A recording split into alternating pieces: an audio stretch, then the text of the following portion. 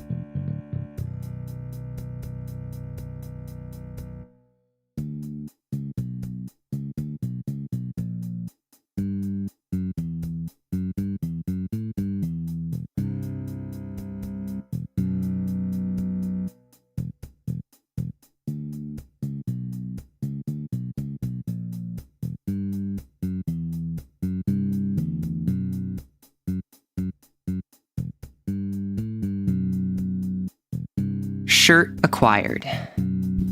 Now I just need to send out the message on YouTube. Need to fix my hair because if you don't know, if you haven't seen my model, I put my hair in a ponytail because it keeps it out of my face. What's up? Sometimes I put it in a bun. Oftentimes I put it in a bun. Actually, I really like it in a bun. But I also put it in a ponytail. And what I like to do is as you see that my hair covers my face on my model, I quite enjoy having a little bit of hair in front of my face and the rest back in a ponytail. I like it. But for being a content creator, with it, oh, my camera's pointing at me. Oh, I'm a genius. I solved the enigma.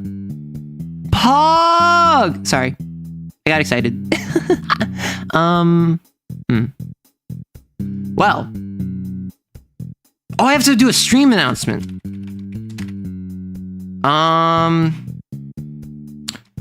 I like big mechs and I cannot lie. Mech shock emote.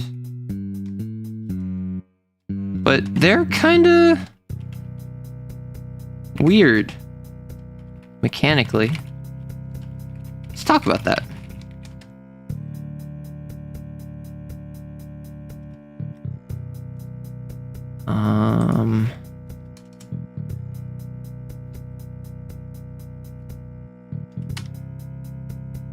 And at everyone, because I hate your privacy and I hate your ability to not be bothered by things.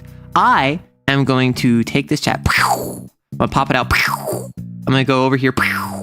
And I'm gonna open up Q&A. My Q&A section is, hey gamers, if a totes baddie mech pilot walked up to you and asked you what you wanted to know, what... And then I just cut it off. Okay, so there's that. I hate my stream. I hate my content. Why does anyone watch this? You have radiation poisoning. Not top chat. I want to go live chat. Hello. Hi. How's it going? I'm Arrow. If you don't know, Bwom. Bwom. Boom. Sorry, I had to fix my camera a little bit. Hi, if you don't know, I'm Arrow. I'm a TTRPG VTuber. I talk TTRPGs. I talk writing. I talk storytelling. I yap constantly. This is going to be a quick, like, 2-hour stream in and out, right? Right? Wednesday streams, just like 2 hours, like nothing too bad. Though we're going to be very focused. We're going to talk mechs. We're going to talk stat lines. We're going to talk how to make mech combat interesting and engaging, and nothing else, right? Arrow frowns, yes, and I do that often. It's like one of my natural states. I have RAF, resting arrow face. And actually RAF, and the arrow in RAF stands for a really obnoxious. So it's I have resting a really obnoxious face. And it looks like this. Although whenever you insult something that I like, it looks like this. Why? And then that's like, those are my two modes. I actually never smile. If you've ever seen me smile before, you're lying for clout. Wait. Hi, we're going to talk about Kane Yuri. We haven't had Kane Yuri. Unfortunately, my player has not been available. And also these past couple weeks, I have struggled with availability. But I have not had Kane Yuri. I have not run Kane in the past, like, 3 weeks. I'm basically I can't say that.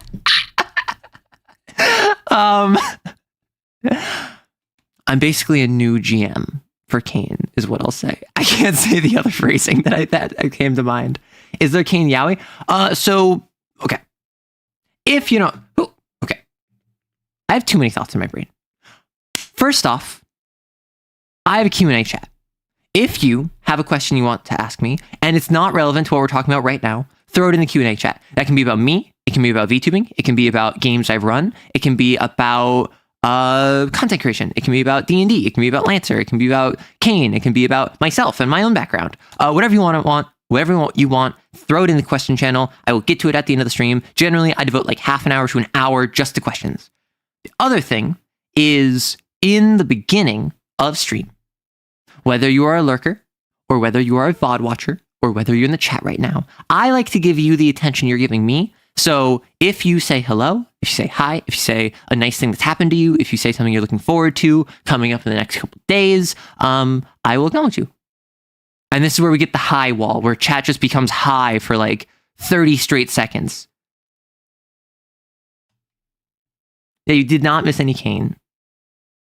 I'm going to go back real quick.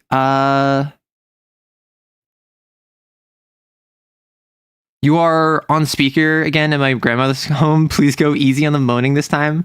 I'm more likely to squeak than moan. Ooh, yes, I squeak. I squeak often. Moaning is a thing. I make noises that some viewers and other content creators have likened to me moaning, to the extent that recently I was in a call with a 18 plus voice actor, because like I've just met them through content creation. We were chatting, and we commiserated off of the fact that anytime we like yawn or we stretch or anything, everyone just is like sussy, and it was actually very validating. Imagine here being one of the plebeian LARPers coming here from the Discord ping. Oh my gosh. What if I had twin buns like Chun-Li? Alza, you are an artist. You have the power. You can just do that. You can draw me with twin buns like Chun-Li. Why do I put my hair in a bun? Isn't it good to eat hair? Stop. Now I just imagine that one image of the guy saying, dang, I look just like him from L from Death Note on the side. No. Big is putting it like, I like comically oversized mechs. I like a mech that when I look at it, you start quivering because you don't think you'll be able to handle it. I like a mech that I lose control based off of just the sheer size of it. I want a mech that I can level a city with. Accidentally. And that's why 40k Titans are so pog. Oh, right. I started an MS Paint thing. MS Paint. Hi. This is a wild start if you're a first-time viewer. So, hi Hi, Sergeant, and Quinn, and Knight, and Moth, and Stevie, and Dyer, and Personalized Beehive, and Ryu, and Mizzle, and Alza, and Caffeine, and B, and Eltrian, and Number One Arrow Kisser, and Monty, and Gray, and Real Robot, and I think I got everyone. Mizzle, I think I got everyone who said hi. Alza, Giddy, Sable. I think that's everyone. So if you want me to say hi, just say hi. Sexual euphemisms or bait, call it. Just like flip the coin, like clap it down on the table, call it. Mechs are basically hard suits are the biggest expression of skill because you're not using buttons, you're actually using your hands. Okay, I've talked about this before. You let me know right now, all of you in chat, what is your preferred method of piloting? Like in fiction.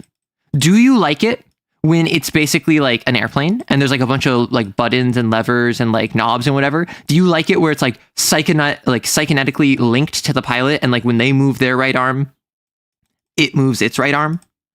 Do you like it where there's like two big levers and that's it? And you're like right foot forward by pushing the right one forward. And then also you punch by also putting the right lever forward. And it's just kind of like unclear how it actually functions, but it doesn't matter because it looks cool. Linked like Pacific Rim? Yeah, like that. Can I draw the Barbarossa on MS Paint? Sure. Okay. I'm going to take this. I'm one with the force is with me. I'm one with the force is with me. I'm one with the force is with me. I'm one with the force is with me. I'm one with the force is with me. I'm one with the force is with me. I'm one with the force is with me. I'm one with the force is with me. I'm one with the force is with me. Oh, wait. Did my MS Paint break? Oh my gosh. I'm sorry. Just, okay. Let me see if I can fix it. Oh my gosh. Oh, it was amazing. I did so great. It's incredible. Wow. See, you even saw when it came back that like my drawing, like it's still here. So I didn't do anything. Like how the heck are you going to control an entire humanoid body with like QWOP in a combat? Okay, QWOP controls for a mech. Give me a better descriptor of how the Morning Cloak works.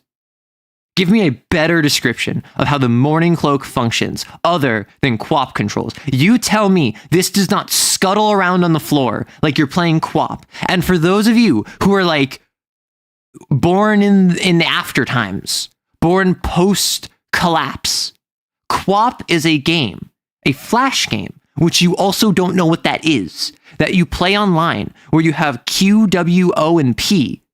And those four keys, those four letters move the calf and the thigh of a Olympic runner.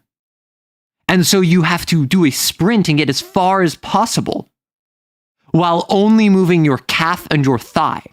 And it's really difficult and it's really funny when you manage to somehow get a negative score. I like it when the mech has cables that plug into you and also a thing you... Oh, I do like the combo. I will say there is significant aura to the combo. I think that can make twin stick work. I think twin stick like you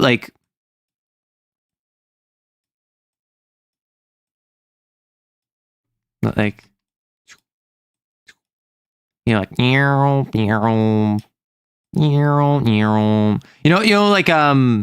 like they push this one forward and then the right arm moves, or they push this one. So I go. Sorry, I'm busy being a master artist. Please don't judge me too harshly. Skill takes time. And so like you do this, right? You shift this one forward, and then this pushes forward like the right leg, but then also because they wanted to save animation budget, they have the same animation play for when it's punching with its right arm and also when it's firing its right gun. And so if you have like cables that plug into this thing, I think that would be a very good justification as to why you can have the same like kinetic control somatic component that has a different output. You plug into the mech and you say, I want to move this arm. But you still have to move the lever to actually move the arm. I think that would be interesting. Hey, Echo. I think the mech should have a bajillion buttons and levers and switches so it's clear to you what you see, that it's only extreme autists. I think that would also be funny. Okay. I've talked about this before. Airplane cockpit. I like the idea of a mech that looks like this. Literally just like this. You're in the head. This is the vision that you see out of its eye sockets. Right there. Right? And then you have like this thing and you have to like boop, boop, boop, boop, boop. All right, charging repulsor beam. Confirmation. Still targeting. Fire! Boom! And then like you like and then you know, like, does that make sense? Literally mech warrior. I'm pretty sure that's just Mayor Chrysium from Heaven Will Be Mine. I don't know Heaven Will Be Mine, so maybe. Or you should read the Duskwing's Neurospike flavor text. So, okay. Anytime someone asks me about a Lancer frame, my default response is almost always, if I have not done a video on it, I know nothing about it. No, that's a lie. That's a lie. If I have not done a video on it, I know what its vibe is. And if ZachTac has not done a video on it, I know nothing about it. So with the Lancer frames, I have not played or run a lot of Lancer. I'm very open about this. I like making Lancer content. I like introducing people to the frames. But part of like the Lancer videos, I do a deep dive research hole where I check my book. I check the wiki. I like look up the mech online and like I see if there's any like known combos or whatever. That's how with the Zhang. I was talking about how like apparently there's some very common combo with the Zhang where you like mix it around. The Napoleon with its Thunderdome has a combo. So I just do like a deep dive beforehand. So I have not done a video on the Duskwing. Therefore, I know like almost nothing about it. Like yes, ZachTac has made a video, so I've seen that. Please, Overarms or Dungeon the Dragoning. What I will say, reminder. You have a couple of vectors of getting me TTRPGs to review. One of which is Itch. I have had someone who bought me, very kindly, Perfect Draw via Itch. And so my goal is I want to run Perfect Draw and then make a video about it. I would love to just make a video about it, like just like go in raw, but I want to play it. I really want to play Perfect Draw. So my preference is to play or run it first and then make a video on it. So my current plan is to make a video on Kane next as like a primer. Because a lot of people have asked me for a Kane primer. My default reaction is almost always, dude, 11 Dragon Kid, ZachTac, they have videos on this already. Ah, yes, the Octagon!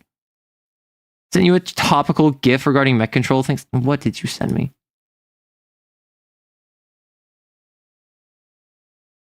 Yes, that's exactly right, Neko. Like the halfway where there's an arm control you hold or like an F. Okay, so what I will say, my favorite airplane. This is because I call it retrofuturism. I have since learned retrofuturism is not the term. I think it is cassette futurism, cassette sci-fi. I think, or cassette punk, where there's a lot of analog controls. There's a lot of tactile buttons that you press and levers that you switch and knobs that you turn for like faster than light travel. Right? I think it's cassette punk. I mean, you say 80s tech. I like 90s and 2000s tech in there as well, which is why in my Kane game that I'm running, I have like exos are allowed CDs, right? There's a DVD player in the dorm, or there was until it got confiscated. Whereas in Kane Canon, with what Tom Bloom is going for, it's more like cassettes, right? It's more like VHSs. Which I have a big fondness for VHS. So fun fact, how many of you have never watched No, different question.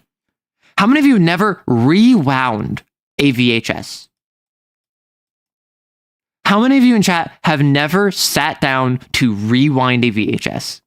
I grew up with VHSs and also DVDs, but like I also had VHSs. Particularly, like my exposure to 90s anime was actually VHSs.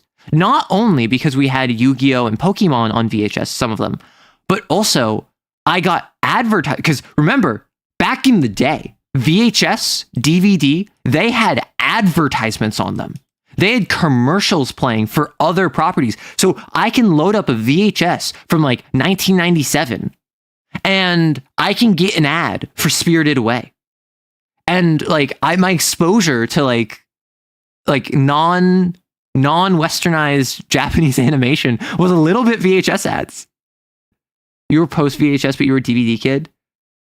The sound VHS make when you put them in the reader. Yeah, and I actually have a VHS rewind and a cassette input, SFX. And I use these in editing. But basically, my big exposure to VHS is that we had a couple VHSs. Actually, so we had a bunch of Disney VHSs and we had a couple anime. And the Yu-Gi-Oh! And the Pokemon ones were my favorite. We had like 2 of each. And we had this tiny little, I want to say 10-inch screen.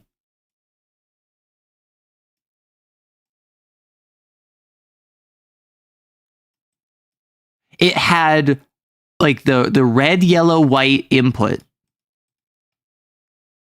It had a VHS input and nothing else.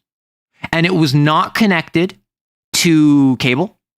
It was not like it was not anything special. We kept it because what we could do with it is, I don't remember why. I think it was my mother wanted to just have a VHS player in the house. And so this wound up in my room when I was a teenager. I didn't get a TV. I got this. I got what is smaller than my monitor right now. As a little TV. No cable. Not connected to anything else. All I had was a couple of VHSs. And my main exposure to it is whenever I was sick, I would have a sick day where I would like be in bed. And mind you, this thing is like on my dresser. And like my bed is here. Right? So this is like 12 feet away from me at like a 10-inch screen or like an 8-inch screen. I'm sick in bed. And I have like a white soda, so like a Sprite or like a 7-Up or a Sierra Mist or something. I didn't like ginger ale.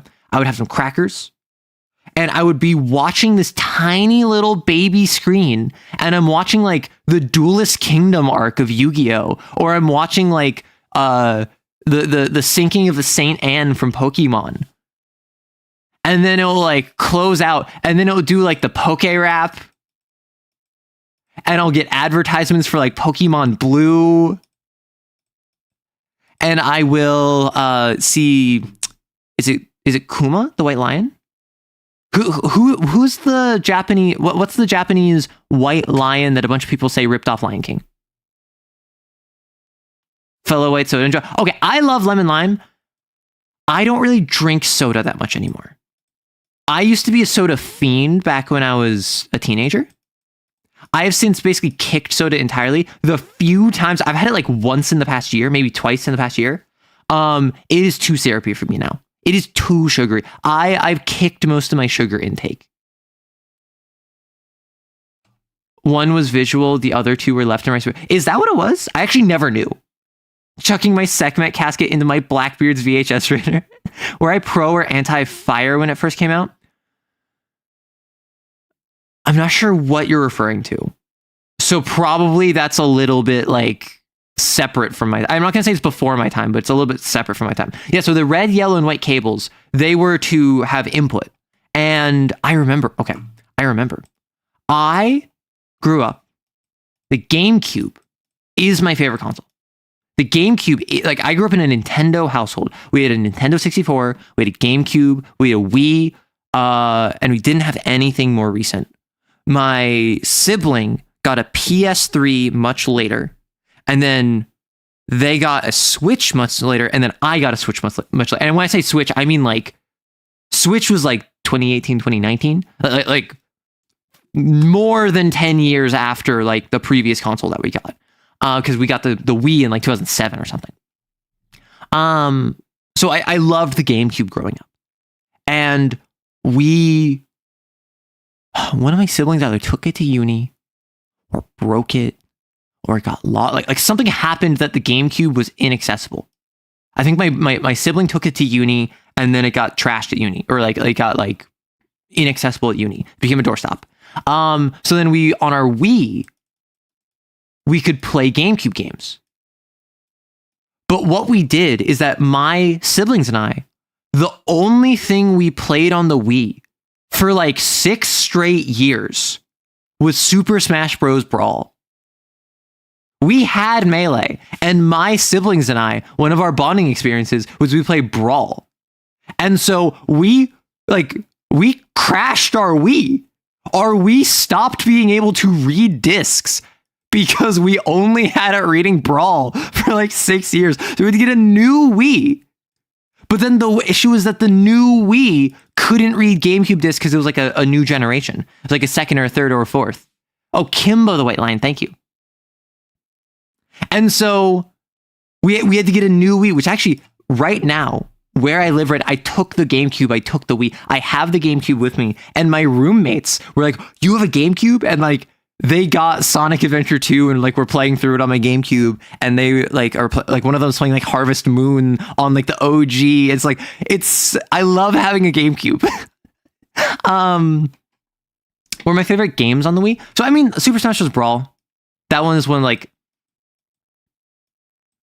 I know a lot of people don't like Brawl. I really enjoyed it. I've played a ton of Melee. I've played a ton of the OG. The Wii U 3DS one, I played briefly with other people I knew who had it. Like I would play on their console.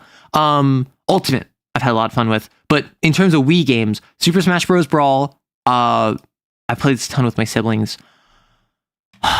Honestly, I really remember enjoying Wii Play. Particularly the tank game. Please tell me you know the tank game.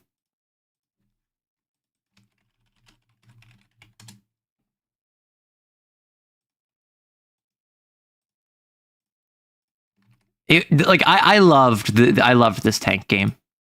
It was so fun. What other games come to mind? So like, there's a game that I wouldn't say is my favorite, but it like is one that I never beat. So I actually brought it with me, and I haven't played it yet because I don't have time. It's called Mini Ninjas. Yeah, this one. This isn't like my favorite or anything, but I actually brought this with me, so I it's on my brain. Mini Ninjas was a game where you played as these little ninjas, and you would go around and you could swap between them. Each of them had a different move set, and then you would fight these little samurai guys.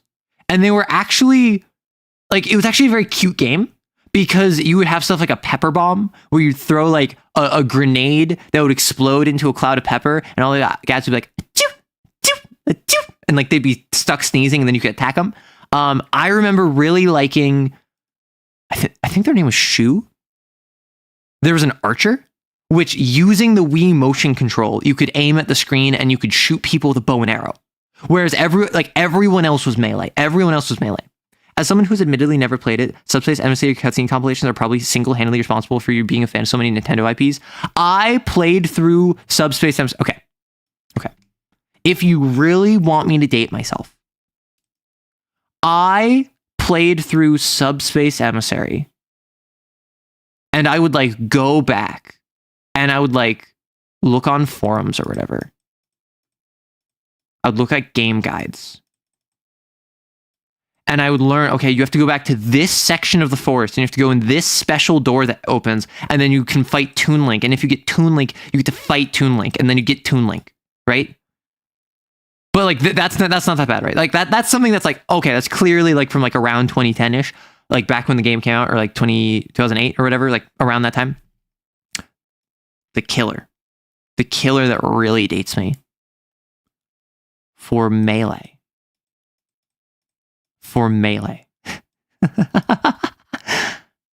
My siblings and I went online. Or one of them did this, and then I used it. We went online. We found a game guide. We printed out the web page.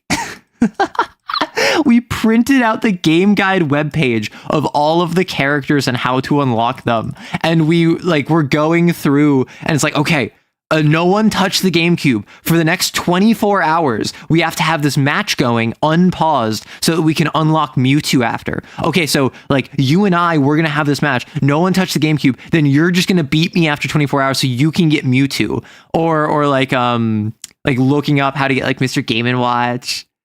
Arrow dates himself, confirmed. Auto romantic. Either that or I have the clone.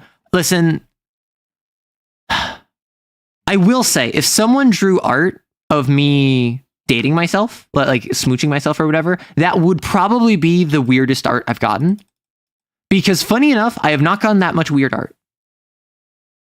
Tank Game apparently had a secret New Game Plus mode of like 50. Oh my god, I never beat it. That game looks adorable. Yes! But you had mini ninjas on Steam? What the frick? Wasn't something similar to that responsible for cracking the 3DS? Oh, I have no idea.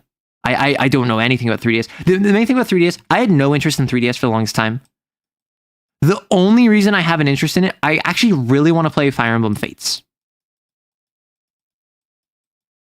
If you don't know, I consider myself to be do I not have music? I'm sorry. It's been half an hour with no music. I really want to play Fire Emblem Fates, I think. Or is it Awakening? What's the good one? What's the one with like Robin and Chrom and like Lucina and like what's the one that like everyone says is awesome? What ASMR short will you base off? Okay, I will say, we've gotten a little bit of new art. We've gotten some new artwork recently. One of them got in yesterday. One of them on Monday, on my Discord stream, which if you don't know, on Monday I streamed on Discord. I'm going to be streaming on Discord again this Thursday. This Thursday is not going to be an Arrow Chats. It's not going to be an Arrow Yaps. It's not going to be the voices. It is going to be me running for Rory. Me running for Rorson VT, another content creator. I'm going to be running Xeneolithic, the game I made. The game where you create entire species in a Stone Age civilization. And we made his species. We made his creature. We set up the idea of what he wants to do and how he wants to do it. And so, yeah. I'm going to be running that on Discord. You feel free to hop on in. On Monday, I got a new piece of artwork. Also, I just said date you. Okay, but dating, you generally smooch. Okay.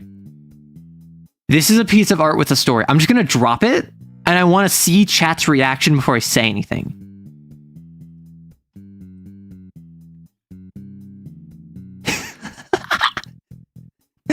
I like squealed when I saw this.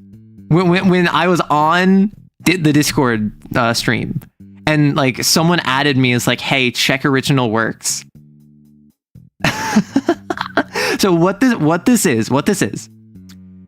is me looking up in shock at something that is casting a shadow on me, a la the meme, the sussy meme. However, what is casting a shadow on me? And you can tell by this little like part that's going above my eye under my fringe. It's the Barbarossa. It's a Barbarossa. It's the apocalypse rail of the Barbarossa. So what happened is that on stream, I offhandedly made a comment about how it would be so funny if someone did like the sussy meme where it's just like, oh, it's like the shadow on the face or whatever, and they're looking up at it in shock, but with like me looking at a mech. And so someone did that. And the issue with this is that earlier in the year, or earlier in the month, I said you know what, screw it. If I get like quality art that can be used as like a thumbnail and background, I will absolutely use it in a, like, I'll make a joke ASMR roleplay. And then that's when I got the leg cabedon. That's when I got this. In response to me prompting that, someone drew this, and so I made the B ASMR. What I have realized, and what I realized on stream, what I said on stream, is that this was posted before the end of the month. Therefore, by my own word, I owe you another. So what I said is that I'm going to wait. I'm not going to worry about it. I will do it if and only when the BASMR one hits 10K views, right? I will only do this. I'll only worry about it. I'll only start even like scripting it if the B one hits 10K views, because I don't expect it to. I expected the B one to hit like maybe a couple thousand and then die out because it's not my niche. It was a joke. I had fun with it, right? Lore accurate arrow? No. So lore accurate arrow is another piece of fan art someone else posted today.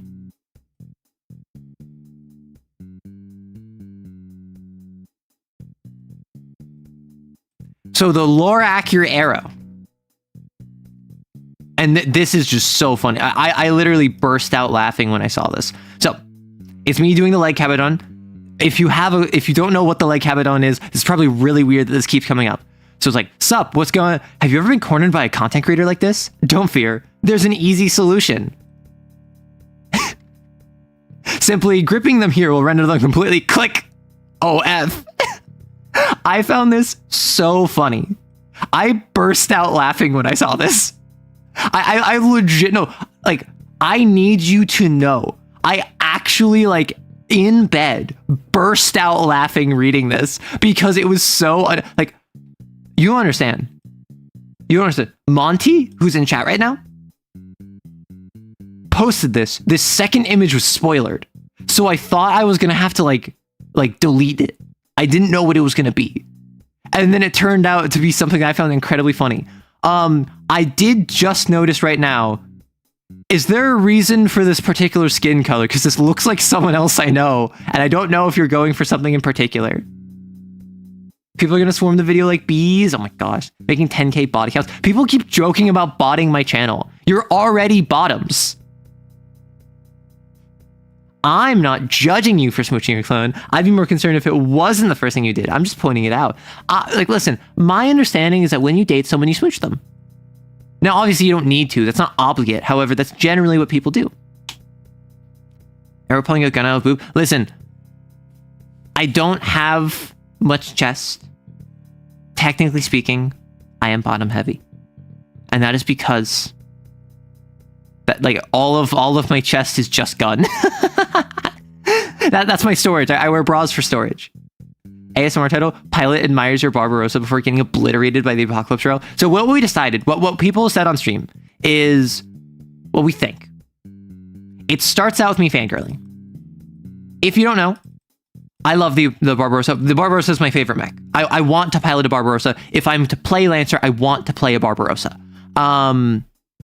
So that's why I made like a video about making a flying Barbarossa. That's why I talk about the Barbarossa all the time. I love the Barbarossa. And then we get in some cheeky euphemisms because, like, my understanding is that, like, people listen to roleplay for the euphemisms. So I have to add in a couple, like, wow, it's so big. It's kind of intimidating. I don't know if I could handle it. Like, that kind of deal. And then it starts charging up. And then I go, wait, why is it pointing at me? And then I go into, like, oh, I'm about to be apocalypse railed. Oh, no. And then I get obliterated. I think that would be funny. Get that arrow cannon. Arrows love cannons. I do think aromantics love cannons. Gotta let the punchline pause, yeah. Keep the chat PG-13. Also, arrow. Okay, I feel like calling someone a bottom is not sussy. I feel like it's just kind of a independent of actually being a bottom. It's just a light insult. It's like calling all of you dumb, right? Speedrun the 5 stages of grief. That would be very funny. What is the Lancer equivalent of a Barbarossa in a pickle barrel? What? Barbarossa? Oh, like shooting fish in a barrel. I don't know. Arrow kissers love cannons, give them a cannon. Arrow kissers already have guns. You have guns already. You don't need more. Look at all of you with your guns.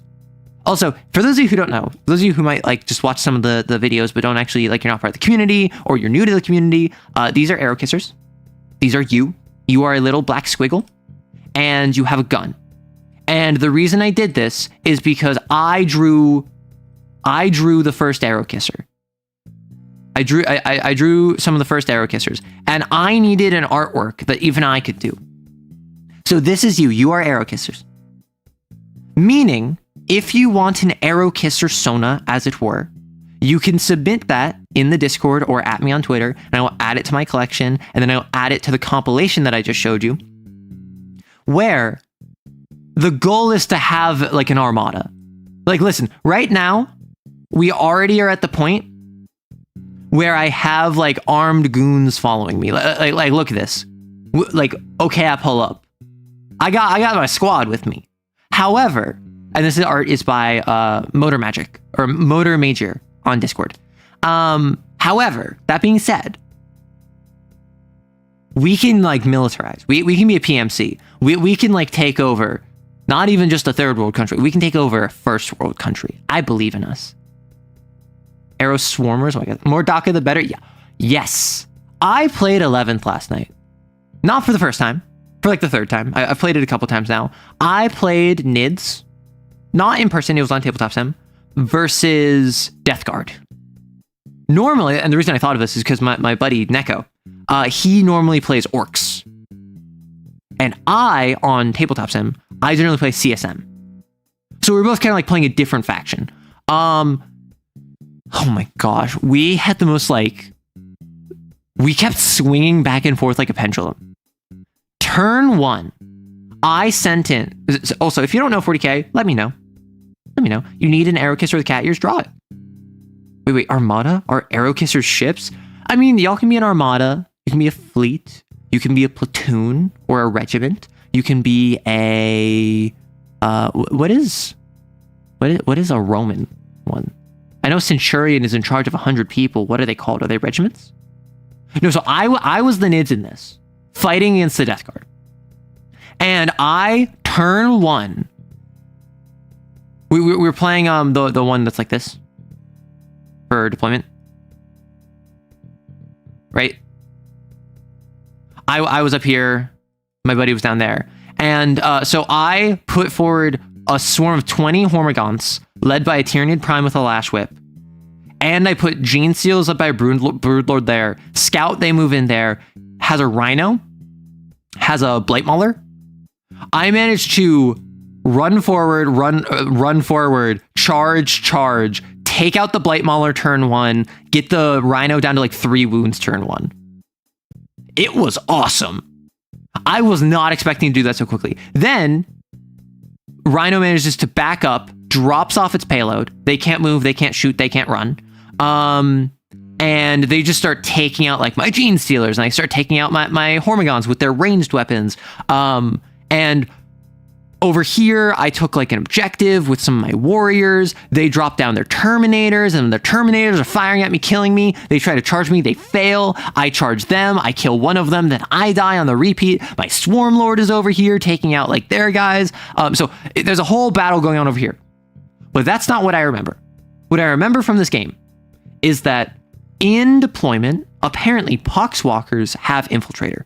So there's an objective here. My friend puts Poxwalkers there. I put Gargoyles here. I send my Gargoyles forward. They fire. They take out 2 of them. Apparently, Death Guard has sticky objectives, which I guess makes sense. They're not very mobile. I didn't realize that. So they run out. They charge me. They're in melee with me. I'm in melee with them.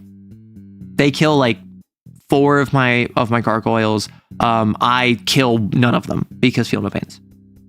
It's now like 6 Gargoyles versus 8 Poxwalkers. It remained 6 Gargoyles versus 4 Poxwalkers for like 2 battle rounds. I didn't retreat them because I was like, oh, if I fall back, I can't do anything with them. I forgot that they have fly, so I could have just like gone behind cover. So I left them there in melee, and we both kept attacking each other, and we both kept missing. And for the entire game, for like the rest of the game, nothing changed until we hit like battle round 4, and I got down to like 1 gargoyle remaining, and it just runs onto the objective. It's battle shocked. It doesn't have an EOC. It doesn't flip the objective. And then he charges me, and then he beats my gargoyle to death. Like, I don't understand what it is about Neko and me. Like Neko, who's right there. Neko and I, every single game, we have one like cartoon slapstick, like rubber hose nonsense fight going off in the corner. Our first game, it was a master of possessions and a single like orc knob who like wasn't even a special character. Literally was like your sergeant equivalent of boys. And they were just like slugging it out. And then the orc knob won. The orc knob beat my master of possession. I don't know if we had anything in the second game. I don't know if we had anything in the second game that was like that crazy. Centurion is in charge of a sentry. I thought it was a sentry, but that sounded wrong. Knob. Their number is Legion. We could be a skein? A skein, interesting. So what it is that like y'all organize yourselves in ways I can't comprehend. For those of you who don't know, here on YouTube chat, this is a cult. Whereas on Twitch, you're a mafia.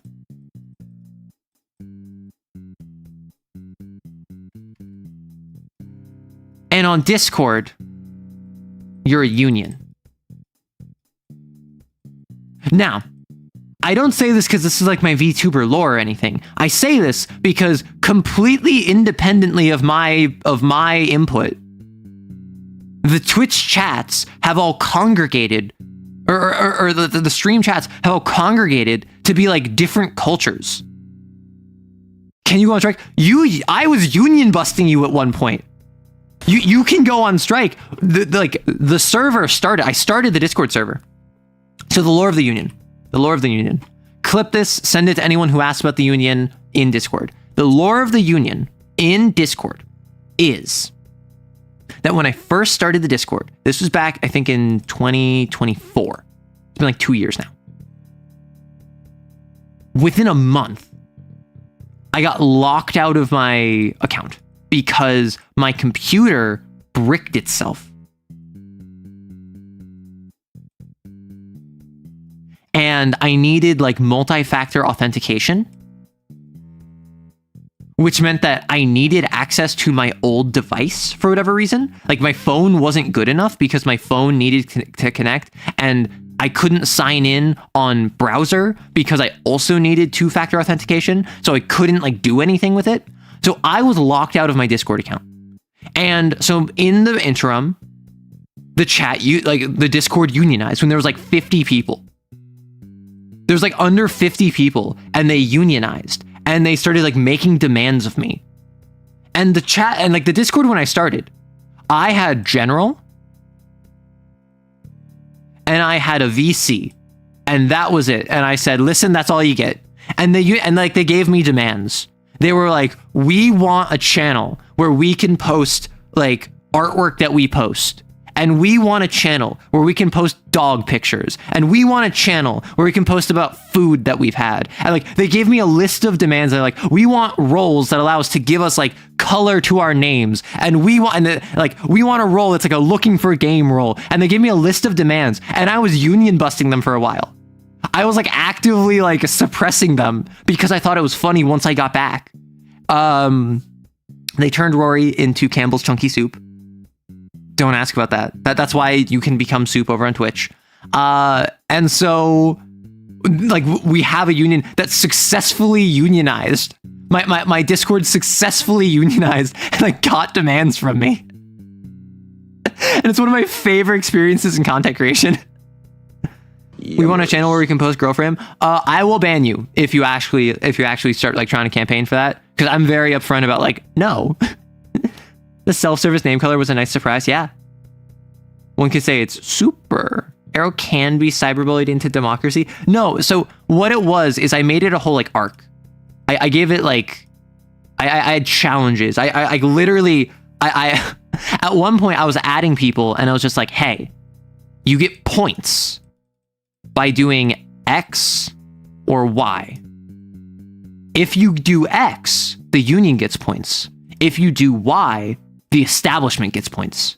And I was the establishment that they were fighting against. And so one of the things, I had them make propaganda posters. I said, you have to make propaganda posters. And like someone like made this as like a propaganda poster. I had a short that I released, or I had a video that I released. And to tie it into the channel, I was like, hey, on this upcoming YouTube video, I want you to comment something that is either in support or against the union. And if you see someone else comment on the side you're not a part of, if you call them out in the replies, that not only takes away the point they got, that gives you a point. However, if you find a supporter, you can lock in their answer before someone calls them out. And so like I had a whole like game where it was like with comments and like videos. I had people draw like they're called the ladle, I think is like the name of the union, and it was soup themed, and like so like I had people who like made a crest for it, and like we had all this stuff, and I would love to do like an arc like that again, because now we have like nearly 1,000 people. I'm sure with nearly 1,000 people we could get at least 10 participants is my guess. I want to run another arc. However, the issue with that arc is I'm super busy. Like I'm already struggling to maintain my current schedule. And I'm adding more non-content stuff on top of that. I've been making an effort to like chat with more people, go out more, do more things separate from content creation, which takes up more of my time. So I would love to make another full server arc. Let's be realistic here. 15 people. Okay. I don't want to be like, I don't want to have an ego. You know, I want an ego trip. The Discord link is in the comments or in the description. In the description of this live stream, as well as every other live stream, there's a link to the Discord. Mexican games have a problem. Oh, right. We're talking about Mechs. An arrow stream going off track. Yeah. Just check. Learned Neopets had a crossover with Fortnite. Maiko and Mago. So, question. Neopets.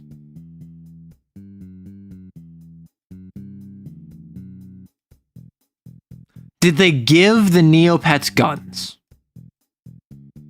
Like, why?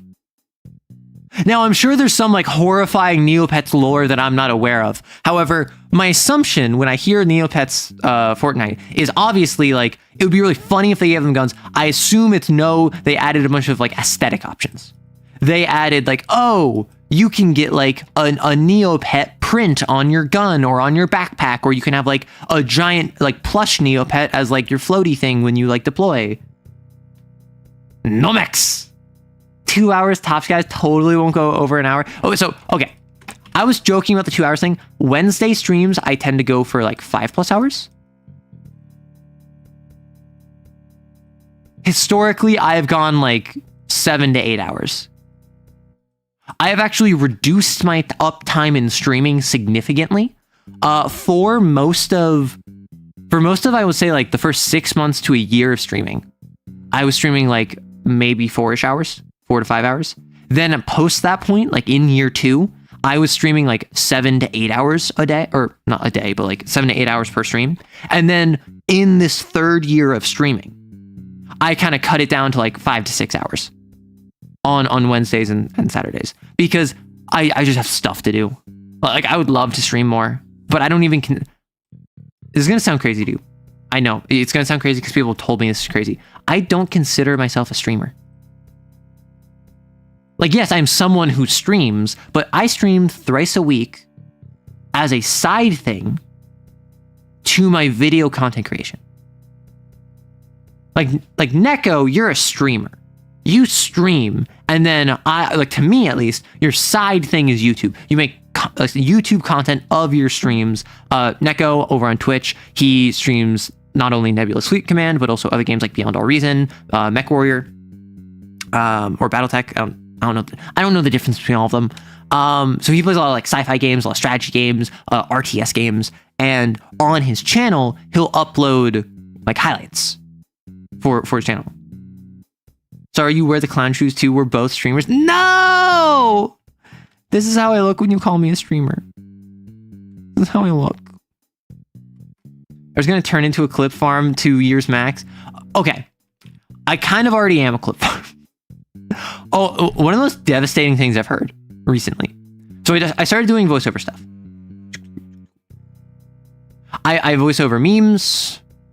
I voice over comics. Chances are, if you're here, you've seen at least one of them, right? Or you listened to at least one of them. I released one yesterday. That's been getting some traction. This is by far my most successful stuff on basically every metric. It gets me the most subscribers. It gets the most views. It gets the most engagement. Actually, not always the most engagement. Usually it's actually very poor in terms of comments. Funny enough.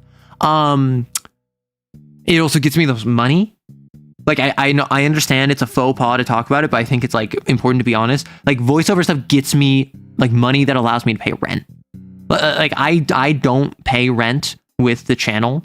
If I full tilted only voiceovers that I thought would like do well, I think I would be able to like actually like full time this. But obviously I wouldn't be able to do like Lancer stuff or D&D stuff, so I don't want to do that. That said, when I first started doing it, and I first got some traction with it, I asked my community, and I'm like, hey, this has gotten successful. What are your thoughts on this? And the community, overwhelmingly, was like, hey, we like the voiceovers. They're very fun. You put in a lot of effort to them. We're very happy about that. Please don't become a voiceover channel. There are already so many voiceover channels. Please don't. So I'm like, okay, I will not. I will continue doing voiceovers. I will continue doing them because they're easy. In editing, they're very easy.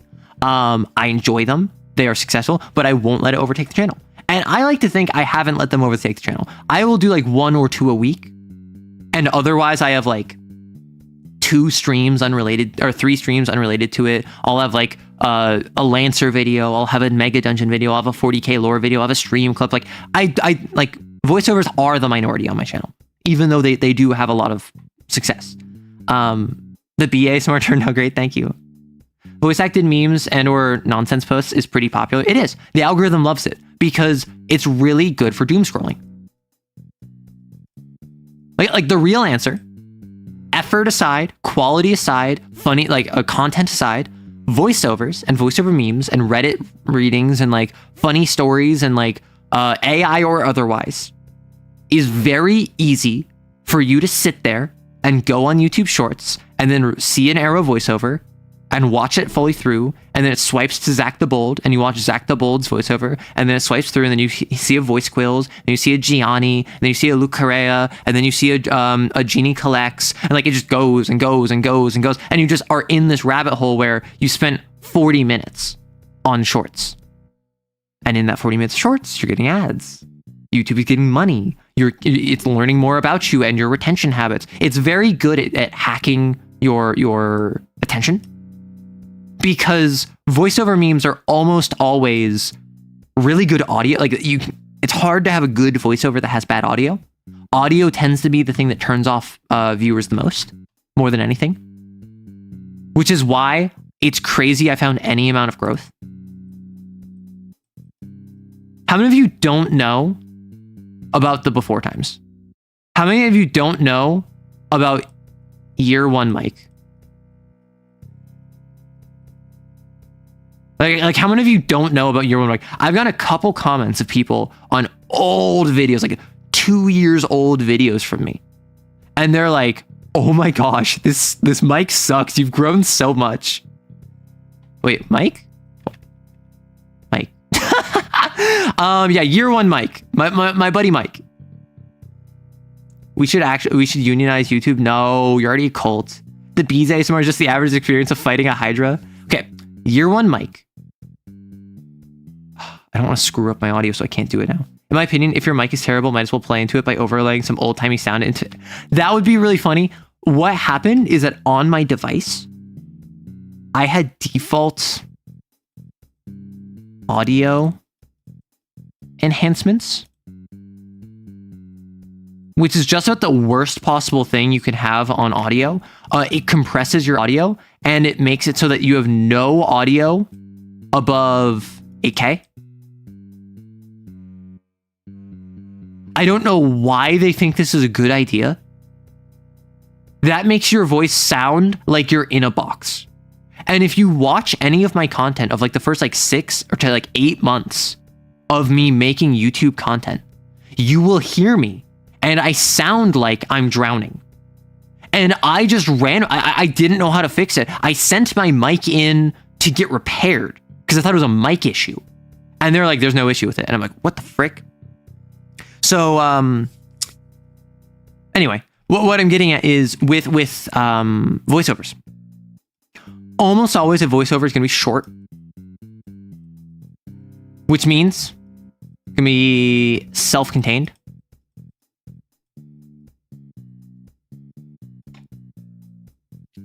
Usually, it will also have some degree of replayability, so to speak. A lot of voiceovers have something in the very like first bit that you either miss initially or you're still getting acclimated towards, and so it hits you on the second. So maybe instead of watching it once through, you watch one time through and then you watch 20% of it, which means that your retention is longer, which means YouTube thinks, oh, you really like this, other people are really gonna like this. And also just, there's a lot of talented VAs out there. There's a lot of talented VAs out there. There's a lot of people out there who just are really good at voice acting. I don't count myself among them. I don't think I'm that great at voice acting. I think I'm okay. But like the folks I listed, like all of the folks I listed previously in that like list, Luke Correa, who has stepped away from VA work, at least on YouTube, Gianni, Voice Quills, Genie Collects, Zach the Bold. Like, I guess Zach the Bold is, I mean, he has a voiceover channel. I don't know if he considers himself a VA. But all these amazing channels, they have lovely voices. It's just pleasant to listen to them. Help, I tried playing Bioshock and ate my mic. Bad mic is always fun. Bad mic is funny only when the content is worth watching. Mech Warriors makes me think mechs work fine in games. So, you say that, but the core premise of what I was getting at with like the stream title, I feel like treating mechs like just big tanks is a waste. And that's why I think that in my game, at least in Lancer, I like the idea that mechs are special. Now, that doesn't mean that there's only like 5 mechs across the world. But what I do think is that I think once mechs become the standardized armor that everyone wields and everyone fields, they lose their ability to be special, and all they are is a tank that has 2 legs. Your voice is nice. Thank you. You do have a pleasant voice and relatively impressive range. Thank you. Arrow is a voice that can make certain brains purr. I do? I've actually heard that. I've heard similar things a couple times. I hear in Lancer and my brain fills in the Mech TTRPG. That's how I start all of my... I made the conscious decision. Every time I make a Lancer video, it's in Lancer, the Mech TTRPG. Because one, a lot of people don't know Lancer.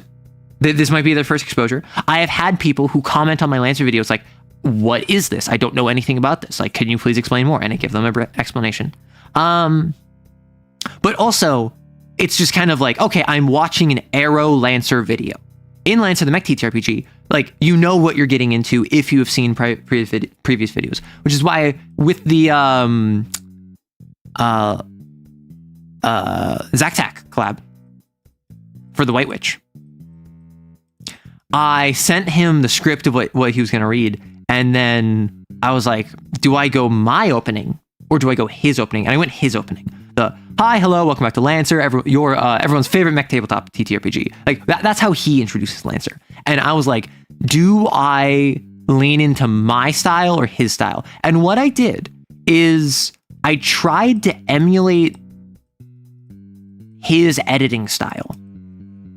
Just like how with the Dragon Kid collab, I tried to emulate Dragon Kid's editing style when Dragon Kid was on screen. Right? So I wanted to kind of like I don't know.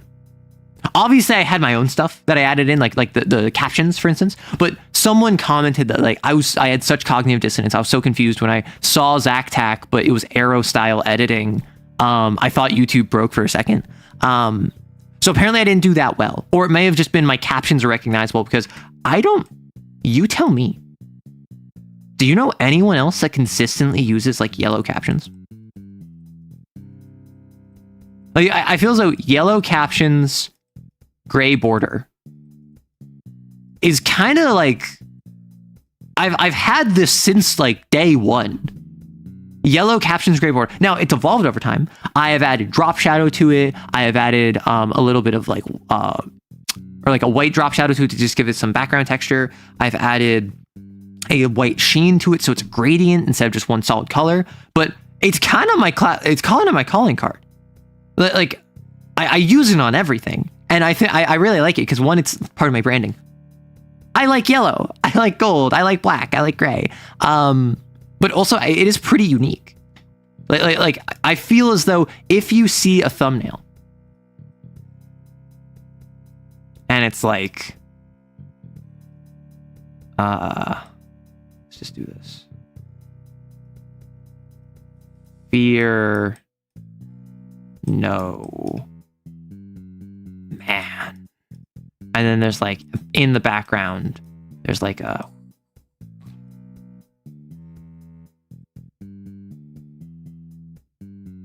and then like otherwise it's just black. I feel as though you would pretty easily be like, okay, that's an arrow thumbnail. That's probably an arrow thumbnail because it's got like the yellow text, it's got the red for emphasis, and then it's got like some big centerpiece. That tends to be how I do my thumbnails. And I think that's nice. Wait, what video is this we're talking about? I zoned out. I was talking about the Zactac and Dragon Teeth collabs, where I mean, how many of you have not seen them?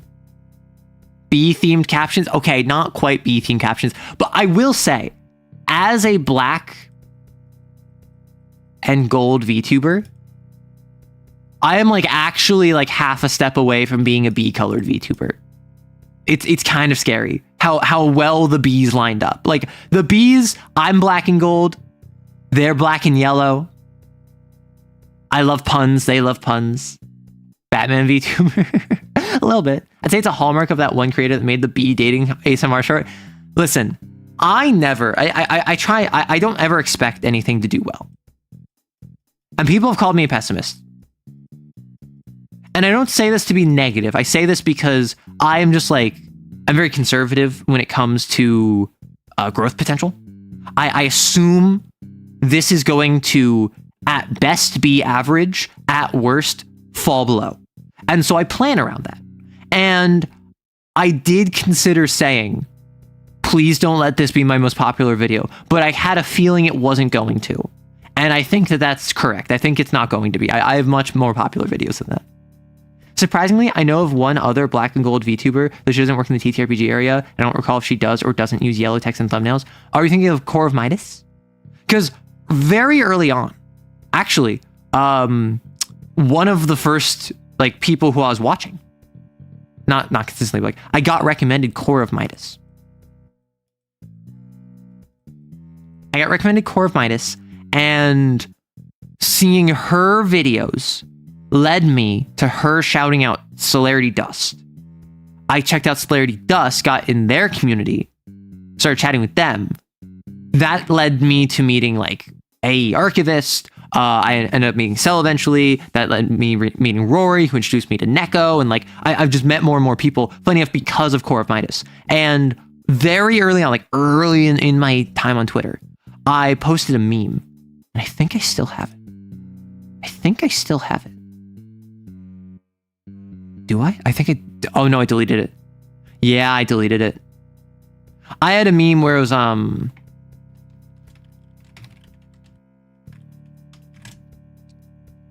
correct, you were thinking Midas? Yeah. I'm very conservative. Yeah, and nothing wrong with that. It's not as if the conservative party of the US has a lot of problematic ideas. I made this meme, except I put it where I was here and Core of Midas was there, because I said the black and white VTuber, or the black and gold VTuber, the cooler black and gold VTuber. I love her stuff. Yeah. Yeah, the crazy thing about me is I'm a TTRPG VTuber. And so my audience, the Arrow Kissers, the community, you are mostly here for TTRPGs. A lot of you are also here for VA work. I don't think a lot of people who are in chat, who are in communities, who are in streams are here for VA work, but a lot of people who are subscribed are here for VA work, which I love. Awesome. As long as you're here and not being a jerk, I support you. I don't have a lot of people who are here for me being a VTuber. So anytime I talk about VTuber stuff, everyone always gets confused. I'll talk about like being Seiso or having an Oshi, or like I made a short talking about the V Shoujo drama back when that was a thing, like a year ago. Or I'll mention watching a VTuber, like on the recent Stellaris video, the Arrow Answers. I mentioned that I'm not Cleo 8. And then someone was like, I didn't expect to see a Cleo mention. And I'm like, yeah, I love her. She's awesome. I'm mostly here for Lancer, but I enjoy the other stuff. Nice. You're a jerk. Well, you're a jerk who knows a lot about TTRPGs. I'm here because I enjoy your content. Aw, thank you. I just imagine this avatar. I mean, this is how I present myself. And I've been back and forth. For those of you who don't know, this is a Vroid model, which is a free model making software. Where using pre-made assets and a little bit of chicanery, I made this model. However, I spent no money on it. This is like me. I made this. This is my creation using free assets. I have considered, and given by the channel size, I've like been like, well, as much as I like my model, I definitely think that there's room for improvement. And so I've considered like commissioning a model. And the issue I found is that particularly recently, I've gotten a lot more VTuber negativity. And I have found that my content performs better when I don't have my model. Right? Oh, my model's breaking. Yeah, my model is rebelling because I'm talking about like taking it out back and shooting it. So sorry. My apologies, me. Arrow Fugals, yes. No, you don't have Wabi Sabi. All around need is a red and green sidekick to give Dumbledore quicks. Jumping Jehovah's Witness, Batman. Rory, how do you feel about red and green spandex? That's sad. I like the expressivity the model brings. Yeah, I like it. And like, I think it's clear if you've seen my hand cams. I've done 2 hand cam streams now. I am a very expressive individual. Where I talk with my hands, I move my hands around. I'm very like, you know? And I can't do that like this. That being said, I also like being private. People in the community have picked up on the fact that like, independent of like, oh, I'm not doxing myself, I'm being careful, I'm like taking care of myself, I'm also just a very private person. I am someone who like, I really don't reveal information readily unless someone asks directly. And so I like being private. And there is a genuine concern I have where, fun fact, I've been recognized a couple of times in like comment sections. Like I'll comment on like a Zack Tech video or comment on a Dragon Kid video, and then people are like, oh, it's Arrow. Because those are shared niches. The one time I've been recognized out of my niche, outside of the TTRPG space, outside of the Bloomverse space specifically, I was playing Marvel Rivals. And I was using voice chat to communicate with someone. And I was arguing with them because they were like saying, oh, you're trash. Like your ban was a terrible decision. And then we both got like 18-6 or something. Right. Like, so we both like performed well enough that we couldn't like trash talk the other by the end of the game because we were both doing fine, right? We both put in our weight. But like they were like dogging me, and I was like defending myself, not nastily, but like just kind of like, what's wrong with you? Like, chill. And then someone in chat was like, wait, I think I recognize that voice. And then they like said what character I was playing, and they're like, I think they do YouTube. And I was just like, and this was like 10 months ago or something. This was back before I had like 20,000 subscribers. This was not even like, I was very like, I just had the girlfriend video, or I just did a VA work. Like, this was like back before I had any degree of virality. Who were I playing? I don't remember. I remember specifically that I banned Squirrel Girl because I didn't want to deal with her. And no one else had a ban suggestion, so I was like, hey, how about we ban Squirrel Girl? And they're like, okay, and then they ban it. And then that person is just like, who the F banned Squirrel Girl? And like was being really nasty about it. And then we proceeded to win. And we both had like a 3-to-1 KD ratio kind of deal. Because she beat you off. Listen, wait, is that a euphemism? Basically, I don't like Squirrel Girl in Rivals because her projectiles have such a big hitbox. And they bounce. Like people think that like Torbjorn from Overwatch is a brain dead character. I truly believe Squirrel Girl is a brain dead character. You just hold down left click, pointing at a fight. You get most damage, and you're like in the top 3 of KOs. Because you're just like hitting everyone with an acorn that deals like a 1/6 of their health every second, right? There's a Black Widow, man. No, listen, I'm just playing for the vibes. Come on, I'm not going to swap off Black Widow. I'm just playing for the vibes.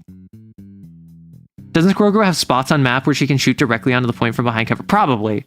I don't know. I just know I don't like playing against her. What I did find, I played yesterday for the first time, like for the first time in like a couple months, Marvel Rivals. I actually really like Cyclops. Cyclops just dropped. His whole thing is he can shoot lasers. Wow, what a concept. And he has like slow fall. And he has a lot of vertical mobility. So his thing is he'll run forward, he'll laser you, he'll jump up with a laser beam, shoot you from above, float down slowly, knock himself backwards out of your way of fire, and then hit you from afar. And I was not expecting him to be so much fun to play. He's a very floaty character. He's a very like upward mobility oriented character. I thought he was going to be like a mid-range, just like gunline, like Punisher. Waiting for the actually, they're not lasers, they're energy from the punch dimension. Well, yes. And in his very first appearance, he used that punch energy in order to break through Magneto's magnetic field. Comics are dumb. I'm going to call them lasers because that fits. It looks right and it sounds right. It's faster than saying unrestrained kinetic energy from an alternate dimension. Like, Arrow, check out original works. What happened? What did you do? Oh, you added the glove? Thank you. I appreciate you adding the glove back. Oh my gosh, that's horrifying. So it's good that Monty added the gun to the second one. Cobbler, that is horrifying. A flamethrower goes incredibly horrifying. I forgot he had punch vision. Listen, imagine a man looking at you so hard that you get punched. Show us? Yes. Okay, my apologies. This is the art that was just submitted. I present it to the council. I say this is horrifying to look at, and I think that's a good thing. I think that horrifying art deserves its place. Light is technically part of the electromagnetism, isn't it? Whereas kinetic energy is much less related. I was typing it in, but now I don't want to anymore. Oh, reminds me of the first rain from Gravity Falls. That's pretty scary. See, what it is, I would personally recommend increasing the pen size. This is on like 1 pixel. I generally draw on like 5 pixel size. If you want this to be more like friend shaped, then that's what I would recommend. This as it is, this is a threat. This is coming towards you at rapidly increasing speeds. Now I have to watch the Magneto unlocks ridiculous powers later video game again. Oh my gosh. That's drawing a tormented child while drawn therapy. Okay, that's the vibes I get. Yeah. You're going for evil. Ugh. I have to watch the punch laser dimension thing is so weird. Like it feels like a way of nerf buffing. I don't know. Such a lovely smile. Oh, you weren't talking about me. Okay, fine, I guess. What was I talking about? Mechs! I was talking about mechs. Oh my gosh. Yeah, I don't have much to say.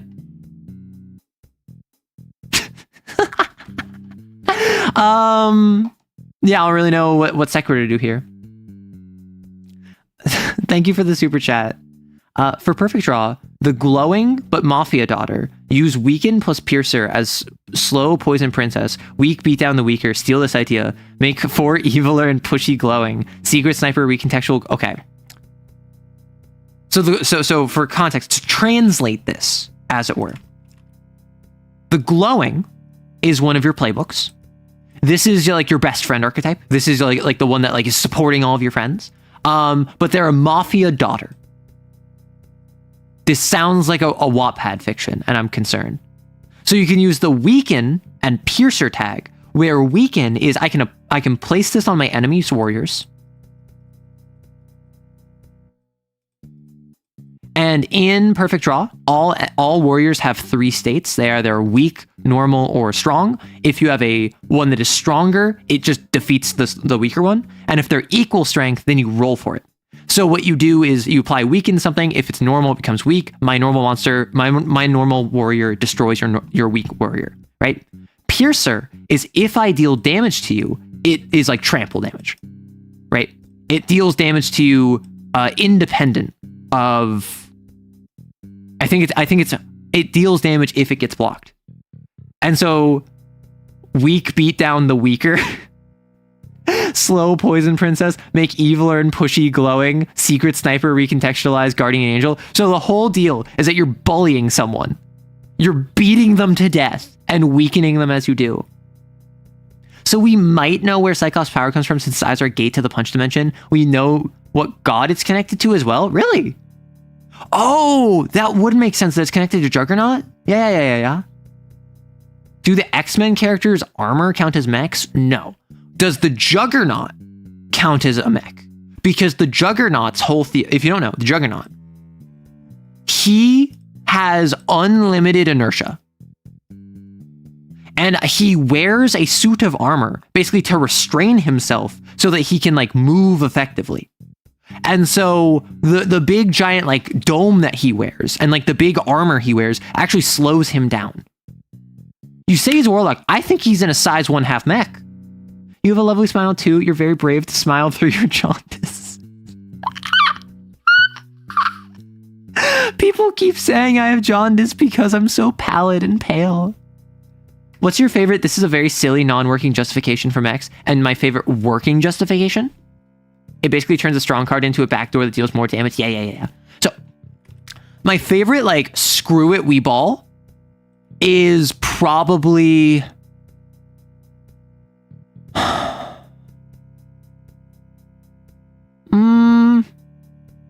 I mean, I love Code Geass, so I kind of want to rep Code Geass here. In Code Geass, there's no explanation as to how we got nightmare frames. Outside of the Holy Britannian Empire, like, discovered Sakuradite and then made nightmare frames. So it's really handwave. And this is like prior to 2011. This is like in the 2000s. They discover this rare super material. They use it to power their nightmare frames. They get mech suits. They destroy conventional weaponry. Now it's mech warfare. That's completely hand-waved. And that is not even like top 10 like weirdest things in Code Geass. That is like maybe top 20. Because Code Geass also has an unexplained magic system with the Geass and the code. So I kind of love that they just completely handwave it, and they're like, listen, do you care? Do you care how the Holy Britannian Empire got mechs? Do you care how the Lancelot has an advanced core and it will randomly show this weird like cube in 3D that spins around in a like a water tank? Do you care how any of this functions? No. You want to see giant cool mechs, and you want to see Lelouch be a brooding bad boy in the 2000s, and also presumably you want to see a bunch of fan service. I didn't. I get very uncomfortable with the fan service of Code Geass. I wish they didn't, but a lot of people love it. Code Geass mechs were only in anime? I don't believe you. I do not believe you. I believe many things. I don't believe you. What I do know is I know that the anime adaptation wanted to be a mech anime. Like the director in charge of it was a mech enthusiast and wanted to make a mech show. And was kind of fighting with Code Geass for that. I strongly recommend the Sir Superhero video on the Octessence Marvel Warlock patrons. Talks about Juggernaut's powers and Cyclops. Ooh. Even though IB and Cyclops could probably efficiently aim since he has intrinsic sense of trajectory. The Mafia daughter was me trying to make a twist on the glowing, focused on connections, then extends to how do I uncheat by cheating harder. Oh my gosh. I completely forgot I had any fan service. That's what I do. I forget Code Geass has fan service. And then it will be like, it'll have like a shot of the mech, and it'll be like Colin. And then she'll be like this, and it'll be like breasting boobily as she's like, wait, like,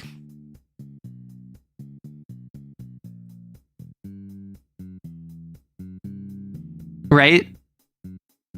And then she'll be like this in her mech suit. And it'll have like a full body shot of this. And I'm like, what are we doing here? Like, dude, Code Geass does Colin so dirty. She's such a good character in season 1. And then like in the start of season 2, she's pretty good. And then immediately falls off, right? Holy spine. I know, right? Oh my gosh. I will say C2 is like one of the biggest offenders. C2 is constantly like in skimpy clothing and like striking weird poses for no reason. There's also Villetta, the freaking like enemy spy who like pretends to be his teacher or whatever. At one point they put her in like a bikini with like a riding crop or something for no reason, just for fan service. There was a whole fan service episode.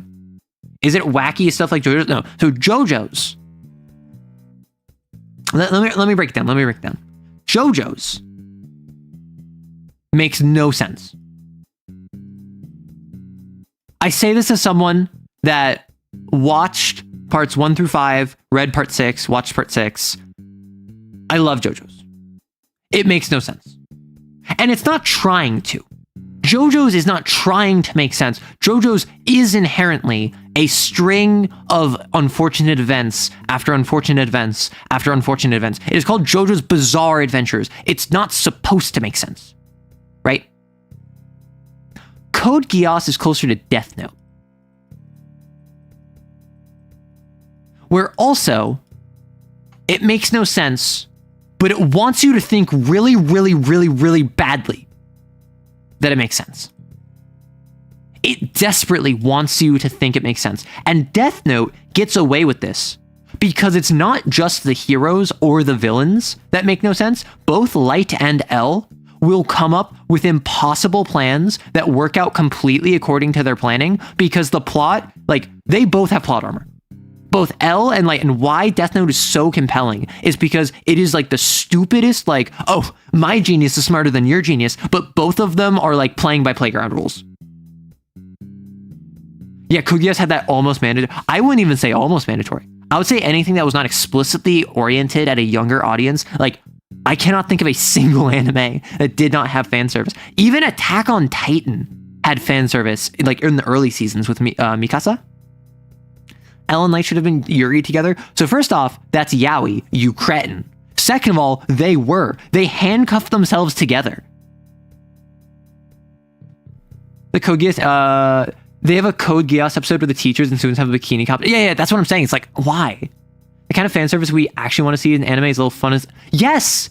And that let them demonstrate their character and make the audience relate emotionally. And the weird thing is that Code Geass understood this. in the same episode where there's the weird like swimsuit competition with like this like Britannian nationalist spy who's pretending to be his teacher because his memories were wiped, and she doesn't know he got his memory back, so he has to pretend like he doesn't know that she's actually a spy, and they have to like work around each other. And also like multiple high-ranking government officials are coming to the school festival, and like his like the main character's best friend who hates him and like wants to kill him but like doesn't know if he's allowed to kill him yet because he only has orders to kill him if he gets his memories back, like so he has to play dumb while at the same time working around his best friend. Like all this stuff, it's all during a school festival where particularly characters like the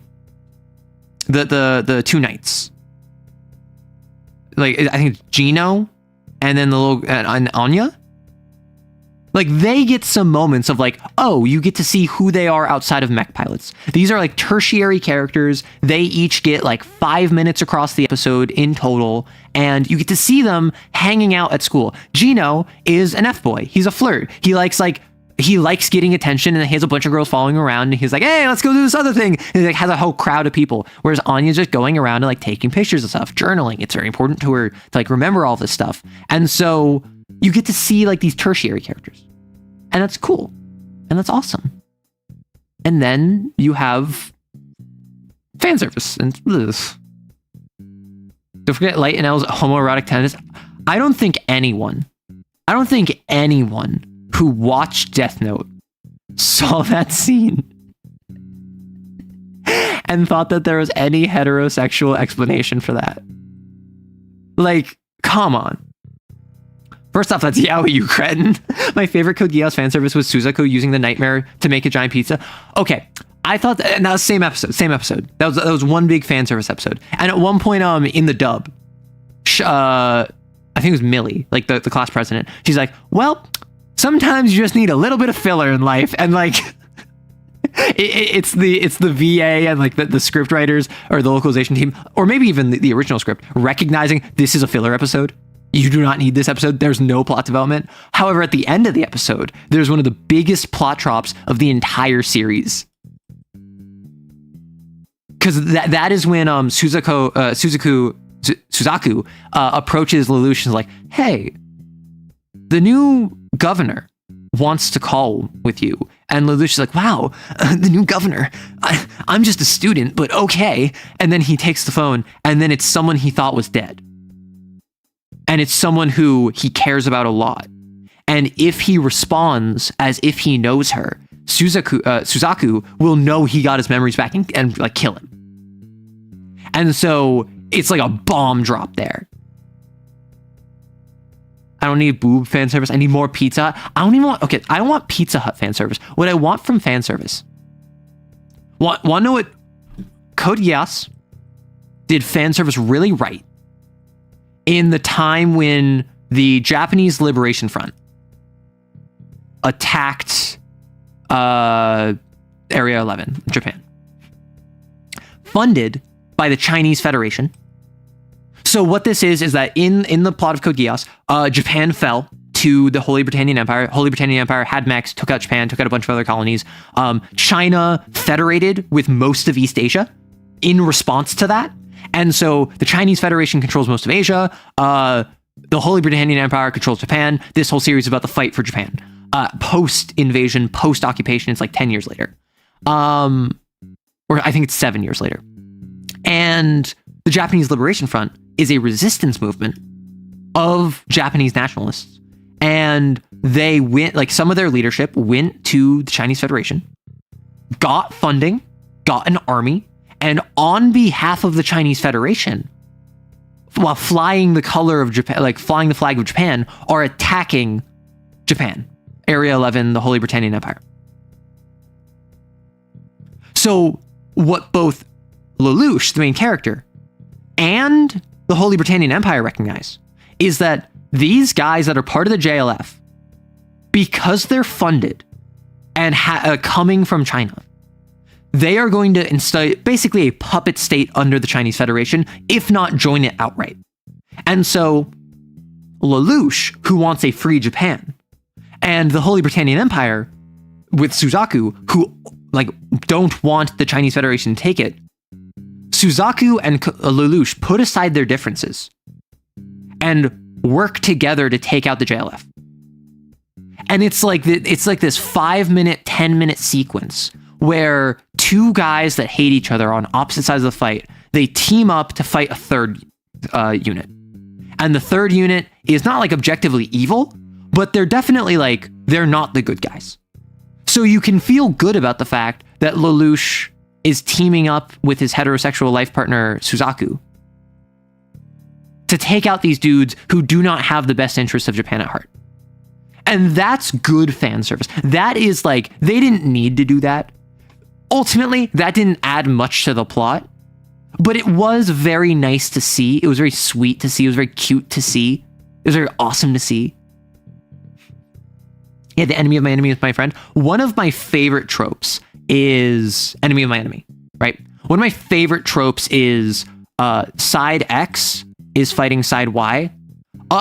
Side Z came by, time to put aside our differences, and then they fight side Z, and then like bonus points if they don't go back to fighting each other, and they kind of like warily say like,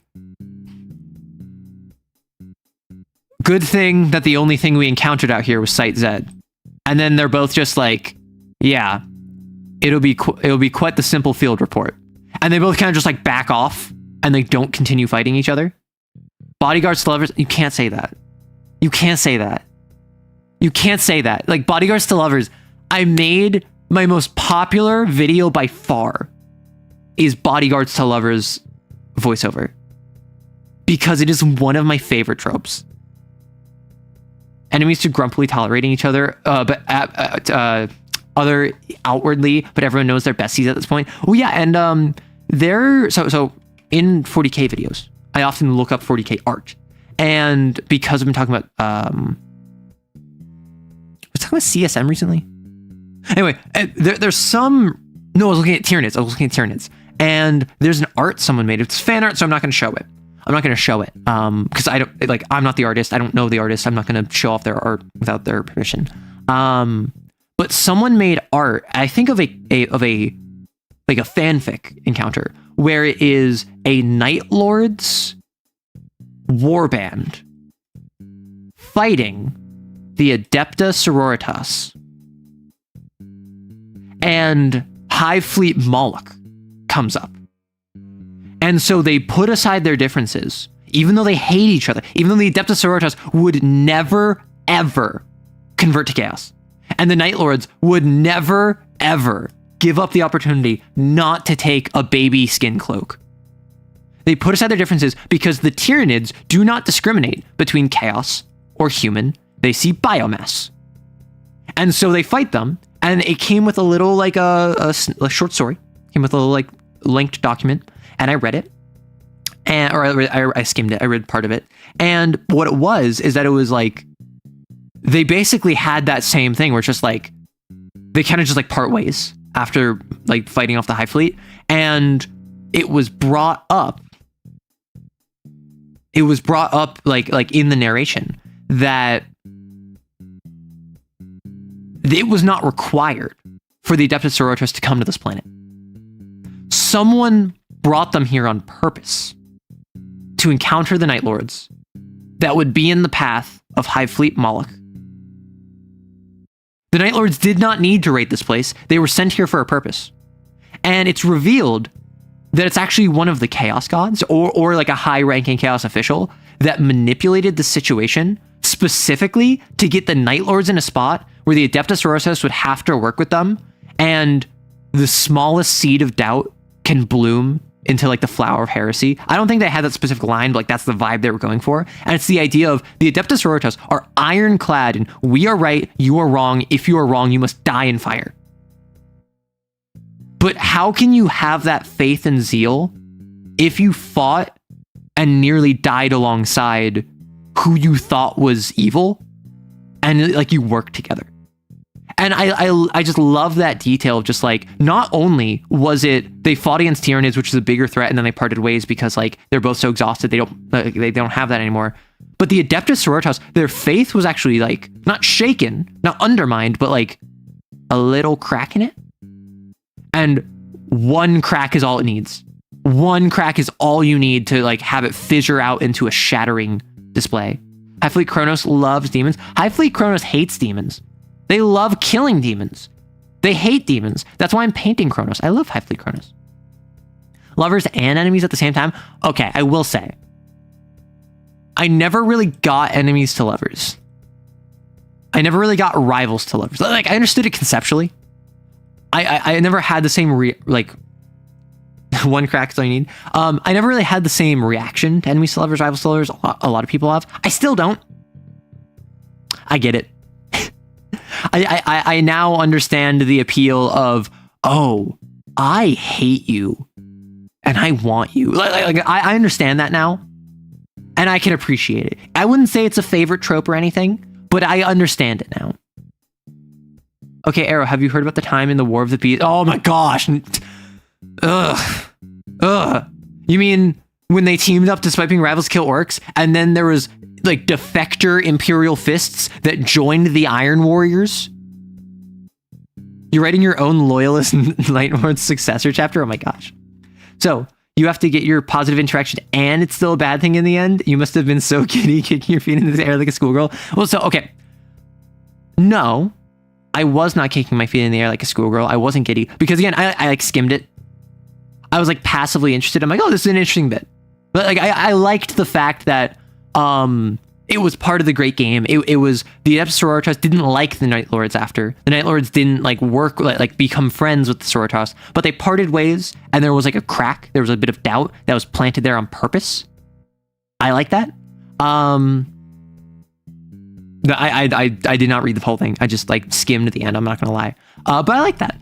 Although what I will say, like people tease me, and they're like, oh, I bet you're like kicking your feet or whatever, blah blah blah blah. I was talking to Rory the other night, and he's just like, stop kicking your feet while talking to me and go to bed. And I'm like, I just showered, thank you very much.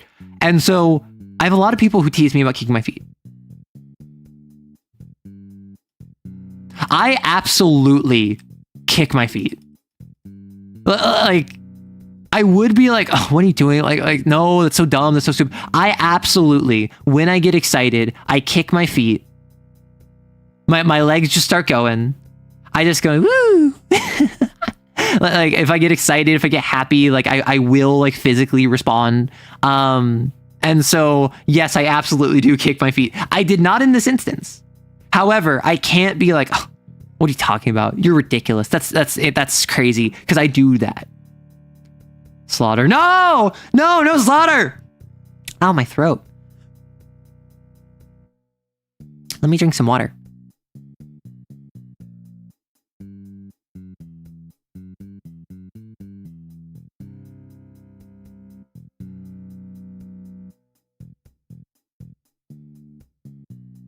About to institute the last wall protocol. Going to bed. Good night. So fun fact, Gundam originally didn't do well, but the author noticed that people shipped Char in the MC, so he leaned into it and that helped Gundam. He said, I wanted it to be hard to see where if they hated each other or loved each other. Okay, anytime anyone references Char, I think it's short for character, and I keep being like, why is this slang that I don't know? And then it's almost always with a Gundam meme. It's with the guy with like the red and the white hat or whatever, the white helmet. I don't know anything about Gundam.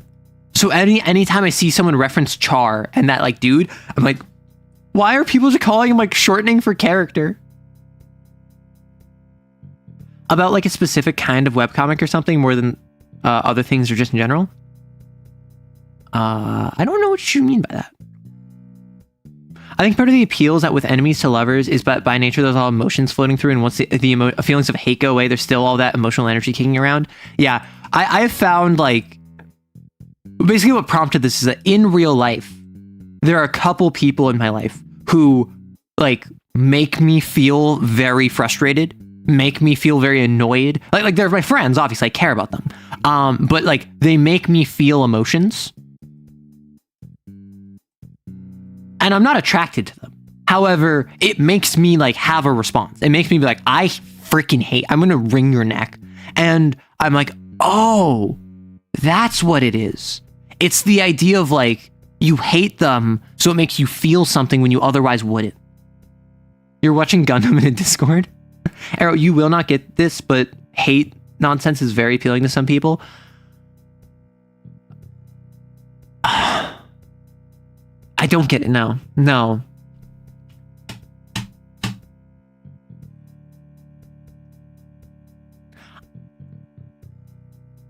Yeah, no.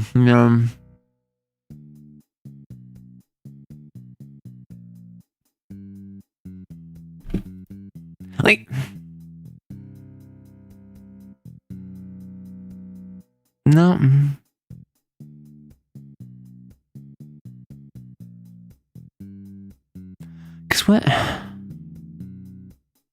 Because I'm going through the motions in my head. I'm thinking like, how would that work? And I'm like, I feel as though my understanding is that hate banging is like, I don't like you. Like I actively dislike you. And I'm doing this as like a rush, right? And I'm thinking to myself, that just sounds unpleasant. Now, if it's something where you have a lot of conflicting feelings, you both like them and you don't like them and you're attracted to them, but you hate them and like all that stuff, that could be interesting. That could be fun. However, just I hate you, let's bang, does not compute in my brain. It's the equivalent of beating your enemies up. People said that. People said in the girlfriend video, when I mentioned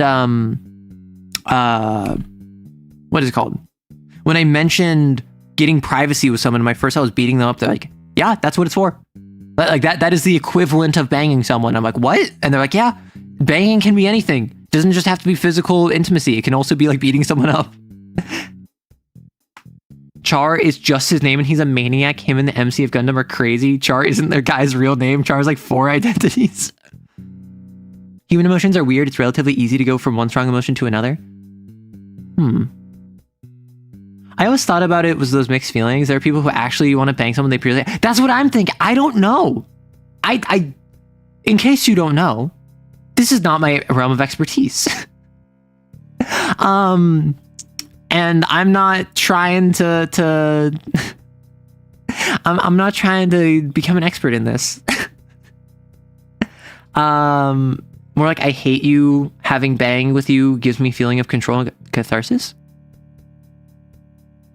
But why not just punch them?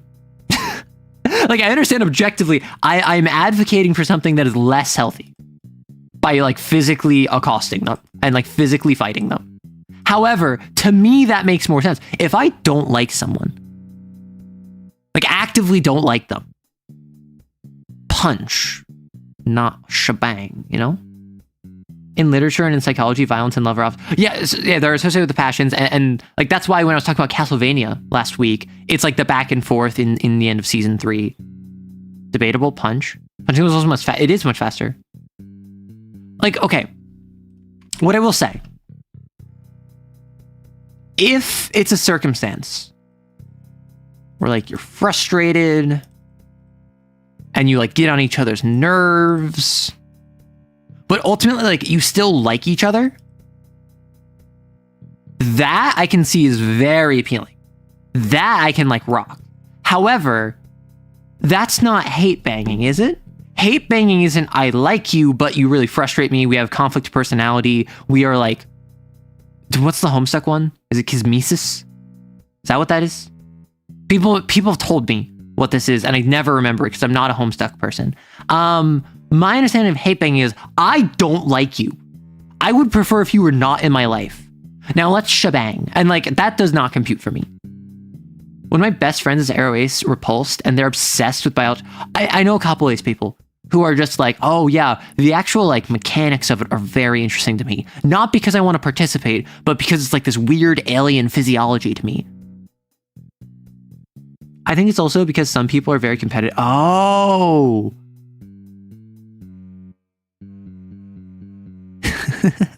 Okay, I get it.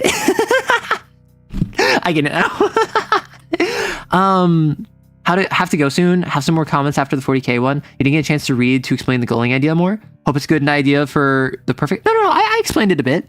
The main draw of it is with the mafia glowing idea. It is you weaken your opponents and you beat them up and then you get bonuses from having beaten them up. I saw you posted a couple. comments explaining. I have no idea why hate banging is a thing. It's so weird. I mean, a lot of things are weird, right? For some people, it's a release mechanism. I get so okay. You tell me, please inform me. What is the overlap of like hate smash? And I've heard a separate one is once, never again. I don't know how to describe it. It's like the idea of two people like shebang, and then they never talk about it. They never address it. They never like pursue it again. It is like once and never again. And they still talk to each other. Like they still know each other. It's not like this is a stranger. It's like someone you know in your life, you shebang, and then you never address it. But like, is this the same thing? Or are these different? Is this a fingers and thumbs situation? Is this a Venn diagram? Like, I've heard people, particularly on Twitter. Twitter is wild.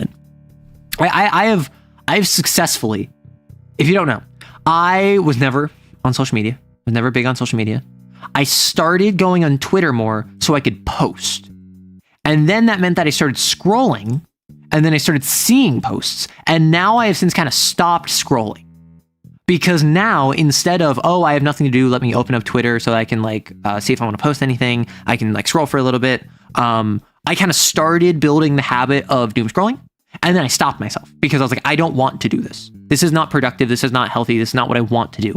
So I stopped myself from building the habit of doom scrolling. On Twitter, people post the wildest things. And one of them was like, I don't understand, or I think someone was saying, what's better, like a one night, like once and done with someone and you never do it again, or hate smashing? And then someone like quote tweeted that. I was just like, clearly you have never hate smashed if you have to ask that question. So apparently there is a pecking order to this, not a one night stand. I mean, I guess it's a one night stand, but my understanding is that there are people out there who like with their friends or acquaintances or people in their life, they will like shebang, and then they will just never talk about it again. They'll live their life. They'll pretend like it never happened. I think once never again is purely about attraction, where you want to bang someone, but you don't want to do anything romantic. That's so weird to me. Like not being attracted to someone without romance. Like that's just how attraction works. However, like at that point, just like be consistent. I don't know. I have a bad habit of trying to impose rationality on the irrational. Move over, Lovecraft. I have taken over your niche, and I am not a tenth as racist as you. So I think I got you beat. Isn't one and done just experimentation? I mean, it could be, I guess. But like, I feel like you would talk about it after. You would address it. It's a power fantasy thing? Oh. Hate Shamungus is different from one night stand usually, but one night stand can be hate Shamungus. I appreciate how my euphemistic language of like hanky panky, of shebang, of bang, of smash, of like all of these things, of the horizontal tango, all of these slowly but surely have started rubbing off on chat. Slowly but surely, the arrow kissers I have had people who say, once I started watching you, I started saying pog. I started saying, oh, hecky. I started saying frick. And I'm like, yes, the echolalia is spreading. The dirty deeds done dirt cheap. Listen, respect yourself. You should not be doing dirty deeds done dirt cheap unless you are the one, I'm not going to say soliciting, but like you should not be done dirt cheap. In the OG Gundam, MC is a child soldier, Horrors of War, Charles on the opposite side over multiple years. Oh my gosh, what? You've known a horn dog who actually asked you if he should go on a date with someone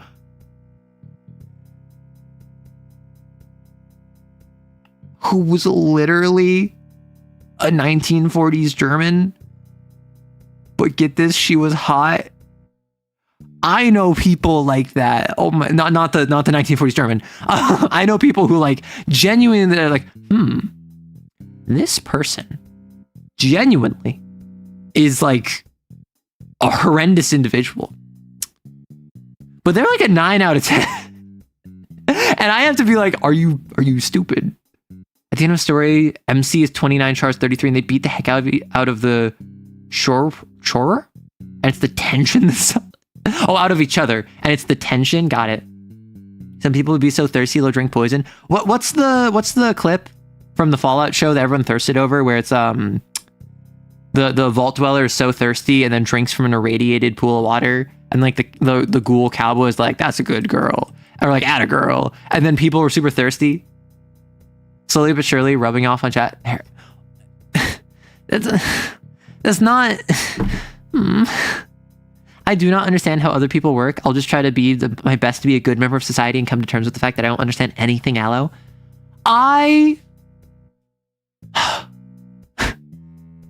What I will say, I had a friend recently, like, sit me down and give me a talk. Like, my friend had to like give me a talk because he is an F-boy. And I was describing to him some of my interactions when I've been out, like at the club or whatever. And he's like, listen, I understand what you were doing was completely platonic. And I'm like, yeah. He's like, if you keep this up, you're gonna get railed. And I'm like, what? And he's like, you are going out to clubs and you're going out and like to areas where people are drunk and they're looking to score. And you think you're being completely platonic, but and he's just like, listen, I'm not saying this as your friend. You are very attractive. You're really hot.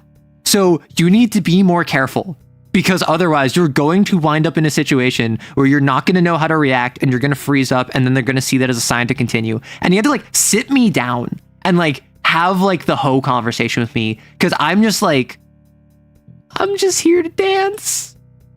I'm just here to have a good time.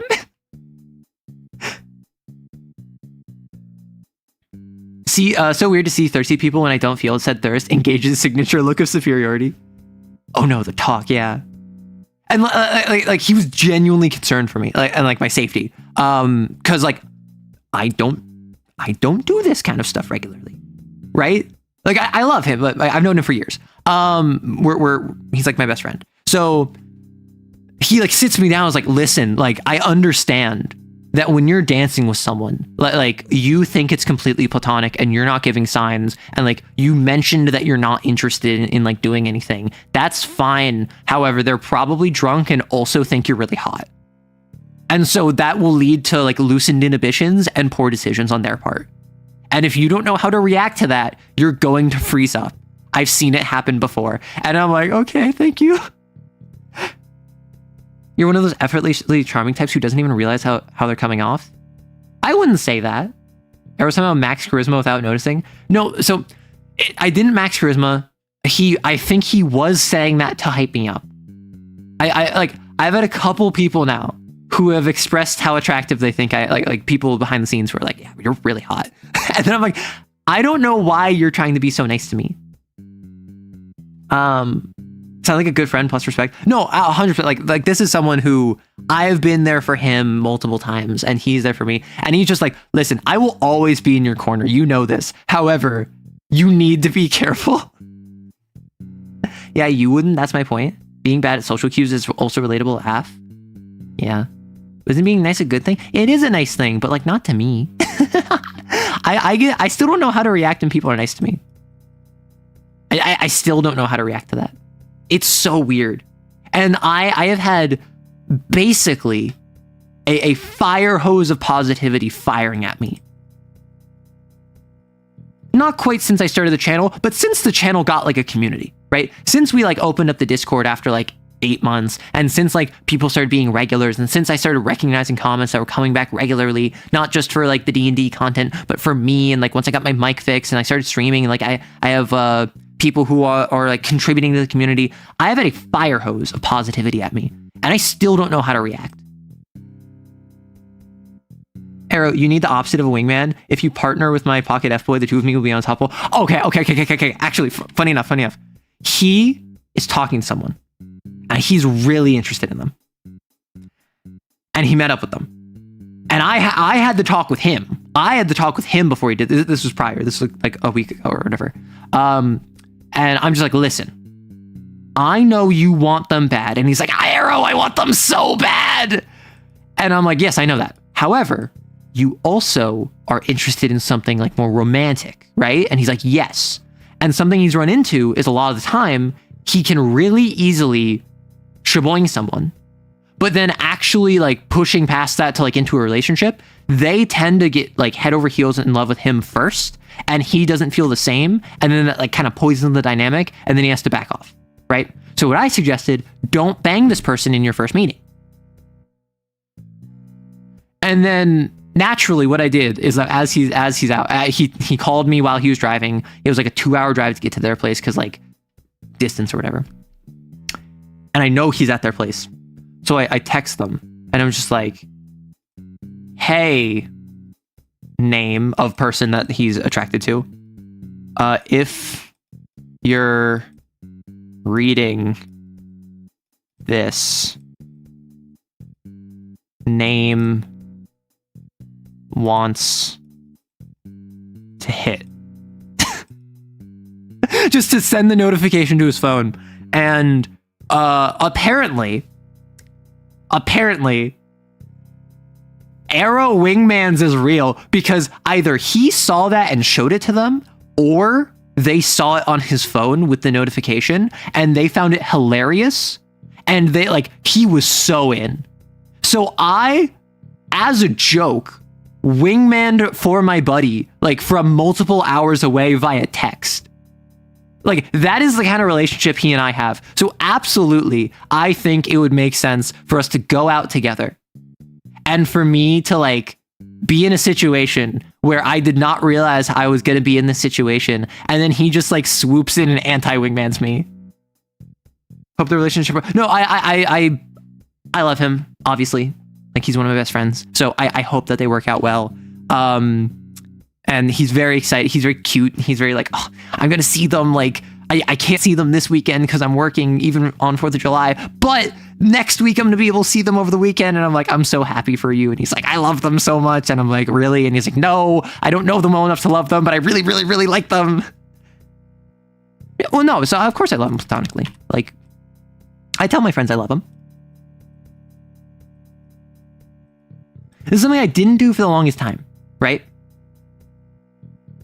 This is something I didn't do for the longest time, is I was always reticent to express affection. But now I'm at the point where I will just randomly tell my friends that I love them. Because, like, I love my friends. Not that I'm trying to date them. Not that I'm trying to, like, do anything with them. It's just, I love my friends. I have more than platonic love for them. I have, like, a friend love for them. Or I guess that is platonic love, but, like, I can platonically, like, just love someone as a just like, oh yeah, I like this person, they're nice. But like with a true friend, I feel like that is beyond platonic love. Which is why I'm like, maybe I'm more Arrow than I thought. Because like, that feels very similar to how a lot of people describe romantic love. It's July, it's gay wrath time. I've seen gay sloth, I've seen gay wrath. Like, we need a new one. I propose gay greed. Sibling love, I mean, like, a little bit sibling love. Like, he calls me his sibling. My buddy and I, like, my buddy calls me his sibling, and I'm just like he's basically my brother, at this rate, because we've known each other for many years at this rate. But like, obviously, I don't fall into like the family dynamic thing. I don't do the thing where like, oh, in order to be close to someone, they need to have a nuclear family style relationship with me. He just kind of calls me his sibling, so like I respond by calling him brother. Isn't gay greed the Pride Month for big corpos? I wasn't going to say it, but I had the same thought right when I said it. I'd say friend love is more than platonic love, but it's not on the same axis as romantic, so maybe same potency, but different thing. Yeah. I mean, that's what I'm getting at, is because like, like the Greeks, for instance, in antiquity, had different forms of love. There was romantic love. There was physical, like, attractional love. There is familial love. There is platonic love for like friends. So I guess platonic is the right word. There's also like love of your fellow person, love of your fellow man, love of like humanity. And I guess that would be like basic human decency. or like kindness to strangers kind of deal. And I think that there was more. These are the 5 I always remember. And I like this. I like this as a better striation than just like, oh, you love someone or you don't, or having the dividing between romantic love and platonic love. I like the idea of like, yeah, I can love this person like family. I can love this person romantically. I can love this person because I really am attracted to them physically. Like I can have these different loves. And oftentimes I think most people, when they love someone, like a partner, they'll love them romantically and physically and platonically and as humanity. And then eventually they might grow to like a familial love because they've been living together for 20 years and they have kids or whatever. What if gay gluttony? I need to eat more. I had a croissant 2.5 hours ago. There's the love you have for puppers. I love puppies. Dude, I love dogs. Oh, I love dogs so much. Some older people I know who were in the club scene from back in the day would talk about how some attractive people they'd want to flirt with would have a less attractive friend buff. That's really funny. Listen, I don't consider myself attractive. That is the bottom line. The bottom line is I don't consider myself attractive. I'm a VTuber for a reason. There's a reason I'm a VTuber. I don't want to get people's hopes up. I actually have a face reveal planned. And I wasn't going to do this now. However, I think that I have to now in order to kind of like cut this off of the past. This is who I truly am. This is the real me. I hope you don't mind. I hope that you can still accept this. I hope that no matter what I am, no matter how you perceive me, I will always be Arrow. I will always be a content creator that you can respect. I will always be just a funny little guy, silly, you know. Reasons for being a VTuber is low stuff. So the real reason I'm a VTuber.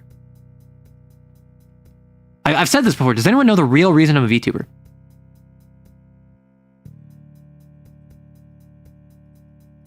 It's because I had a hyperfixation on VTubers. In like the 4 months leading up to becoming a VTuber, I've wanted to be a content creator, a YouTuber, since YouTubers became a thing. I've always been interested in that, but I never had the confidence. I never had the skill. I never knew how to edit. Hey, Araya. So once I got into VTubers, once I hyperfixated on VTubers, I was like, I can do that. And so I tried it. I tried being a VTuber. And then I was like, I don't expect to get any traction, but I'm gonna do it for fun. I'm gonna do it for me. I'm gonna do it on the side. And my early content sucked. It was slow. It was poorly paced. It was poor audio. The scripts were, I wrote them. I wrote my scripts. And then I feel like my delivery wasn't as good as it could have been. And I've grown since. And I'm genuinely shocked I ever got like a triple digit number of subscribers. I legitimately expected to give this like a try for like a couple months, maybe a year, fail, and be like, oh, well, this is something I've always wanted to try. I'm proud of myself for trying. I'm proud of myself for putting myself out there, and be done with it. And probably like have my heart broken a little. But that's what you do when you try a new adventure. You try new things, you see if it works, and if it doesn't, your heart breaks a little, but you grow stronger as a person. The model for Arrow is like the helmet for Juggernaut. The internet couldn't handle your sheer loveliness. Unfiltered was my assumption. Oh my gosh. Arrow, please take 5 minutes to eat some nuts or something. Oh, so now you're telling me to gobble down some nuts, and you're saying I'm making euphemism. You're saying I'm the weirdo. Well, you're telling me to choke on these nuts. Ha! Got him. Just do stuff and make things. If you don't, then who will? That's what I do now. That's what I've been doing for the past couple years. But it was something where I didn't want to just like, if I never got past like a double-digit number of views on shorts, I don't think I would have kept content creation. Like I know myself, and I know that as strong as I am, as much willpower as I have, as disciplined as I like to believe I am, I'm not going to pretend. But discipline.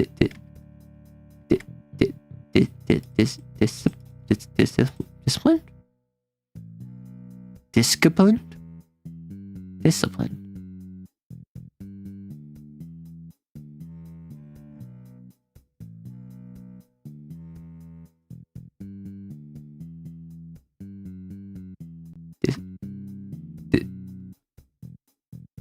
looks wrong.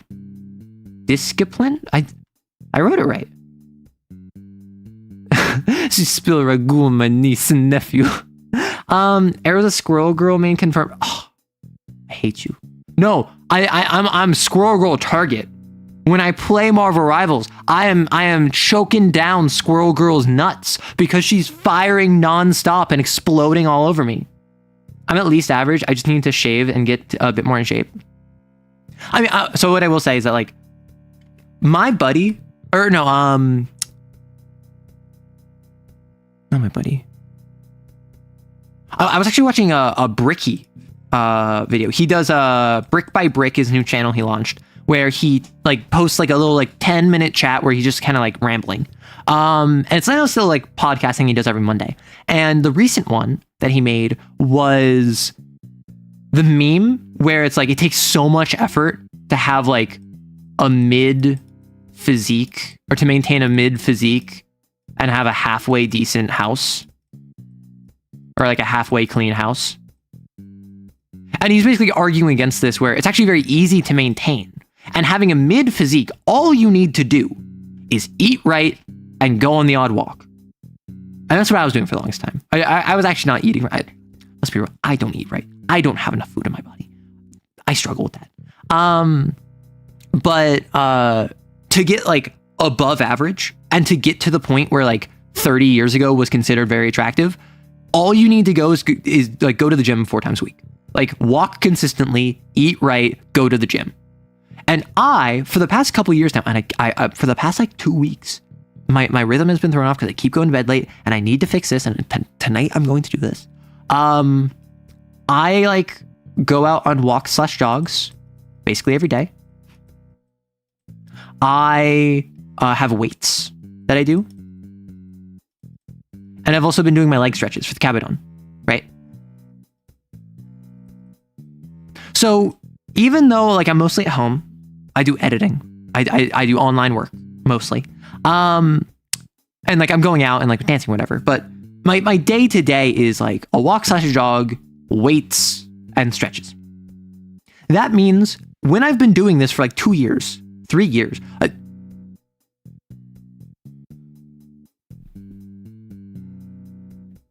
I started going on daily walks like a year after COVID. I've been doing that for like 5 years. Wow. So like walks/jogs I've been doing for way longer. But basically like I'm in well enough shape that I hit that like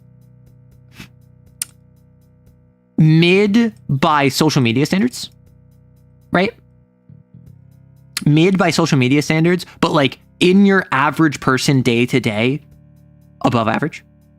Purely by the fact that I decided, like post-COVID, I want to have a maintenance routine that I will do, and it's not gonna be crazy. I'm not pushing PBs. I'm not trying to like bulk or anything. All I want to do is I want to have a maintenance routine that I can keep up for the next like decades.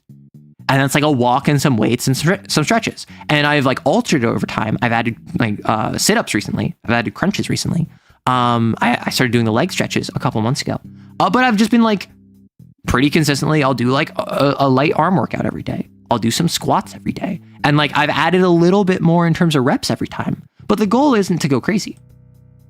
And just by the virtue of doing that, that puts you in a position where you are above the average person because the average person is not doing that. Right?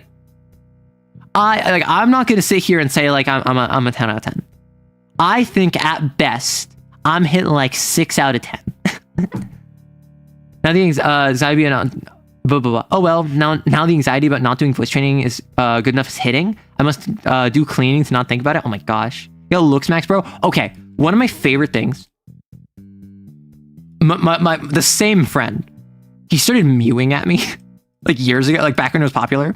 And so now what I'll do occasionally when I'm just talking to like him or my roommate, I'll just occasionally do like the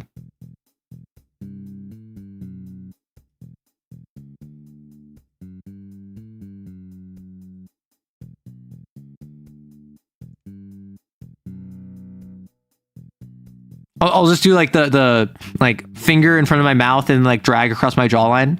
And I just find it so funny. I find it so funny to just like in the middle of a conversation, just like raise my eyebrow and just like hit that mew on someone. No, we're here to tell you you can 10 out of 10. I'm sure if I put in a lot more effort, if I did a lot more stuff, if I took a lot better care of myself, if I made it one of my main goals, I could probably be a 10 out of 10 because I think anyone can be a 10 out of 10. I think unless you have some sort of like genetic predisposition that prevents you from being able to do that, or if your circumstances are such that you, for instance, can't afford to do that. Those are very real things. I think most average people can be a 10 out of 10 if they make that their main priority. I hate this. It's so stupid. Why did it get popular? Incels. Incels and 4chan.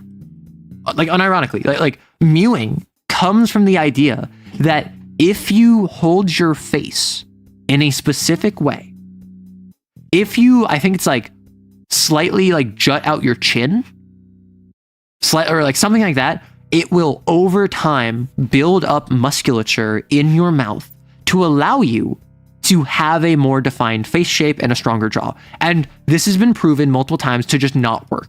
Yes, you will get slight muscle growth, but it's not enough to be like significantly aesthetically different. And so the thing with mewing is a response to that, where it's the idea of if you have a better jawline than someone, you can tell them to shh, and then you drag across your jawline to indicate to them they need to work on their jawline. They should be mewing instead of talking. And so I find it funny. However, I also don't work with children, so I haven't had to deal with this for the past like 6 years. Doing 10K steps every day and going to the gym 3 times a week has absolutely done wonders for me. I actually started liking what I look like. Really, you get it. Crazy. And part of this is transitioning. Part of this is working out. Part of this is taking better care of myself. I am at the point now where I look at myself in the mirror and I'm like, wow. You know? I'm showering and I look down at myself and I'm like, okay. And that's never something I thought before, right? That's never something I experienced before. And so now I'm at a much like happier place with like myself and my body. And obviously there are things that I'm critical of. I would prefer different. I strive for, but like I'm in a much better spot. It's an ancient method of aura farm. Bone mashing? No, we're not bone mashing. My butt started mewing at me as well, and I still don't understand what it means. Half the internet comes from 4chan, the other half comes from Tumblr. And that is why, like, the two genders are 4chan poser and Tumblr girly. Mewing, the girls are meowing. Arrow, excluding the habit you have of demeaning yourself with the routine you're describing, you're probably hitting a minimum of a 7 when it comes to day-to-day. Thank you for that. I appreciate your kind words, although I disagree. Same, I look at myself in the mirror and I look at the curves of my traps. Yes, and I'm genuinely impressed because like I do side lateral raises daily. And like that's because my butt, again, boyfriend, one of my best friends, super into working out, got me on a routine when I was going to the gym regularly. I don't go to the gym now, but I have weights, so I do a lighter exercise routine. He has commented like, yeah, your traps are really good. And that indicates that like you're actually like working out a routine rather than just like trying to pump your biceps. Because a lot of people, they think the biceps are the main thing to work out. And then a lot of people, stage 2 of that is assuming, oh no, you also have to work on your triceps. Right? And maybe your forearms. And then also say legs. Like the kind of the lower tier of working out knowledge is biceps. And then like once you get a bit more knowledgeable, you're like, okay, I also need to balance that with my triceps. And also I need to balance with my legs because legs and arms. Above that, in terms of like complexity, I would say like knowledge is you have to work on your core. For anything in your workout routine, you have to work on your core. Your core is the limiter of your body. Yes, your core does stuff that it has like its own stuff for. If you have a weak core, you will not be able to lift what your muscles should be able to lift. Cardio. lung capacity. This helps you with just endurance. So like if core is the limiter and how much muscle mass you can utilize at a given time, how much you can lift at a given time, cardio is your limiter on how long you can do it for. Right? Core will indicate what is your maximum like efficiency, how much of your musculature can you use. Cardio is how long can you use it for. And then above that is like you working your traps. Your traps is that area of your neck right next to where it connects to your shoulder. Working your shoulders, working your pecs. Even if you're like you're trans femme, even if you're trying to like reduce the musculature of your chest, like you still want to work your pecs, like push-ups, because again, the body is holistic. That's something that a lot of people don't remember. The body is holistic in the same way that you can't target fat loss.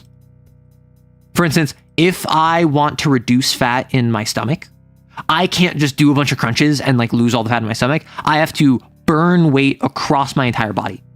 And that means that if I'm trying to put on weight on my chest, for instance, if I'm like transitioning, I have to make a decision. Do I want to focus on losing weight now? Or do I want to focus on gaining weight now? Right? Because if you lose weight, you'll lose weight from both areas instead of just from one. If you're trying to like lose weight from your thighs and put it on your booty, like you need to make the decision, what am I doing right now? And my recommendation would be lose weight now, then gain weight, would be my suggestion. Particularly if you're on HRT, because HRT changes your fat pathways. Minorly, but it still does. I've certainly experienced some of that. Where, for instance, if you are feminizing, for instance, and most of your fat distributes to your stomach and your thighs, it might, on HRT, redistribute to where now it goes more towards your chest and your butt. So what you can do is that if you're, for instance, starting HRT or you've been on HRT for like 6 months or like a year or whatever, you can focus on weight loss, like shed the weight, lose the weight from your areas that you want to lose weight on.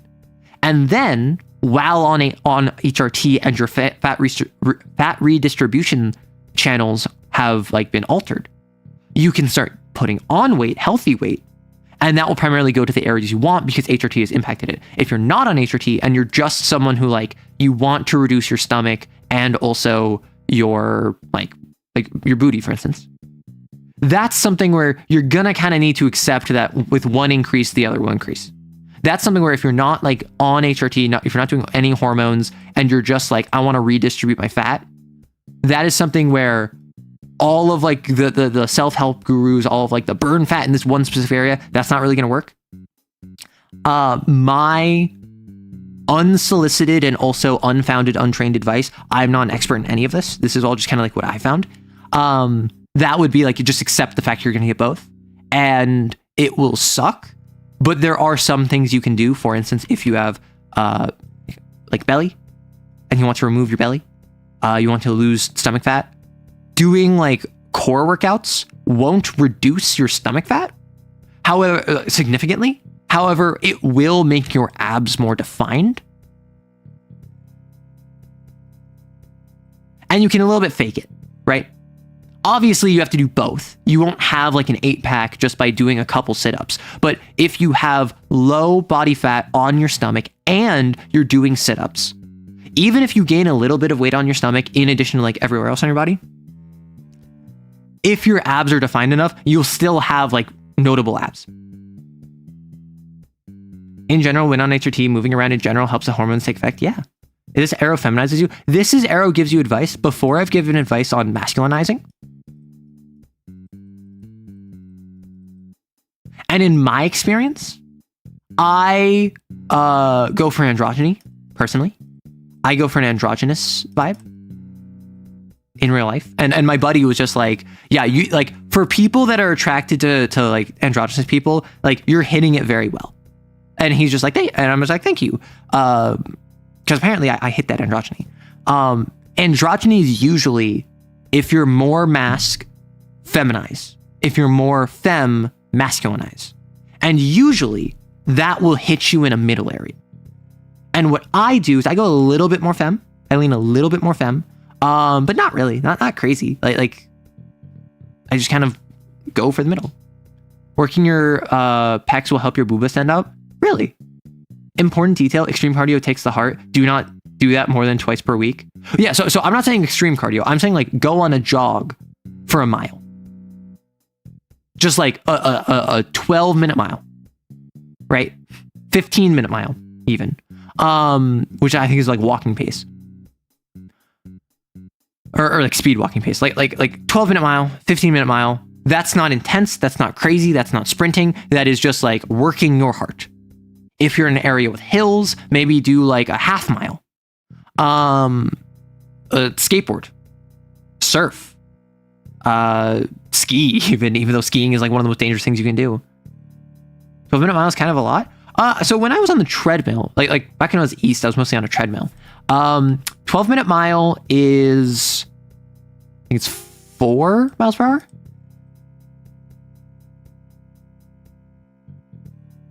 No, that's 15. 15 is 4 miles per hour. 12 is 5 miles per hour.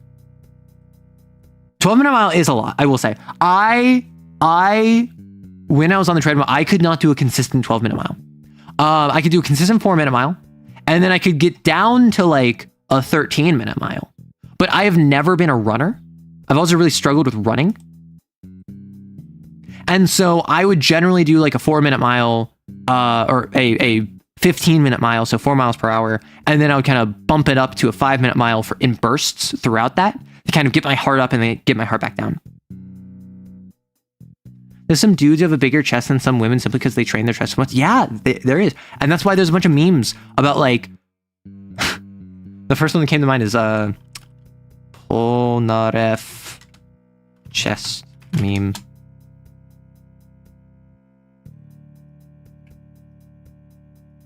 There's some memes about characters, like male characters that have just like massive pecs. Right? Goal in life, a combination between Link and Sailor Uranus from Sailor Moon. You're a handsome guy. Am I a handsome girl? Who knows? Make everyone gay. Honestly, my gender is whatever is like fitting the bit. What is it? Link gender envy meme? There's a meme where it's just like trans masc goals, trans femme goals, and they're both just Link. This fits. This is good enough. Trans femmes, trans masc, trans neutrals, just Link. Because like Link has more femme expressions, Link has more masc expressions. Link is goals for everyone. You're totally not trans. All you want is for people to mistake you for a woman anytime they see you. Okay, that's fine. In general, there's also the fact that fat loss itself is not distributed equally. Neck and arm fat will go away first. Belly fat is one of the last to go. We're still not talking about mechs. We're still not talking about mechs. Humans are mechs. So yes, you are a bone mech in meat armor, wrapped in skin, as like a car wrap. This is well established. Like you are a brain piloting a bone mech with flesh armor with a car wrap of your skin. Hello, Feral. My bud also got me going to the gym, loving the bits. Those friends are gold. Yeah. Like I will say, anyone who has not had like a gym friend, like, and I've never like been to the gym with someone. Like I don't go to the gym with someone as a buddy. I've been to the gym with people before, but not consistently. Gym bros, I say this all the time. If you don't know what to do at the gym, like you're a child lost at a grocery store looking for your mother, find your nearest gym bro who seems unoccupied and ask him for his advice on what you should do if you're trying to get X.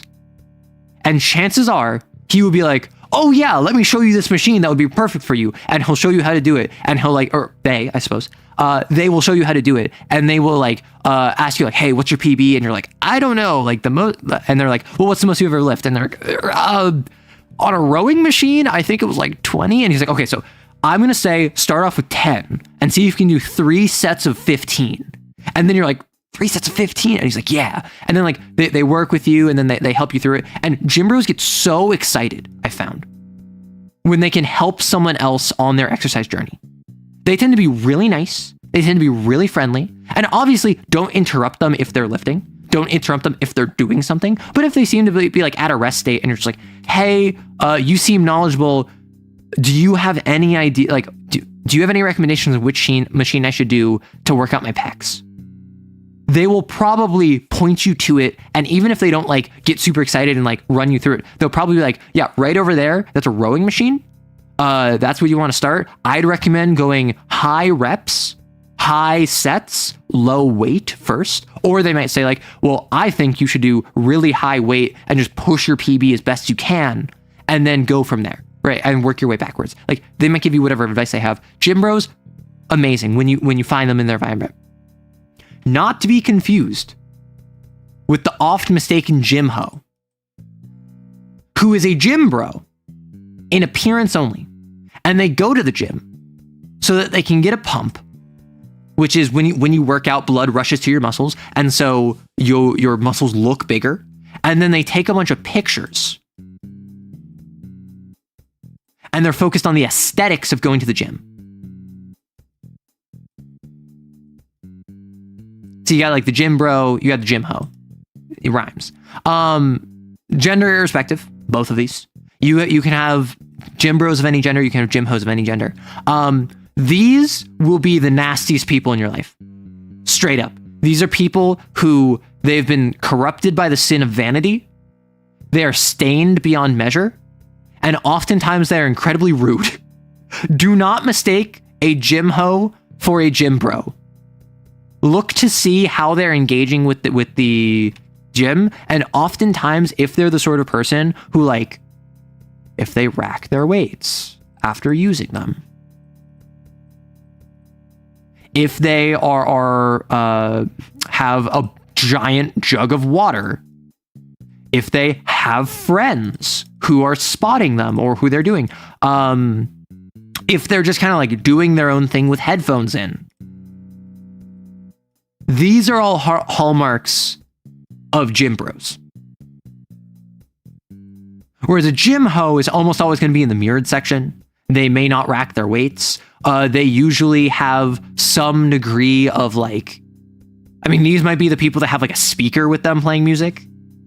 Those are gym rats. I would say gym rats tend to be under gym bros. People who leave disorganized weight racks get on my nerves so much. See, the thing is, the really annoying thing with racking your weights, let's say I am a little baby gym person, right?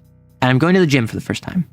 And I struggle lifting 20 pounds. And so I am going to do 10 pounds, which is about like, I think it's like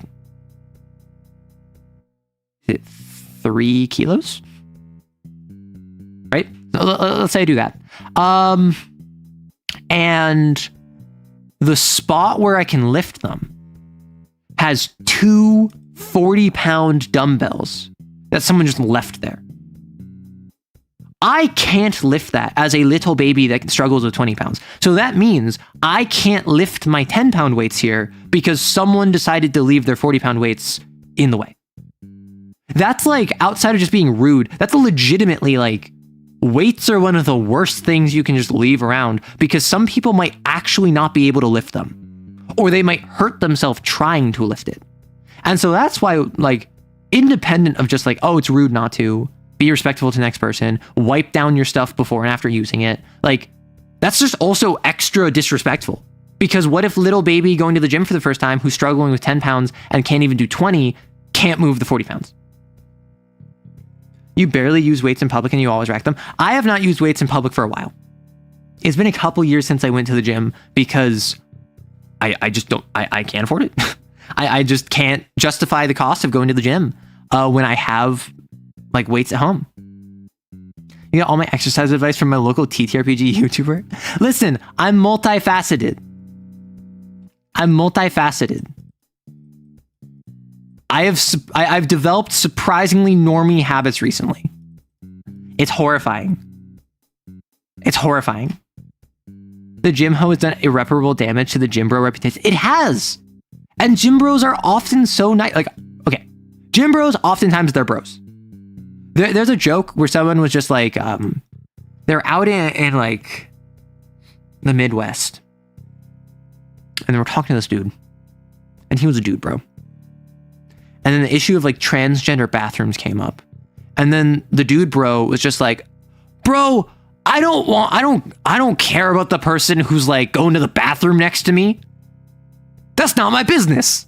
And then like the comedian was just like, yes, spread the gospel. That is exactly the mindset to have. And like most gym bros are like that.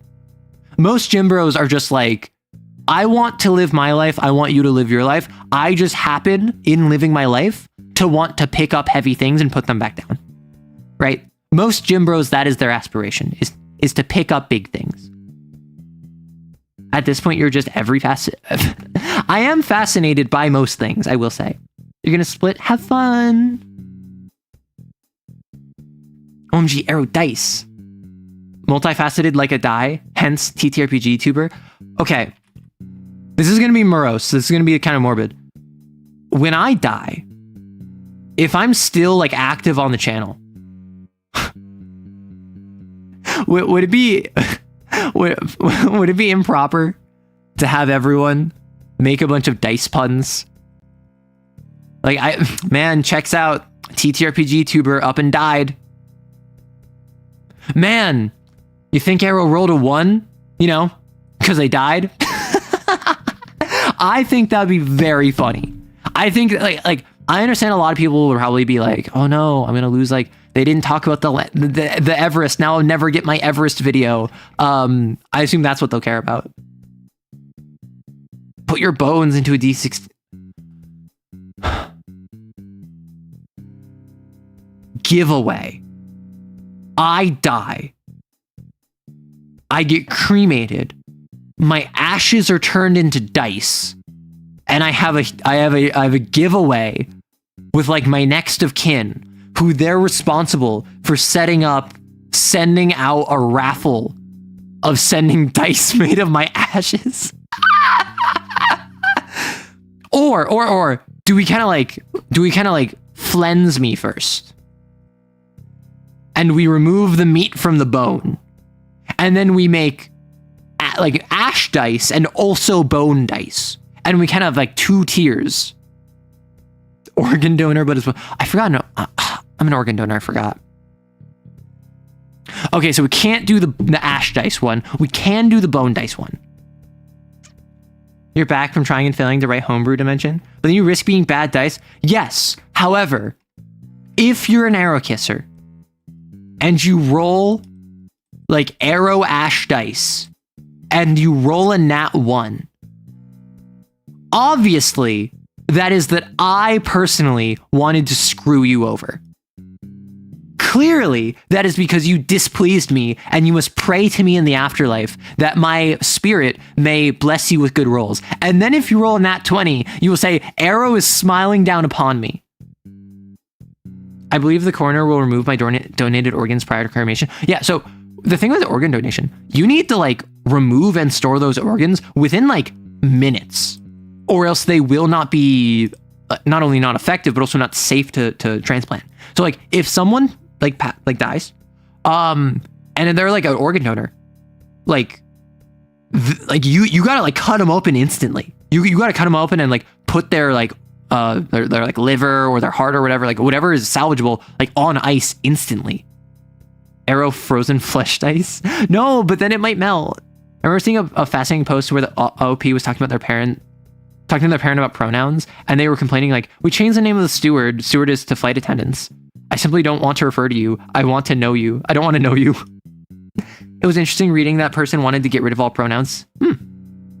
My Oshi is smiling upon me, Imperial. Can you say the same? So Arrow, when they die, they just ascend to become a dice god. Listen, RN Jesus is a little denominational. I'm not going to lie. What if you are not an adherent who believes in RN Jesus? What if we need a second god of luck? Arrow god? Arrow deities? Arrow warlock? Arrow. I could be an arrow warlock. If I die and I get turned into dice and I set out a raffle and I give you all dice, you would be like beseeching me for aid on your trials and tribulations. Arrow bless, arrow curse. Like this fits. Hospitals would do some really nonsense stuff to get those organs as well, but that's out of the scope of discussion. Yeah, that's not for now. Speaking of pronouns, Arrow, have I heard of the game Pronoun Palace? No. We're just feeling their ascendancy. That would be very funny. Well, so, okay. RN Jesus is a benevolent deity. I have yet to hear of like a Satan equivalent of dice. I will take on this role. I will make this sacrifice. I will step up to be the devil of chaos and chance. I will be the trickster deity that rises from the ashes to grant you my ashes, that you may roll well, only when it amuses me. Okay, so what I'm gonna do, we're gonna make dice of me, and we're gonna put an AI in it. We're gonna use ChatGPT in order to make it so that it's digitally gives you a die result, and you have to convince a AI recreation of me that it would be funny for you to do so. And then, based on how well you convince the AI simulacrum of me, that is what you get as a die result. It's not random. It is entirely based off of how well you can convince me. Some a group of like 8 arrow kissers, some stats as goblins, but you can give them anything, and there are like 8 of them. Oh my gosh. So what's the problem with Mechs? You missed it. Should have been here earlier. You should have been here earlier. We've been talking for like 3 hours. You think I'm gonna spend 3 hours talking about Mechs? Come on. So what do you believe in? A genderless luck god? Honestly, I'd worship Arrow as a luck god. Listen, if the cults... Oh, we're a cult here. We're cults. You can just start worshiping me now. That'd be perfect for a warlock build, yeah. I want to create an NHP. Well, I want to create an NHP in real life. That's what I'm going for. Why should you roll good? The bit accepted. If you say anything other than it would be funny or it's for the bit. I've heard of RN Judas, but people say Satan for the opposite of RN Jesus. Yeah, I can be that.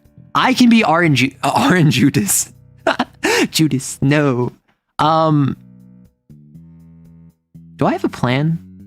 I don't have I've just been going on. Would you believe me that I'm just kind of going entirely off the cuff? I know this is so well planned that you would never put it together. I don't actually know what I've talked about for the past 2 hours. Are we homebrewing an NHP exotic? No, we're making an NHP exotic in real life. RN jaundice? I don't have jaundice. I don't have jaundice. I am a pallid, pale, creature. That does not mean that I have jaundice. What a shocking development. Yeah. John Dice. Oh my. That took me out. John Dice. Sounds like what someone with jaundice would say. I'm going to execute all of you. You're not going to make it out of here. And just for that, I'm going to work on. I'm going to fire all favors. You think you're going to say, I have 3 once. I don't know. I can fire all of them. 2 with my fingers, 1 with my tongue. That sounds bad out of context. Oh no, 3 guns? Yes, I can whip out the 3 gun strat. Yeah, I'm not surprised you're a god of randomness. We should talk about mechs or make a weird horseman. How many of you don't know that I've been making homebrew mechs? How many of you don't know that I've been releasing homebrew Lancer frames? I've currently released 3, of which 1 is Harrison Armory and 2 are a homebrew manufacturer. You can find them on my Patreon. Patreon is on my channel. If you go to the link in the description, or not in the description, on my channel page or in the Discord. I have made the Alexander from Harrison Armory, which this is a frontline striker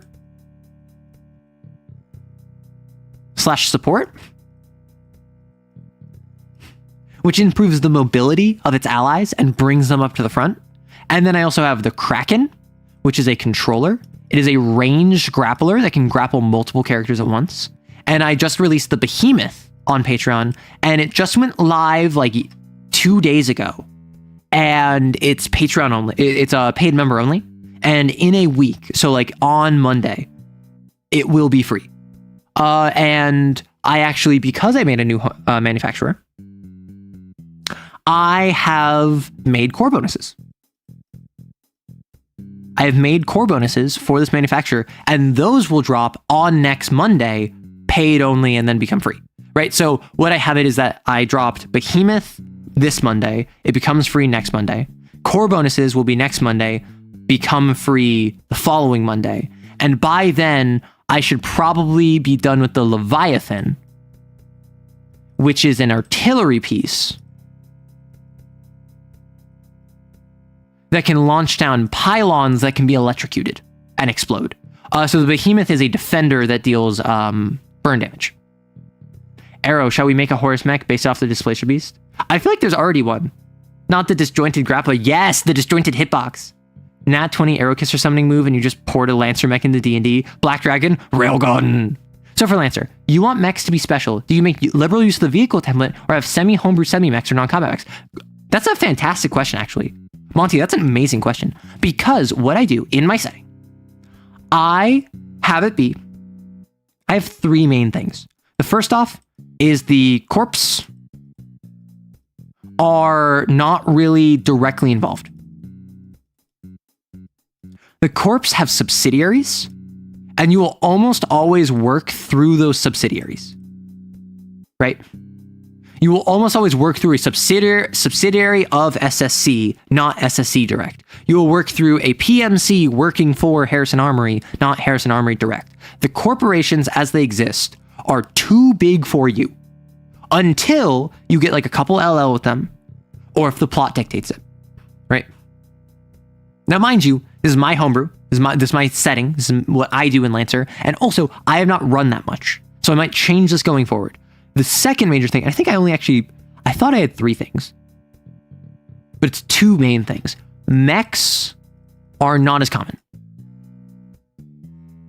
So what I do use a lot of vehicles, at least when I was running briefly. I used some vehicles, and I made the decision that mechanically, all enemies are identical. However, narratively, anything that is not an elite or a veteran or an ultra or like a notable enemy, they are almost always going to be like a walker, like an ATST. They're going to be a bike with a enhanced gun on the back. They are going to be a loader mech that is like a little bit larger than like a size 1/2. It's like a forklift on legs. Mechanically, they're still a berserker, or they're a Ronin, or they're even a Goliath. And they still have the normal movement rules, and they still do their normal damage, and they still have all of their normal actions. However, mechanically a berserker, flavorfully, it is a little like boxy lumber drone that has like wheels and has buzzsaws, right?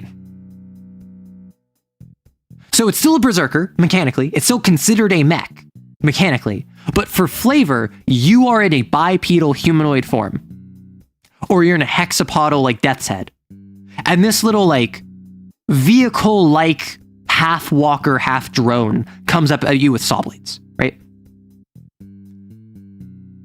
Oh no, the mechs that change your gender, keep it away. Mechs are not as common, okay, but what about exosuits, construction mechs, stuff like that? And that's what I'm getting at, is stuff like this would be basically a mech. However, it's not a frame in the same way, right?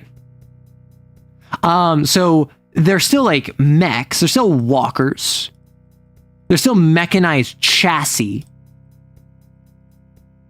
They may look more like vehicles. A lot of them look more animalistic. But ultimately, they're still mechanically mechs. And so you look like, oh, I'm in a size 2 person. I'm in a size 2 armored person. and you're fighting things that look like they're logging equipment, or they're forklifts with legs, or they're a walker that has like an underslung grenade launcher, or they're like a little like size 1 like dog mech that has a radar dish for a head. Like, they don't look like big mechs because they are not cool enough to be big mechs. They have different pattern types within the NPC license. However, then you see, oh, walking up to you is a size 1 humanoid figure that has a giant shield on its left arm, and its right has a spear. And you know just by looking at that thing, oh, that's like an elite or a veteran. They look different. They have it. Wait, I just got in. This is call sign Thor piloting the storm cloud. Oh, like this is like a named character. Oh, okay, got it. I got it. And then suddenly it's way more intense because this is like, oh, it's like on your level, even though ultimately it's like an elite. It has like half as many structure as you. It's going to die in 2 turns. Like it's not going to last super long anyway, but it still feels more impactful, right?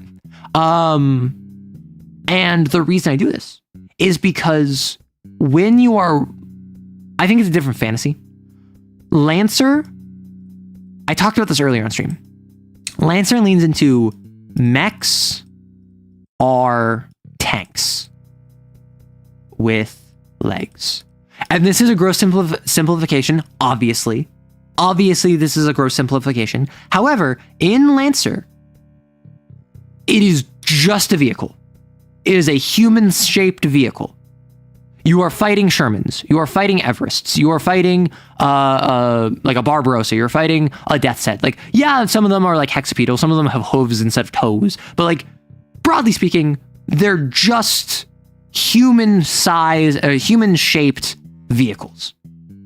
And that makes mechs less impressive to me. I think that if over the course of a single sit rep, you have your 4 frames and you fight 2 frames, but they have like 10 walkers and like 2 weird like animal like hounds, that makes these 2 frames and your 4 frames cooler.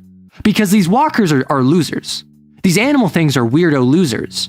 The frames are like we are literally like standing head and shoulders above them because my frame has a head and shoulders. In Lancer, seems about right. Gundam narrative rules, basically. And what I'm getting at is, I disagree with the notion. And this is entirely a flavor thing. This is entirely like me. My sense of power scaling, I feel like a bunch of vehicles should be able to take on a mech. Which means it should be valid to have a mech fight like 6 tanks and like a heavy gunner unit, right? I think that should be valid. And also, I think vehicles should be cheaper than mechs. Therefore, why would I print 5 mechs when I could print 20 tanks? If my 20 tanks can reasonably take on 4 mechs, it would be more efficient for me to do that, because if I lose a single mech, I reduce my firepower by 25%. If I lose a single tank, I reduce it by 2.5%, right? 5%, never mind, sorry. Differently shaped mechs would definitely be cooler, especially if given proper explanations for the different shapes. Yeah, so this is what I do, which is why in the module I was working on last year that I didn't end up finishing, but I did end up running it actually before I finished it.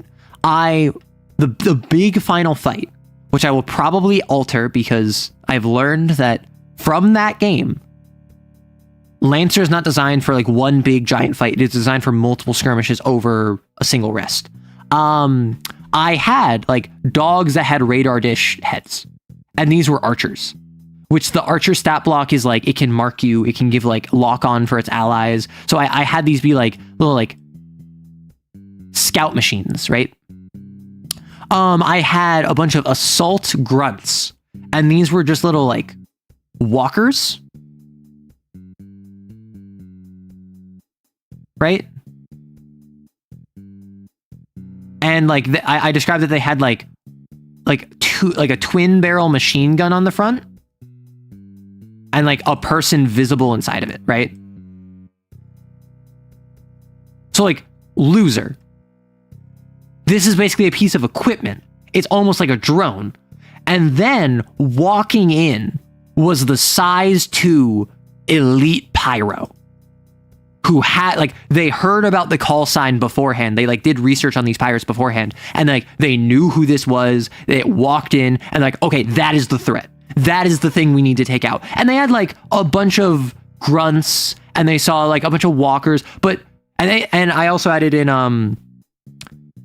I had these like big vans that would drive in. And these, I had them as vehicle cataphracts. I ran them as cataphracts, so they would like drive by you and slam by you. And they had a biological squad of pirates inside. And so they would slam forward, break through defenses, and then pirates would like spill out, right? I also had I had what was mechanically a biological squad, but I made it a light weapons team.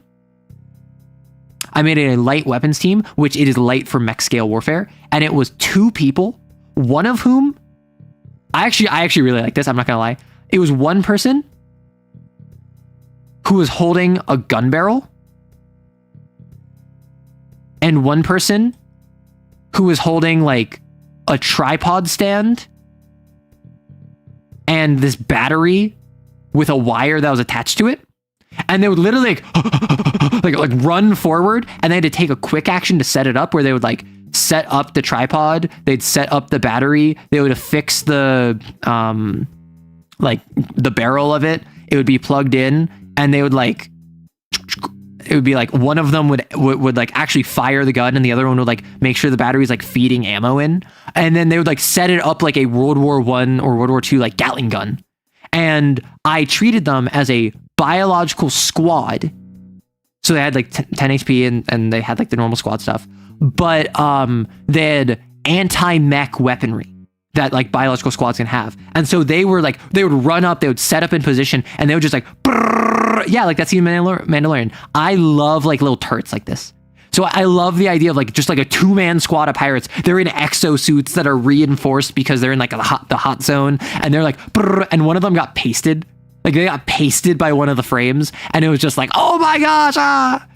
Yeah, so like, this is like a bunch of walkers are coming in as screening. They have some archers that are supporting. They thought because like initially it was like one of these heavy weapon teams, I think it was like 6 of these grunts and like one of these dogs was the opening salvo. And so like, okay, the dog is the threat because it's like the one that looks weird. And then they realized it was a support piece. Round 2 rolls around. More walkers come in, more dogs come in, and one of the vehicles comes in.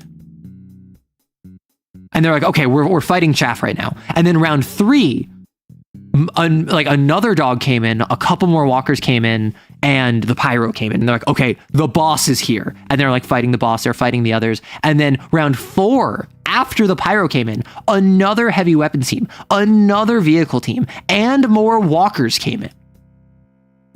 Because remember, this was my first game. This was my first time running Lancer. I didn't realize that it was supposed to be multiple fights. I was going for one big fight that had multiple rounds, right? Oh, I love running squads like that. I give some pirates who had jetpacks in the cockpit. Yeah, so I love the idea of adding biological units. What I really want to do is, the goal of this was to make this little module, have it be like a 2-session module. And I might go back to it. I might finish writing it and like have it be like an LL0 introductory 2-session module. And you go to a planet, and I like the idea of you're fighting like resistance fighters, like guerrilla fighters. So they don't have any mechs, and so they have like speeder bikes. They're like, and so like. And like they're like zooming along.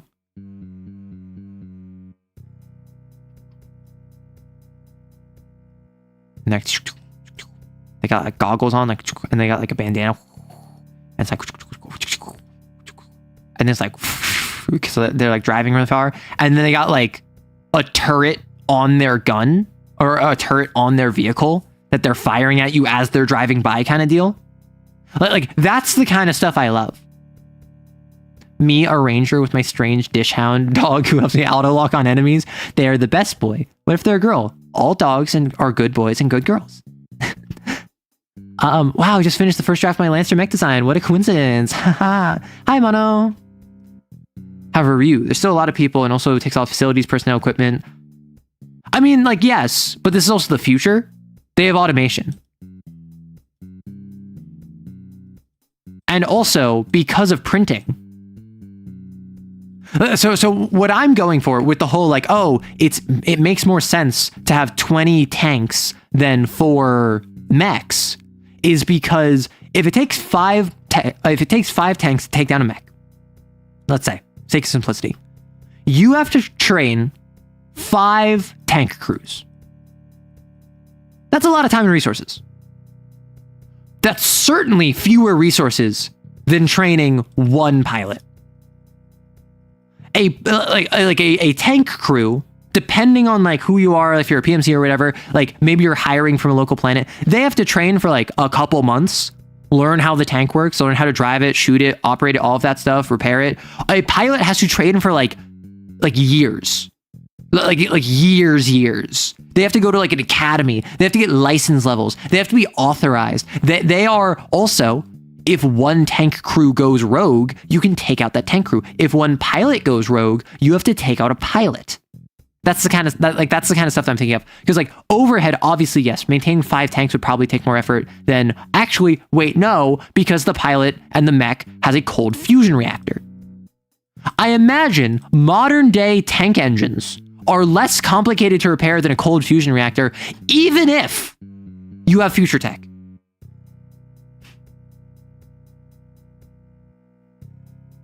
You can literally just reflavor print time as maintenance or repairs. Yeah, exactly. Flavor is free and not enough people get that. One of my biggest pieces of GM advice that I never remember to mention, but I always talk about this, and I always get frustrated when people don't get it, because like, to me, it's so intuitive. And it's intuitive because I've been doing it for like 10 years. Flavor is free, as N said. Flavor is free. You don't need a new stat block. You can just reflavor something. For D&D, if I want an enemy that's like a shuffling horror from the stars beyond, but I want it to be really aggressive,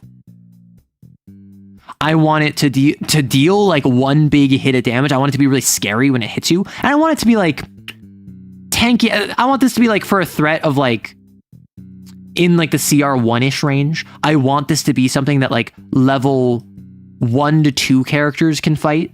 And like town guards might struggle with, but level 1 to 2 characters can probably take on like 3 or even 4 of them. This is just an orc. This is a CR 1 half orc. They have the aggressive feature. As bonus action, they can move closer. They have the big 1d12 plus 3 axe hit. They have 15 HP. Like, that is just an orc. So take the stat block of an orc and describe it as a shuffling horror with eyes and mouths and a single glistening bone blade that juts out from it like a spear tip, jabbing into you as it deals 1d12 plus 3. Okay, that's going to be 7 damage to you as it jabs across you, nearly guts you in the stomach, but you dodge out of the way. And they're like, oh my gosh, that's so crazy. It's just an orc. It's just an orc. Same thing with Lancer. I have that like weird robo-dog thing that has like a radar dish for its head. And actually what it was is that it started off with a dog head. It started off with like a mechanized like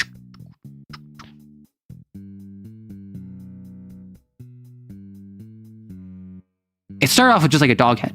And then the dog head, and if you know my my Kane game with Rancor, the bounce in, I like this trope. The face like splits and like opens up to become a radar dish. And this little nose bit stays in place because that's actually the tip of the radar. And so it's actually more like this. right?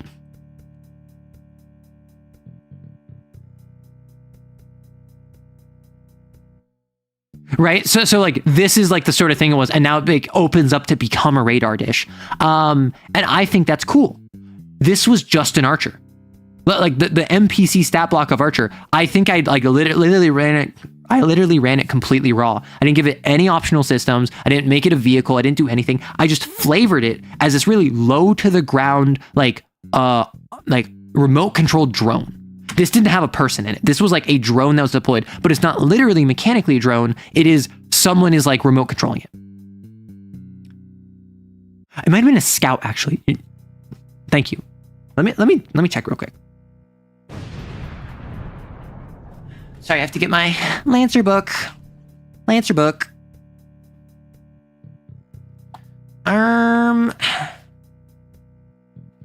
Okay, sorry, I'm gonna be like putting this away soon, so I'm just not going to have my model back.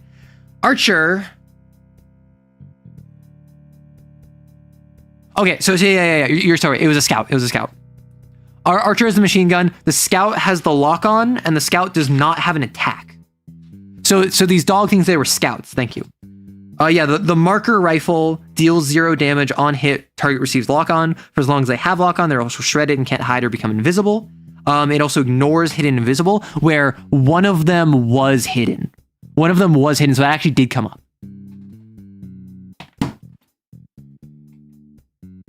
Yeah. Thank you for the correction.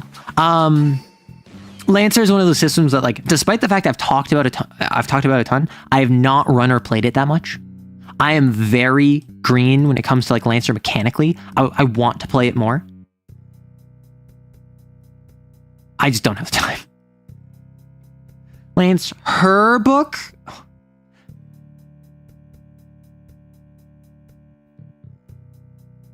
That the nose stays in place is so goofy. Yeah. What tactical advantage did that add? It was cool. So what it is that it's just in my setting, mechs are less common. Who's purging the week? If I open this up and it says some of y'all are purging the week in my Twitch chat, which is currently not live. If some of you are in my Twitch chat right now, purging the week, B. I see that. I see you. Oh my gosh. So we talked about mechs. This was the main thing I wanted to talk about. But the other main thing I wanted to talk about was I want to talk grunt spam. I want to talk about grunt spam. B, you silly. Mechs, tall and nimble, internal space for cool surprises of the support variety. If I ever play Lancer, I'm playing a Seto Kaiba based. That's so silly. Second healthy argument I've had online, like ever, and you guys specifically are great. So, okay, what I will say, Anya, I have noticed overwhelmingly this comment section. This happened multiple times with me also. I will make a video on something. Someone will say, I disagree because X, Y, and Z. I will say, well, actually, you're wrong on X. X is actually A. Y, I don't know much about, but Z actually, no, I read that wrong. You're right. And then almost always they will say, you know what? I see your point.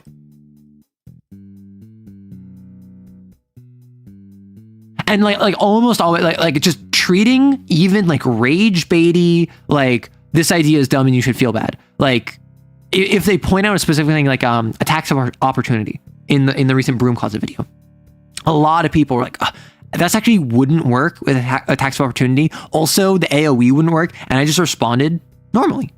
I responded neutrally. Some people were like, yeah, I see your point. Some people were like, I still disagree. And some people were like, you're dumb and stupid and should feel bad and also like take your own life. And I'm like, okay. Like obviously some people are jerks, but a lot of folks in this comment section, in this community, even those that aren't regulars, even those who like don't comment regularly, they're so willing to be normal about it. Why did my chat just freak out? If you have 4 plus grunts of one class, cut half and add a squad or something. That's fair. I added a bunch of assault grunts. I had to add a single time. There was like approaching a double-digit number of assault grunts because the goal was to have them be chaff, right? They were hitting the reliable 2 consistently because that's what reliable does. With grunts, the issue with grunts is if I have a mech and I'm fighting 4 grunts,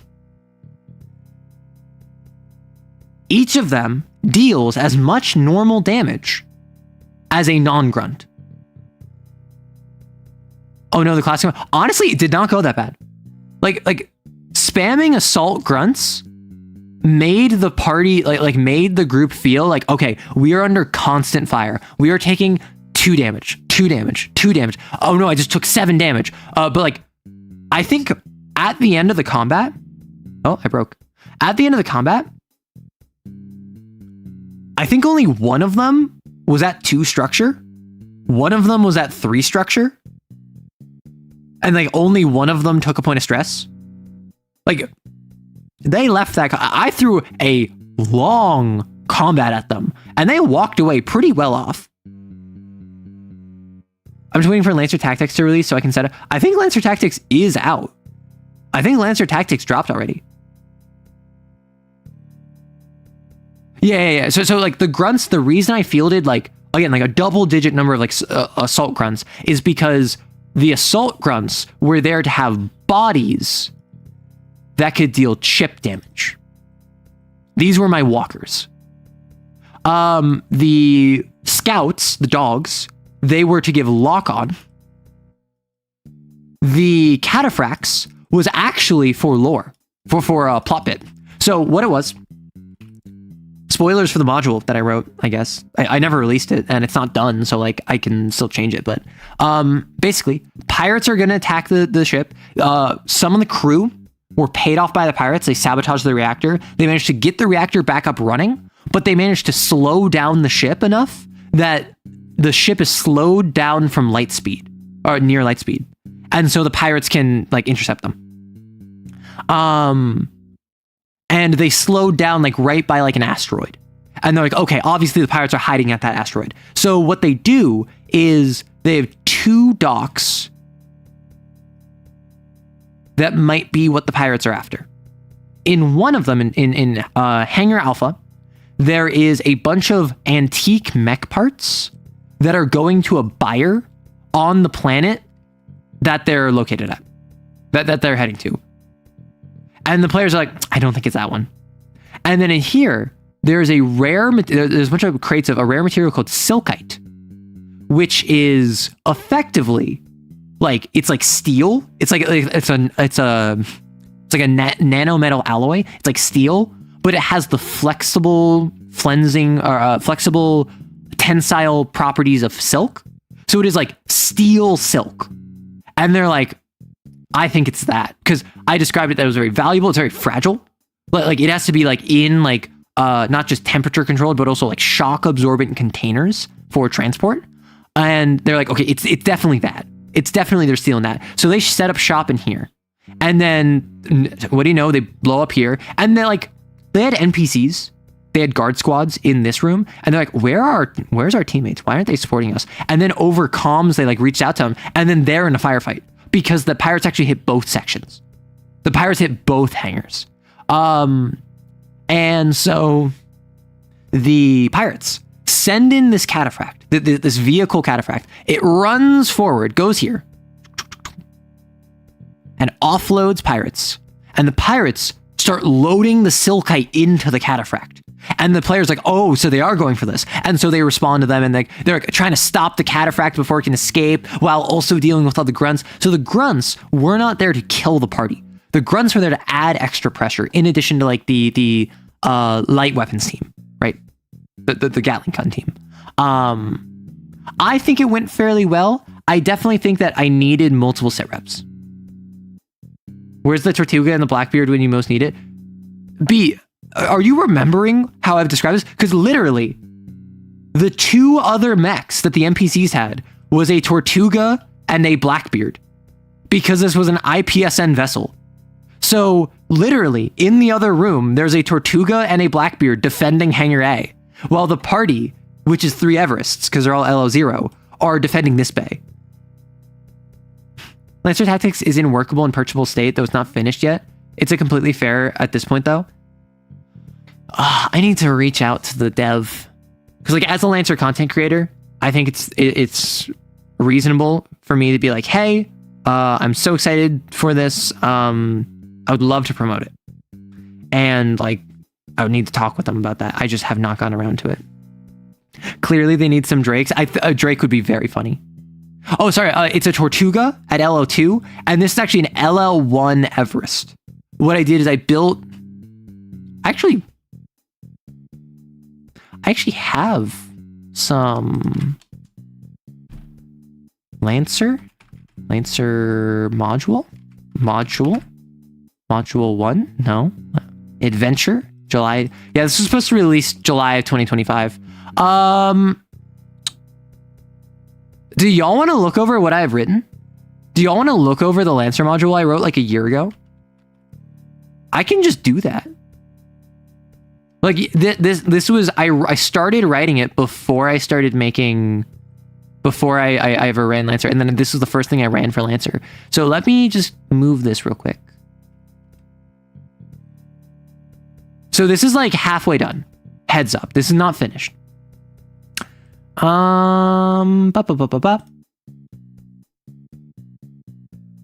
Okay. So, what is this about? The player characters board a ship in order to gain passage to a diasporan world for the next mission. Along the way, pirates board the ship. While initially they seem to be after the cargo, it soon becomes clear their goal is to kidnap a member of the bridge crew. Can a group of untested Lancers band together to fight off the threat? Or will indecision and experience ruin it all? Intended for LL0, this functions as a first adventure for Lancer players who might not have experience with the game. Expect a somewhat linear module lasting 2 to 3 sessions, with opportunities for role-playing leading up to a climactic combat. Don't expect significant exploration or a complex plot, as this is intended to be relatively short and a punchy experience. If you or your group are uncomfortable with kidnapping, this might not be the module for you, given that kidnapping is a core component of the plot. If you or your group are uncomfortable with kidnapping someone for their genetic material, and what kidnapping someone for their genetic material implies, this is not a core component of the plot and can be easily substituted. So this is just like a content warning. This is, it's about kidnapping. So if you're not comfortable, heads up. But if it's like they want to kidnap them for eugenics reasons, you can just swap that. Who is important?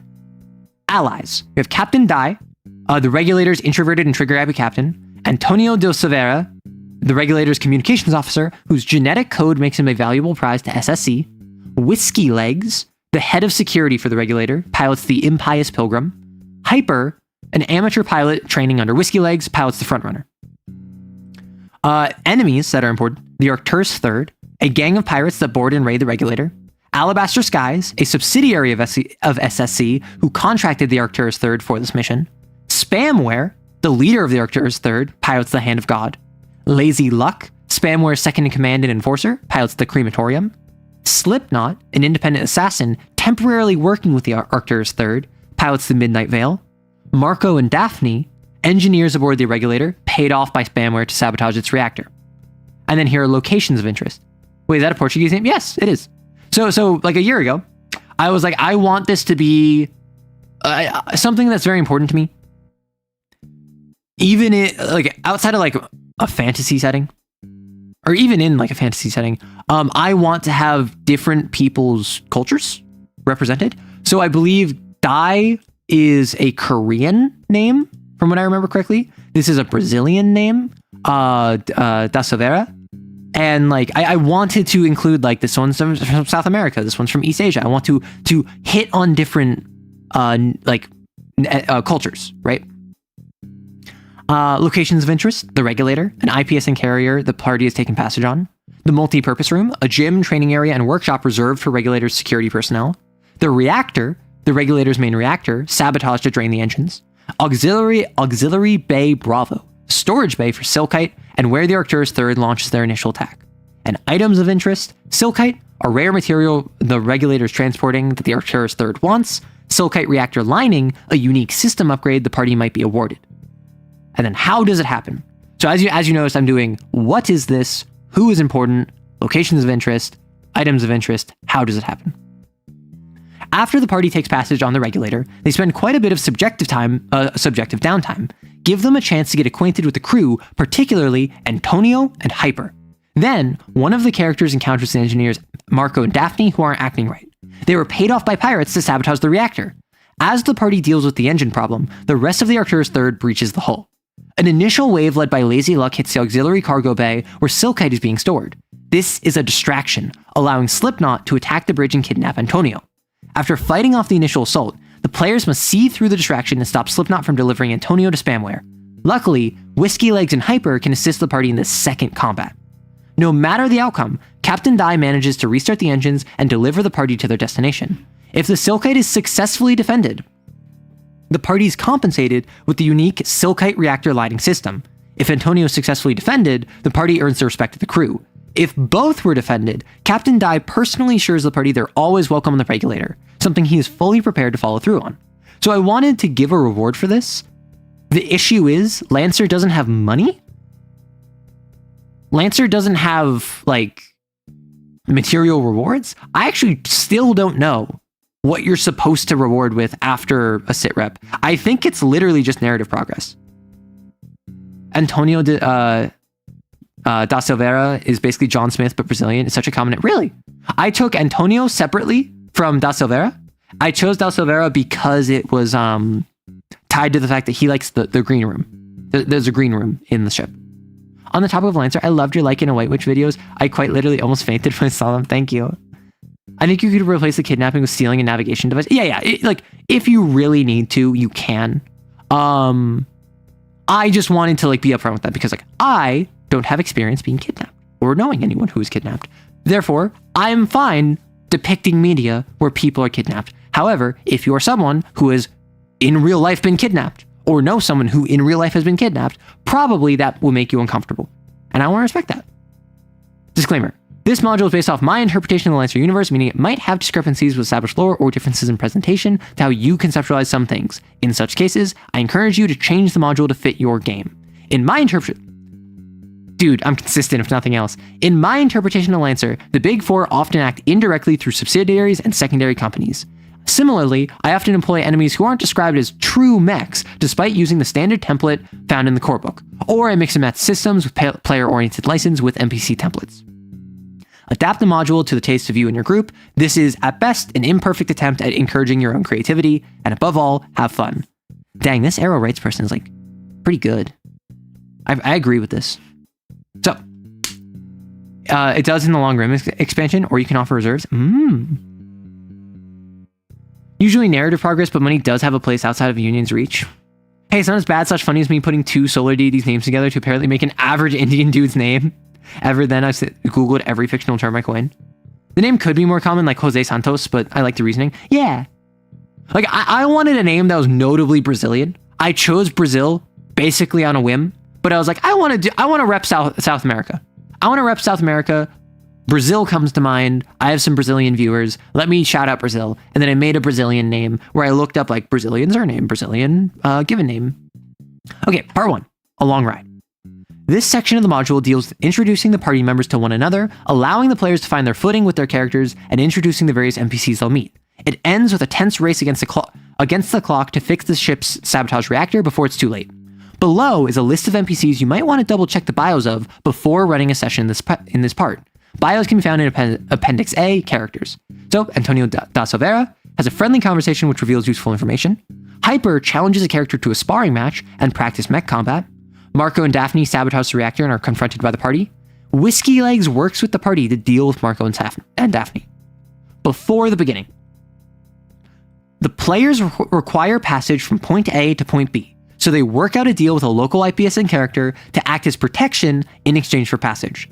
Given that this is a short module for LL0, I encourage you to use the player's backstory to determine point A. Then make point B whatever you want to start the next module or adventure. For a one-off game, or if you're just looking for inspiration, The players begin at the Cerro Baraja station in the Sierra Madre line, Ring 8, and are traveling to the diasporan world Vindar Minor. Their reasons for being at Cerro Baraja station are their own to decide, but all have agreed to journey to Vindar Minor for their next mission. It was supposed to be their first mission as a team. At the start of the game, the players already managed to convince Captain Dai to allow them passage on his carrier on the Regulator. In exchange for acting as protection and fresh faces, they're given a free ride with accommodations in line with on-ship ship security personnel. However, they have to agree to the following rules. On the Regulator, Captain Dai's word is law. Crewmates are always entitled to detainment and trial over execution. Pirates are not afforded the same luxury. The party is to keep out of the cargo. The party already agreed to this. That's how they secured passage. Ask the players how they feel about these rules. Do they sound fair? Do the characters plan on following them? Has a character broken one of these rules before the game started? So what I did, how I did this, these are all kind of like, you need to follow the, like you need to have agreed to these to like have gotten passage on the ship. So what I tried to do, position it as, you said yes. Did you actually follow through? Do you actually plan on following it? Do you actually respect Captain Dai and his word?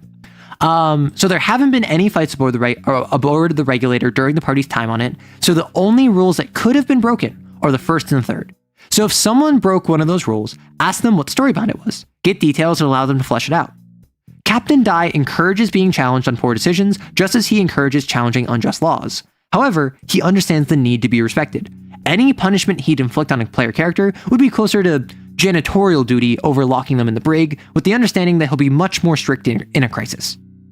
And the point of these questions is to remind the players that their characters are allowed to disagree with the rules put forward by Captain Dai.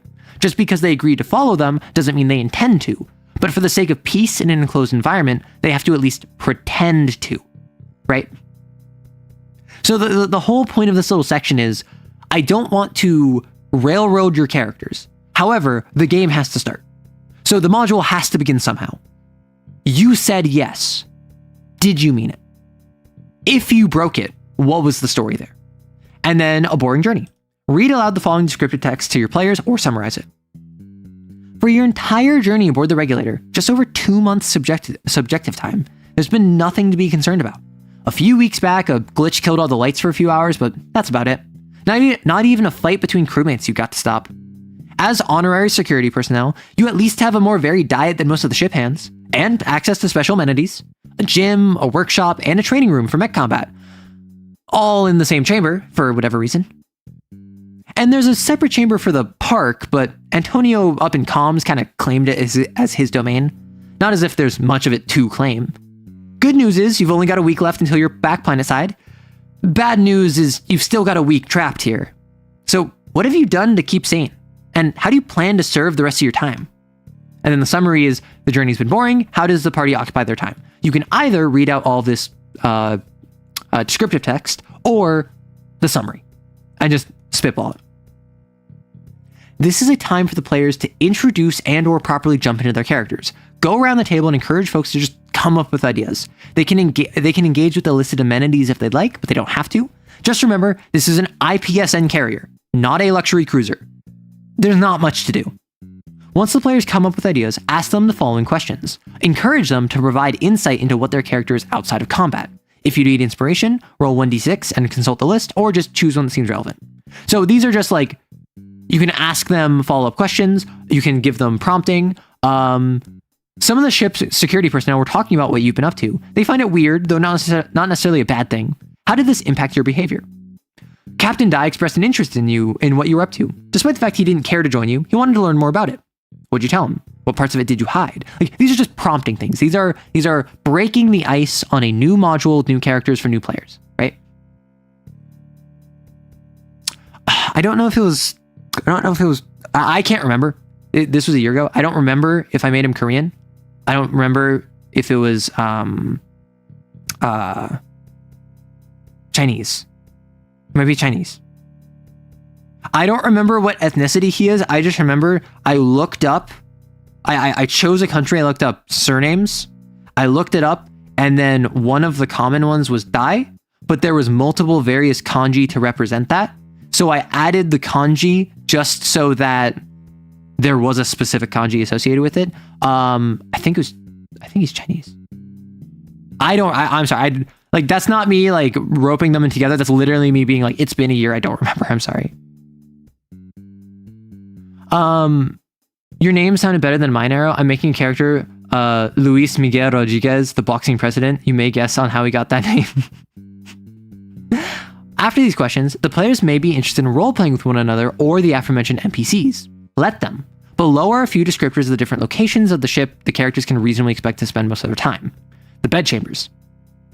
As honorary security personnel, the characters are allotted private bedrooms. Little more than a closet with a shelf bed, locker, and a desk with an attached chair, it's hardly the height of luxury. A mirror above a small sink has a blinding white light that still somehow fails to make the room feel well lit. But it's private, and despite the gray on gray of it, no one's stopping you from decorating. The mess hall, a cafeteria reserved for officers and security personnel, it serves notably more varied food than the rest of the ship. It's also not nearly as dirty or large as the other cafeterias. A few long tables with benches, it regularly fills up during mealtime, meaning you've probably rubbed shoulders with folks like Captain Dai and Whiskey Legs, whether you wanted to or not.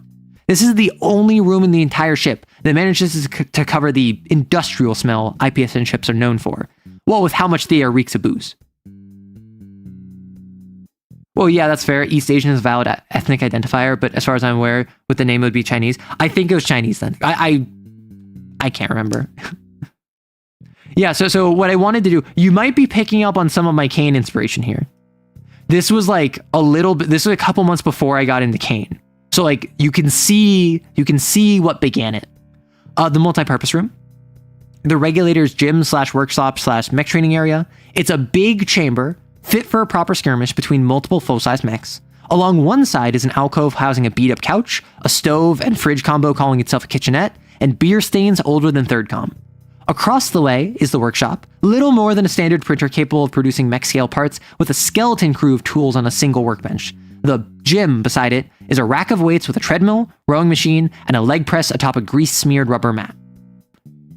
A park, a refreshing pop of green, the room is, unfortunately, barely larger than the bedchambers. A dirt path circles a single tree in the center of the room, with the perimeter lined with grass and weeds. Each corner has a bush, and the few rocks present feel like they're taking away space from the greenery. The plants all have a waxy film on their leaves that makes them look artificial. Still, just a few minutes in here does wonders on the mental. And this is all you have. You have this tiny little park that's like waxy and fake. You have the multi-purpose room, which is somehow both a gym and workshop and mech training area. You have the mess hall, and you have your bedchambers. It is an IPSN vessel. You do not get luxury. Which I like to imagine, I like to impress the fact that like IPSN carriers suck. And the only reason you get the park and the multi-purpose room is because you're security personnel. If you're just a normal engineer, you don't get that. Motor oil and scotch is a pretty nice smell. Those stains have seen some things then, yeah. Real big brain strat, use shots of the Nostromo's insides for the background of your foundry for IPSN.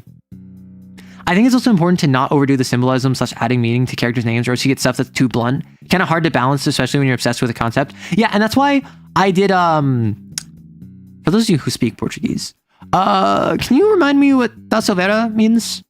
I think da Silveira means like tree or like wooded or something. Like it relates to nature.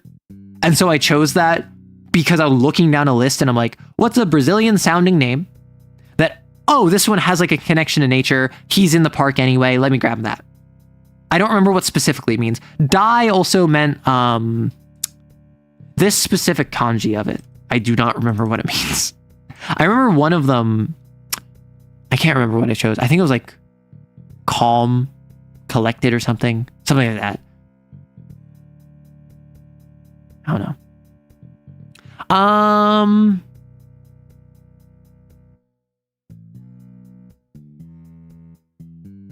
So, encountering Antonio. Once the players get a chance to roleplay, whether they take it or not, ask them who would be most likely to go to the park.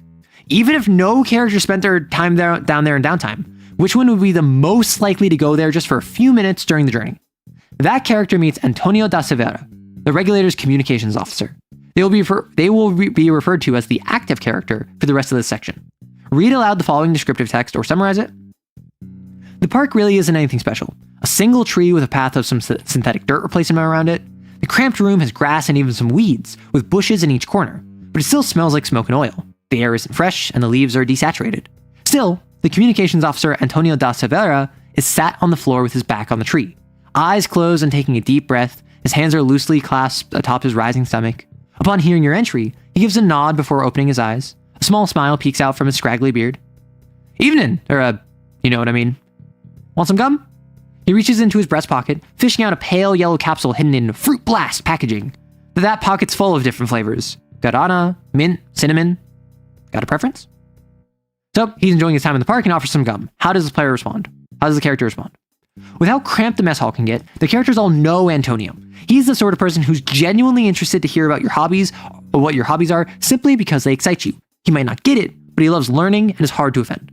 He's also known for his propensity to always have gum on him, alongside a willingness to share it. Right now he's chewing Guarana flavored gum, and if the active character doesn't have a specific request, he gives them Fruit Blast flavored. It's a hard, candy capsule that crumbles when bitten into It's a hard candy capsule that crumbles when bitten into a burst of mango, pineapple, and watermelon flavor.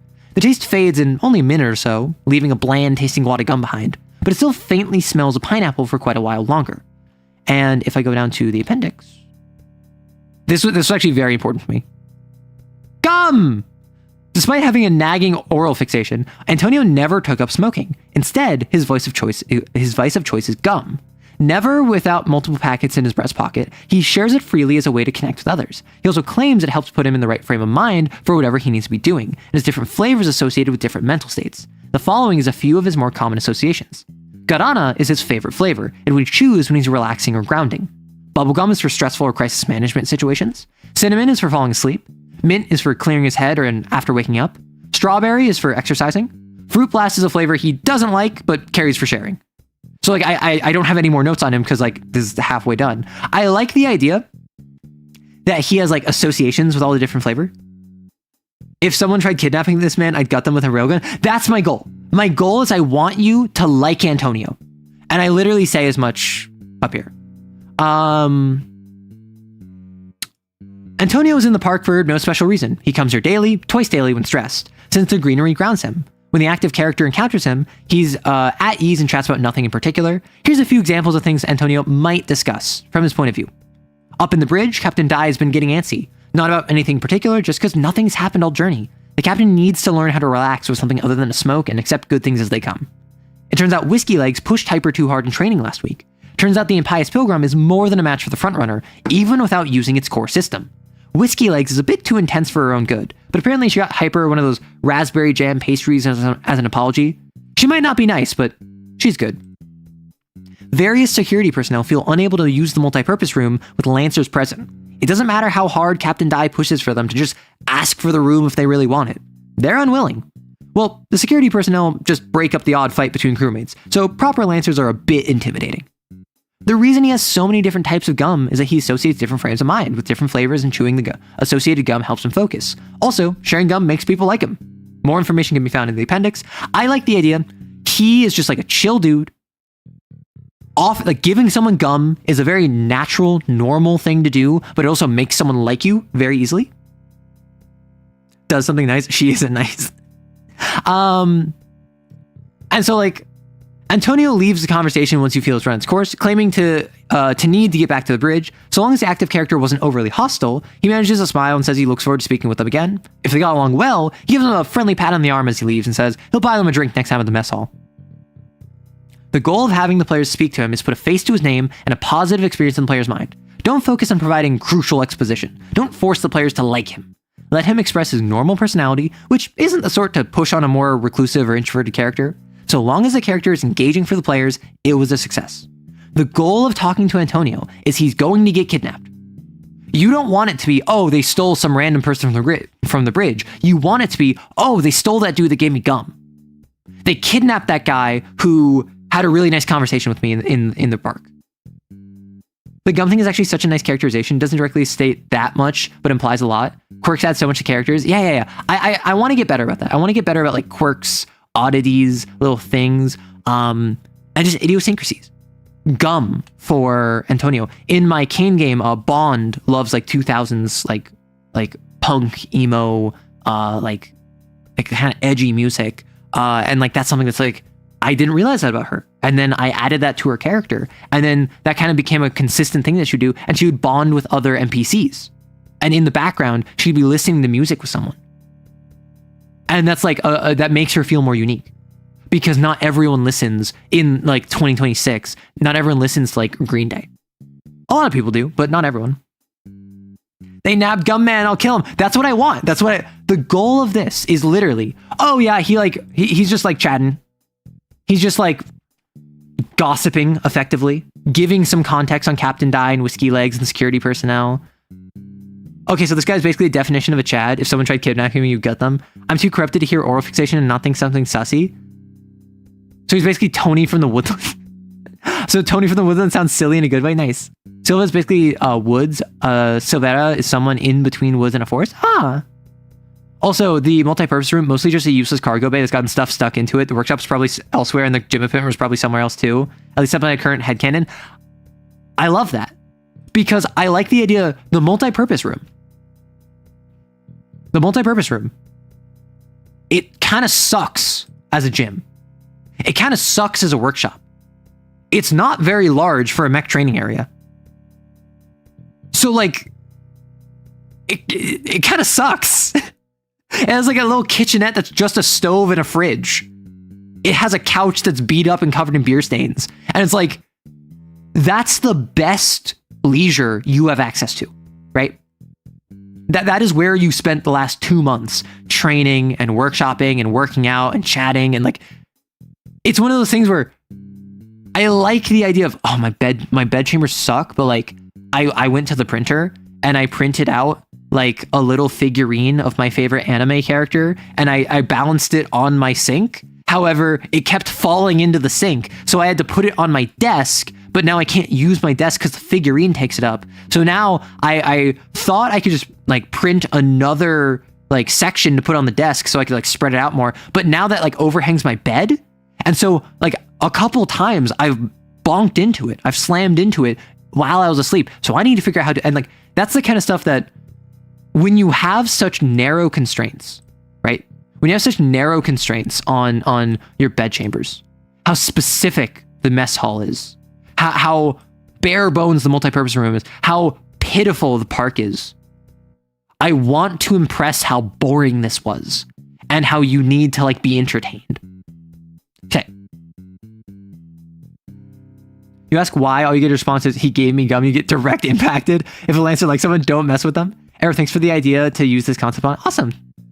Great point. For me, it's easy to get stuck in general descriptions and not actually end up knowing what the character actually does as a human. Yeah, and that's something I want to get better at. I generally struggle with physical descriptions. You might notice I have not mentioned a single physical description about Antonio except he has like a scraggly beard. And he has a breast pocket. So presumably he's in like shipwear, right? I'm really bad about physical descriptions, and I try to get better about like, I feel like actions I'm pretty good at. I feel like I'm good at demonstrating consistent characterization via actions and dialogue. I feel like signposting things at a glance I struggle with. Imagine watching your whole pirate organization getting systematically dismantled, watching the most brutal lancers you've ever seen mutilate every pirate. You look up to the mech, gun ready, you ask them why, he gave me gum. Are you not entertained? No!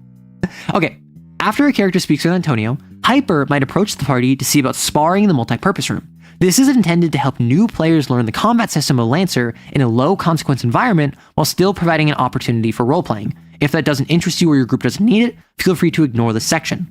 Check with the party to see who Hyper approaches. As a guideline, you can go down this list, stopping once you decide on a character Hyper would approach. Does any player want to speak with Hyper? Whoever wants to talk with him should be the one that talks to him. Any character bragged about past accomplishments during downtime. If they're a braggart, if they're talking about it, even if they don't care about Hyper, Hyper would approach them. Does any character's mech weapon primarily use melee weapons? Hyper is a melee fighter, would approach a melee fighter. Which character spends the most downtime in the multi-purpose room? It's pure chance. Hyper approaches select the character, they will become the active character, read aloud. As you leave your bed chambers, a voice calls out to you. The earnest energy behind it indicates it's Hyper, the pilot training under the head of security. Wait up, you free? I just got Frontrunner back up and ready again after Whiskey Legs got me good. Turns out she's no slouch as a pilot, so I was hoping I could try sparring with you. Not that you're a slouch as a pilot or anything, but you seem less scary? I feel less like you'll shoot my kneecaps out. Hyper sways back and forth, an easy bounce of their weight from one foot to the other. His white hair is stringy with blackened, burnt tips that rattle with the movement. His expression is serious, but tinged by that naive joy he always has when speaking to a real Lancer. Point is, I'm not looking to take on the Impious Pilgrim again anytime soon. But I gotta keep up my training or else I'll never get a Blackbeard. You down? So, Hyper wants to spar with character. They interested? If they decline, Hyper would keep up the conversation and ask a few more times. After 2 or 3 rejections, though, he'd get the message, ask the player if anyone else is interested in sparring, and if not, skip the section. Once a character agrees to spar, Hyper suggests involving the rest of the party. Everyone who's interested fetches their mechs and gathers in the multi-purpose room. And this right here, let me double check what this is. Yeah, so this is just this. I can just insert image, upload from device, and I can go.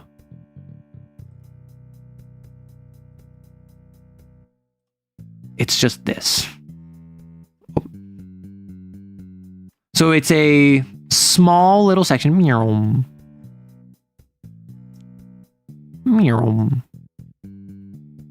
So, the arena.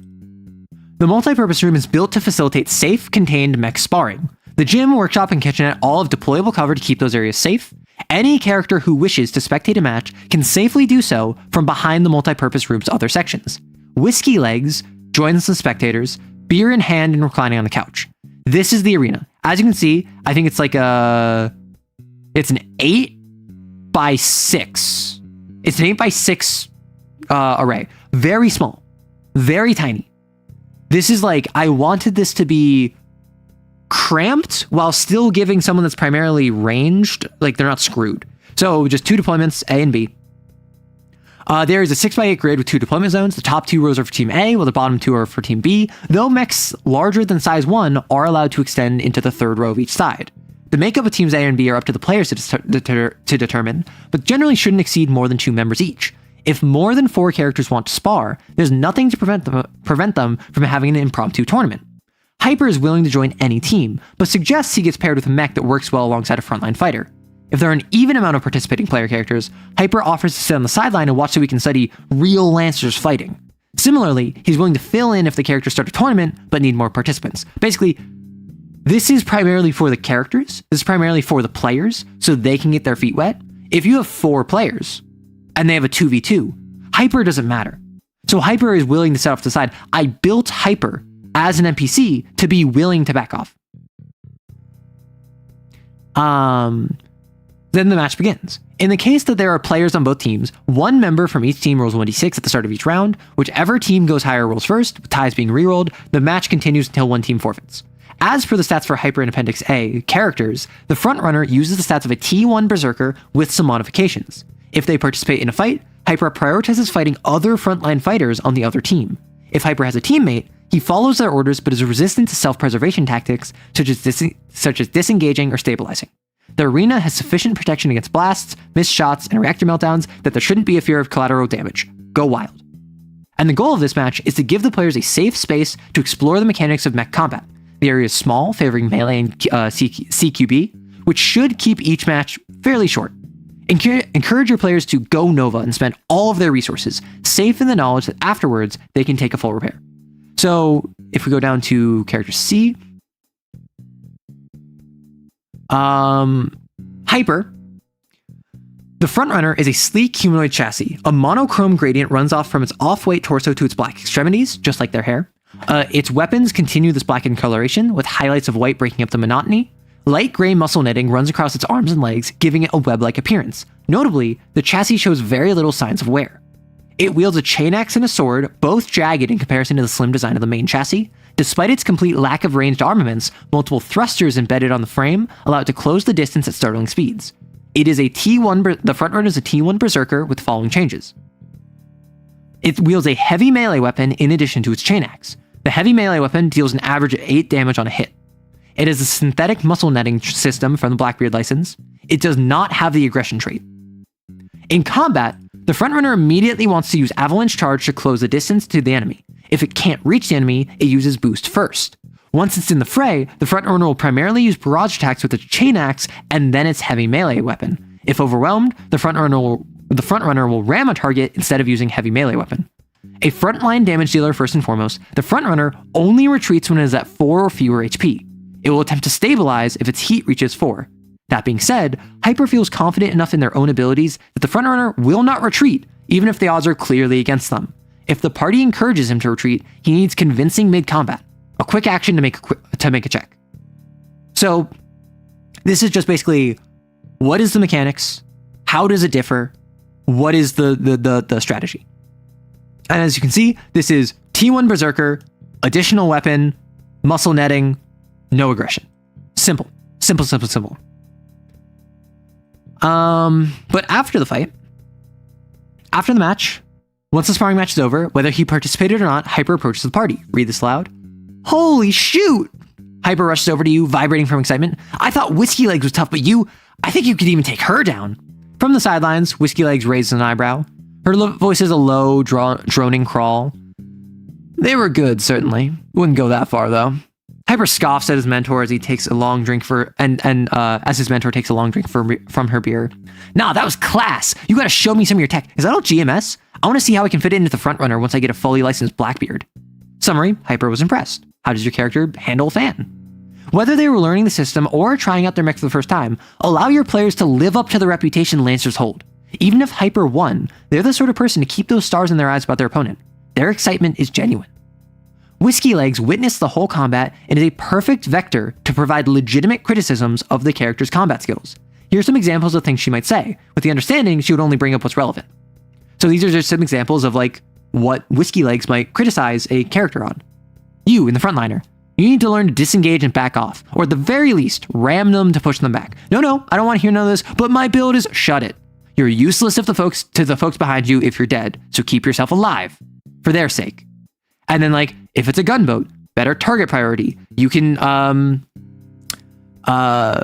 pick your targets. Don't hyper-focus on a trophy kill. For a hacker, your friend kept missing. Apply lock-on. Sure, invading's nice, but try something else. Go with scanning or bolstering. This is basically, as the GM, give them advice via the vector of an in-universe mentor. And the reason for this is because, again, this is built around the assumption these are new Lancer players who are piloting LL0 mechs for the first time. A hacker probably is going to spam invade. A gunboat is probably going to focus entirely on one target. A frontliner probably won't back off because I have force structure. I'm fine. And so this is where you as the GM can be no. This is a legitimate piece of advice. And if the characters are receptive, she tones down the insults and focuses more on blunt, honest feedback. If they argue or try to justify themselves, she writes them off as amateurs and keeps quiet. No matter how they respond, Whiskey Legs suggests installing Ava systems to the party's mechs if they haven't done so. If gravity on the ship is disrupted, it would single-handedly allow them to stay maneuverable. And even though that's unlikely, it's a real possibility Cosmopolitan Sec forces need to prepare for. Hint, hint. Foreshadowing is narrative device. This might come up later. Which is why maybe your player doesn't know about Ava systems. Ava systems are systems that 1 SP, when you're in water or 0G, you can move normally. You can avoid the negative ramifications of being in zero gravity or underwater or in some other vector that is hostile environment, right? So this is core GMS system. If you install this for 1 SP, you can ignore that. Later on, if the characters fail to fix the reactor, gravity goes off. And so this is Whiskey Legs saying hey, as someone whose whole job is Cosmopolitan Sec Force, I would recommend an Ava system. Right? But then also, that's me as the GM saying, hey, if your players don't know about this, you should tell them about it, right? Calling Ava sounds kind of cool. Well, do you call it EVA? Then Hyper expresses their gratitude for being allowed to spar with the characters before going to repair his mech. Whiskey Legs join him, and as they leave, she lists her criticisms of his performance if he fought. There's the incredibly unlikely event of a character's death. which would necessitate complete structure damage or reaction meltdown, as well as a refusal to disembark from their mech. In which case, you should talk to your players and see how they feel about that combat. If this module still interests them, continue as if that character ejected and survived. There are times where death should hold weight. This is not one of those times. So in the odd circumstance, in the odd edge case, a character died. Lol JK, no they didn't. Run it back now. Run it back now. Listening to this makes me want to play Lancer and other TTRPGs. Awesome. Engineer sabotage. Ooh. After the party gets the chance to take a full repair, so they have full repaired at this point, and replenish their mechs, one of the characters encounters a suspicious pair of engineers. As a guideline, you can go down this list, stopping whenever you decide who would encounter. Does any character spend downtime with engineers? Does any character have experience as an outlaw, bandit, or pirate? Which character spends the most time alone for the rest of the party? Once a character is selected, ask them what brought them down to the lower deck on this occasion. They could be meeting with an engineer, looking for trouble, or simply going on a walk. No matter the reason, the character is alone when they encounter the following scene. They are the active character. Read the text aloud. You don't stay in the lower levels of the ship often. Your quarters, mess, and the amenities are all with the officers and security personnel, but maybe that's exactly why you found your way down here. Outside of the ever-present hum of machinery and smog-mouthed exhaust clouds, it's almost quiet down here, except you hear a hushed conversation from around a corner. It's a raspy voice with a board bent to it. Dirty business. A lighter, wavering voice responds. Best be worth it. Hope we actually got paid. Can't say I trust them, but Arcturus is surprisingly reputable. For pirates, at least. Shh! The later voice lowers to a whisper. Are you stupid? No one down here except Cass. A grunt of disappointment. Shame she had to go out like that, but that's what she gets for snooping. If she just waited an hour, we'd be fine and dandy.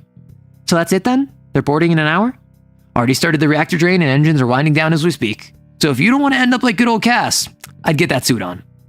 Summary. 2 engineers killed a third and sabotaged the engines. What do the characters do? What does the character do? The active character is free to respond however they see fit. However, though, it's important to remind them of 2 things. They're alone, and they're in a different part of the ship than most of security. It's reasonable that they have whatever pilot weapon and suit they use, given they are an honorary security personnel. But it's up to their character how they respond. If they're stuck, here's some ideas that might jog their creativity. Send a signal to the rest of the party. It'll take some time for them to get down here, but it'll be quiet and backup is always handy. Stay hidden and listen. Surely they have more to say. Arrest them. You're armed and experienced. They're just paid off engineers. So reinforcements. If the active character signals the party for help, any other character can agree to come to their aid. Each player who agrees sets up a 3-segment clock travel time, indicating the amount of time it will take for them to reach the situation. Then advances the clock by 1d3 minus 1 segments. This is to indicate how close the character is to the situation when they receive the call. It's up to the active character to bide their time until reinforcements arrive. This could involve hiding, bluffing, attacking, or any number of challenges. But every check they make advances all travel time clocks by 1, regardless of success. However, once there is more than a single active character present, all attempts at stealth become difficult. On a failure, they're spotted and all attempts to fight become risky. Listening further, if the active character listens into the further conversation from the engineers, it becomes clear that the raspy voice is named Marco and the lighter voice is named Daphne. While they aren't going to explicitly recite what their plan is, they feel comfortable discussing in their privacy that they aren't being tight-lipped.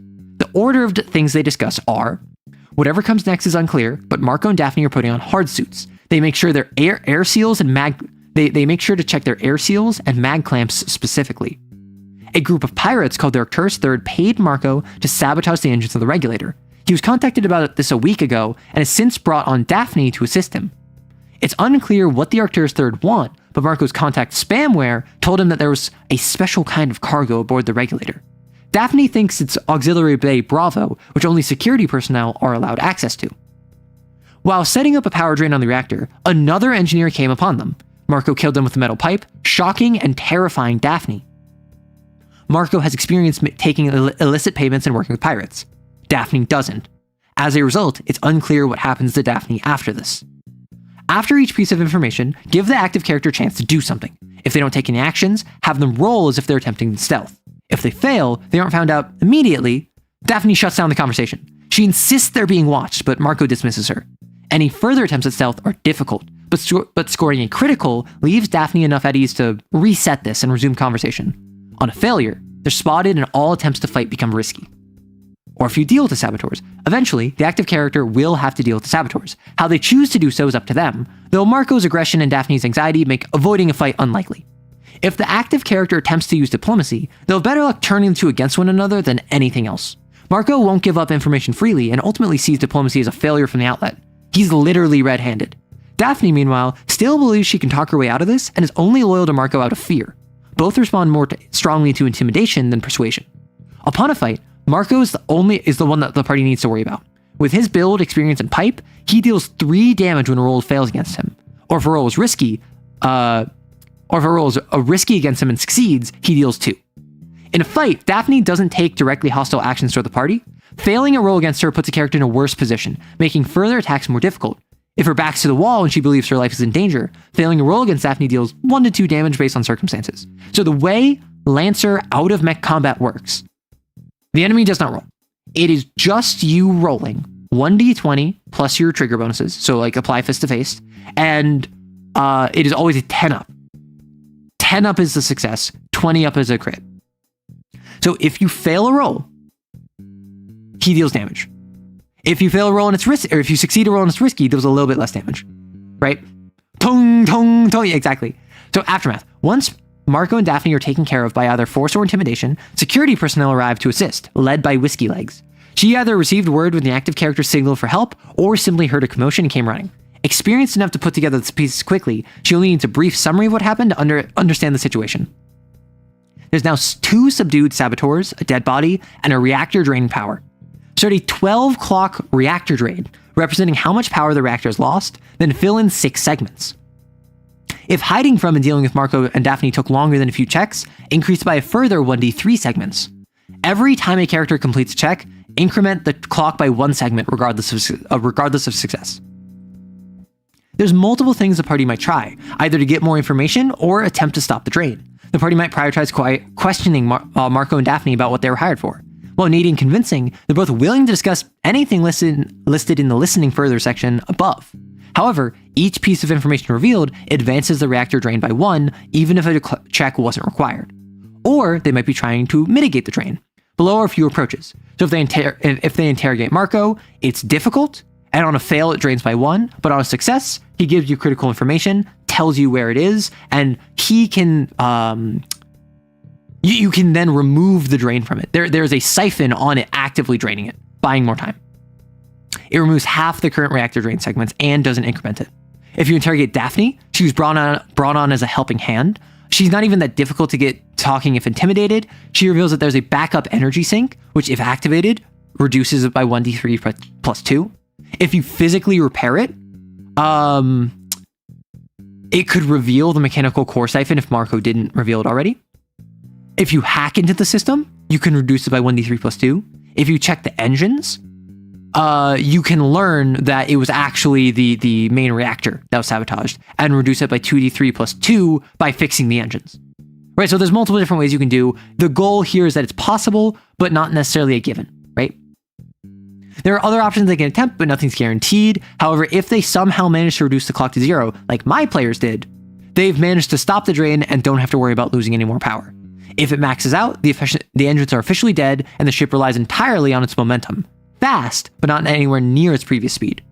Either way, the drain has slowed the engines, and no matter how effective or efficient the party is, the Arcturus Third are still coming. It's just a matter of how well they can capitalize on the regulator's weakness and how much the party can slow them down. This should feel like a push-pull of barely holding back the reactor from going under. If the party does something clever and succeeds, reduce the clock by a fair number of successes. Just remember that every check they make increments the clock by 1, regardless of success. So ensure that any success reduces the clock by a minimum of 2, so it's net -1. If the reactor drain clock maxes out, that's okay. The regulator has auxiliary power and everyone will survive. The upcoming fight will just be a bit more difficult. And then that's all part 1. That's all intended to be like one session, right? Bump in the road. This section in the module deals with mid-difficulty combat with a point defense objective, a scramble to find out the true purpose of the raid, and a boss fight with the pirate leader. After the raid is over, the party will have time to decompress, report what happened, and get closure on a few loose ends. Blows a list of NPCs, check the appendix. Captain Dai closes out the module by speaking to the party. Spamware is the leader of the pirates and final boss of the module. Lazy Luck has a small force to distract the party from the bigger foe. and Slipknot abducts Antonio and attempts to deliver him through a moving combat with the party. So the first boarding party. If it maxed out, the auxiliary reactor kicks in. Read aloud the following descriptive text. This is not even finished. So this is where it's like fully not anymore. This is where like I basically finished part 1 pretty consistently, and then now it's part 2 that I didn't get to finish writing, but I did run it, so I do know what it would be. So like Silkite is an auxiliary Bay Bravo. Here are the different waves that I put forward, like Hellhound, 2 walkers, small arms turret, a cargo runner, the pirate team, which is just like units, like a bio squad. Wave 2 is when the crematorium comes in with more Hellhounds, which are your spotters. I think I gave them spotter. I gave them the spotter optional trait. And then there's wave 3 in setup. Here's the Impious Pilgrim. Here's the front runner, Midnight Veil, Hand of God.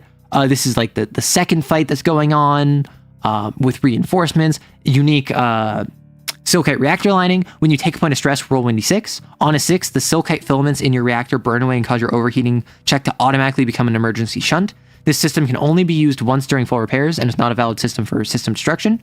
So I guess I don't put limited one because like once between repairs, it has charges. And then I added in some, I added some names. So like the regulator crew, here are some names and temperaments for like random members that you might encounter. Here are some call signs and mech names for Arcturus pirates. Do I have... Yeah, I don't think I have the stats written for the pirates. Oh, I guess I do, because like Hand of God is a veteran, Midnight Veil is a veteran, Crematorium is an elite, no firebreak shield, unshielded reactor, siege armor, napalm grenade. Midnight Veil is a Ronin that has agility and Viper speed. Hand of God is a veteran hive that has systems and nanite cloud and hacker. So I have different options available. Part 1 does seem very fun. Thank you. Yeah, part 1 has like one optional introductory mech combat. And I know that's kind of like not what Lancer's about. I know what Lancer is about is like mech combat and fighting stuff. I wanted a full like session's worth of, hey, you go around, you chat with Antonio, you have a sparring match with Hyper, you get some advice from Whiskey Legs, and then you have this race against the clock with Daphne and Marco, right? That sounds like a pretty solid good time there. Thank you. And then session 2 is, okay, we managed to like stop the reactor drain, or oh no, the reactor drain went off. Now I have to deal with these pirates. We don't know what they're after. All we know is they're after like a special cargo. Probably it's the auxiliary bay Bravo, like the Silkite. You like RP? That sounds like fun for you. Awesome. You're gonna stay away around when you get back? Well, I plan on streaming for probably another hour-ish. That'll be like 5 hours total. This looks like a fun 3 or 2 shot. Yeah, that's the goal. So I might pick this up again. I might add more to this. What I would probably do is I would split up. I think the main thing here, I actually don't think part 1 has many issues. I think part 1 is good as is. Yes, when I ran this for my players, they had a 3-on-2. Because it was 3 players, and they wanted the 3 of them to fight against Whiskey Legs and Hyper. So they took out Hyper pretty easy, and they were really struggling with Whiskey Legs. And then once they finally, because Whiskey Legs is a Tortuga. Whiskey Legs is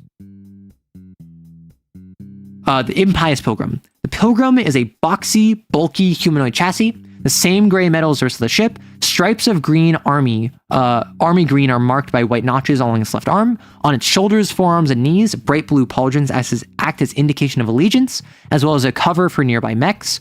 Its head is a disc with a single sensor hiding beneath a beak-like protrusion, twin antennae pointing out from the top. A monstrosity of a weapon, the Pilgrim's custom deck sweeper lead ashtray has heavy ordnance attached to a ventral mount. This oversized mechanism is the size of an unarmored human. dark green and bright blue paint fighting for dominance amidst the gray. On the chassis' left arm, the forearm pauldron is thicker and more angular, with significantly more contact marks across its paint. The Pilgrim is a T1 Bastion with following changes.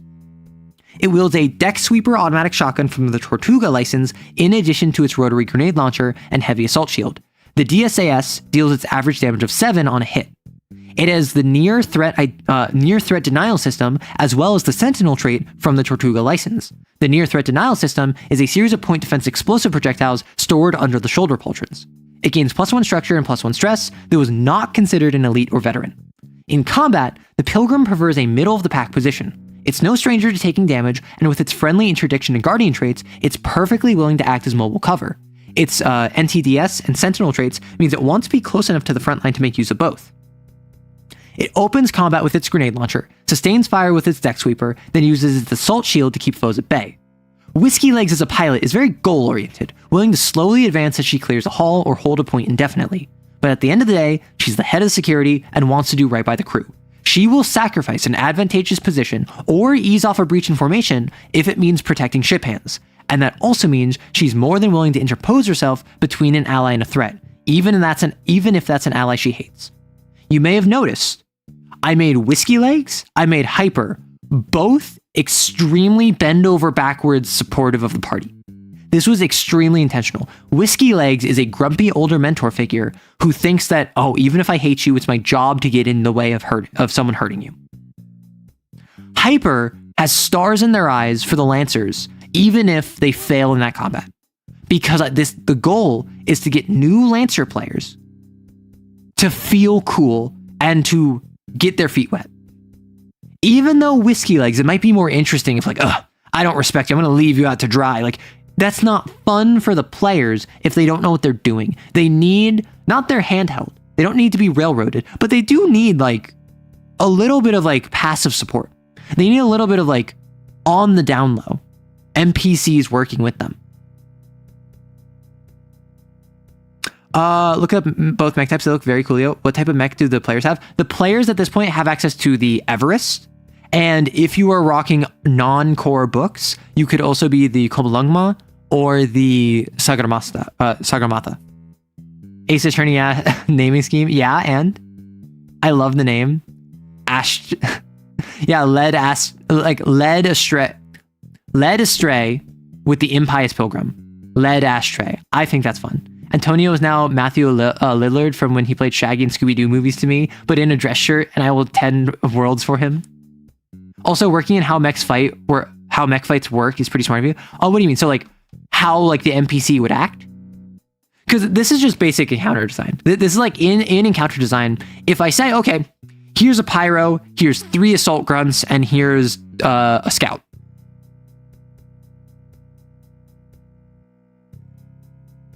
What do I do with that? But if I tell you, okay, here's a pyro, here's 3 assault grunts, and here's a scout. The scout actively is focusing on the weakest opponent, and the pyro follows whoever the scout calls out to them. The assault grunts are just there to take up space and to be aggressive. They are focusing on shooting anyone in close range, closing the distance, and engaging the opponent. Suddenly, you now know how this combat works. You now know how you can run this. You now know that if they have an artillery in the back, the scout artilleries it, the pyro moves forward, napalm grenade launchers them, and then tries to flamer them. Your call signs are very good, Arrow. It's both descriptive without being overly cool call signing. Yeah, I wanted this to be a mixture of actual military call signs, which tend to be in jokes, and something that's cool. So Whiskey Legs. That's clearly something that she did not call herself. But she probably named her mech the Impious Pilgrim. Hyper. People probably call them Hyper. And they probably call it the front runner. They probably call it the front runners. I want to be up in the front. The spamware. Dude, come on, spamware. You're so annoying. You're like spamware. You hack everything. However, the hand of God is very I chose this name. Lazy Luck is like Lady Luck. Spamware second in command. Pilots the crematorium. Lazy luck is a plan, lady luck, and like they're just passively lucky. They're super lazy. Makes sense. Crematorium, burn stuff. Slipknot, reference to the band, but it's also a slipknot is a knot that can very easily be undone. They're an assassin. The Midnight Veil. I want it to be edgy. I wanted the edge for the independent assassin working with the Arcturus Third. Why do Lancer mechs just look cool? Because Tom Bloom is a good artist. Are there any mechs that are, for example, four-legged with a humanoid torso? Death's Head has hands. Death's Head has hands. The Minotaur has hands. There isn't one that looks like a centaur, is what you're asking. You will commit TBK for Antonio? I'm glad people like Antonio, because like the goal of Antonio is to be likable. He just has a pleasant conversation with you. He's a chill guy. He gives you some gum, and then he's like, well, I'm gonna head out. Hope you have a nice day. He's not trying to be like, oh, look at me, look how funny I am. Look how cool I am. Look at how nice I am. Like, he's literally just like, yeah, I'm living my life. I'm just enjoying the park. You want gum?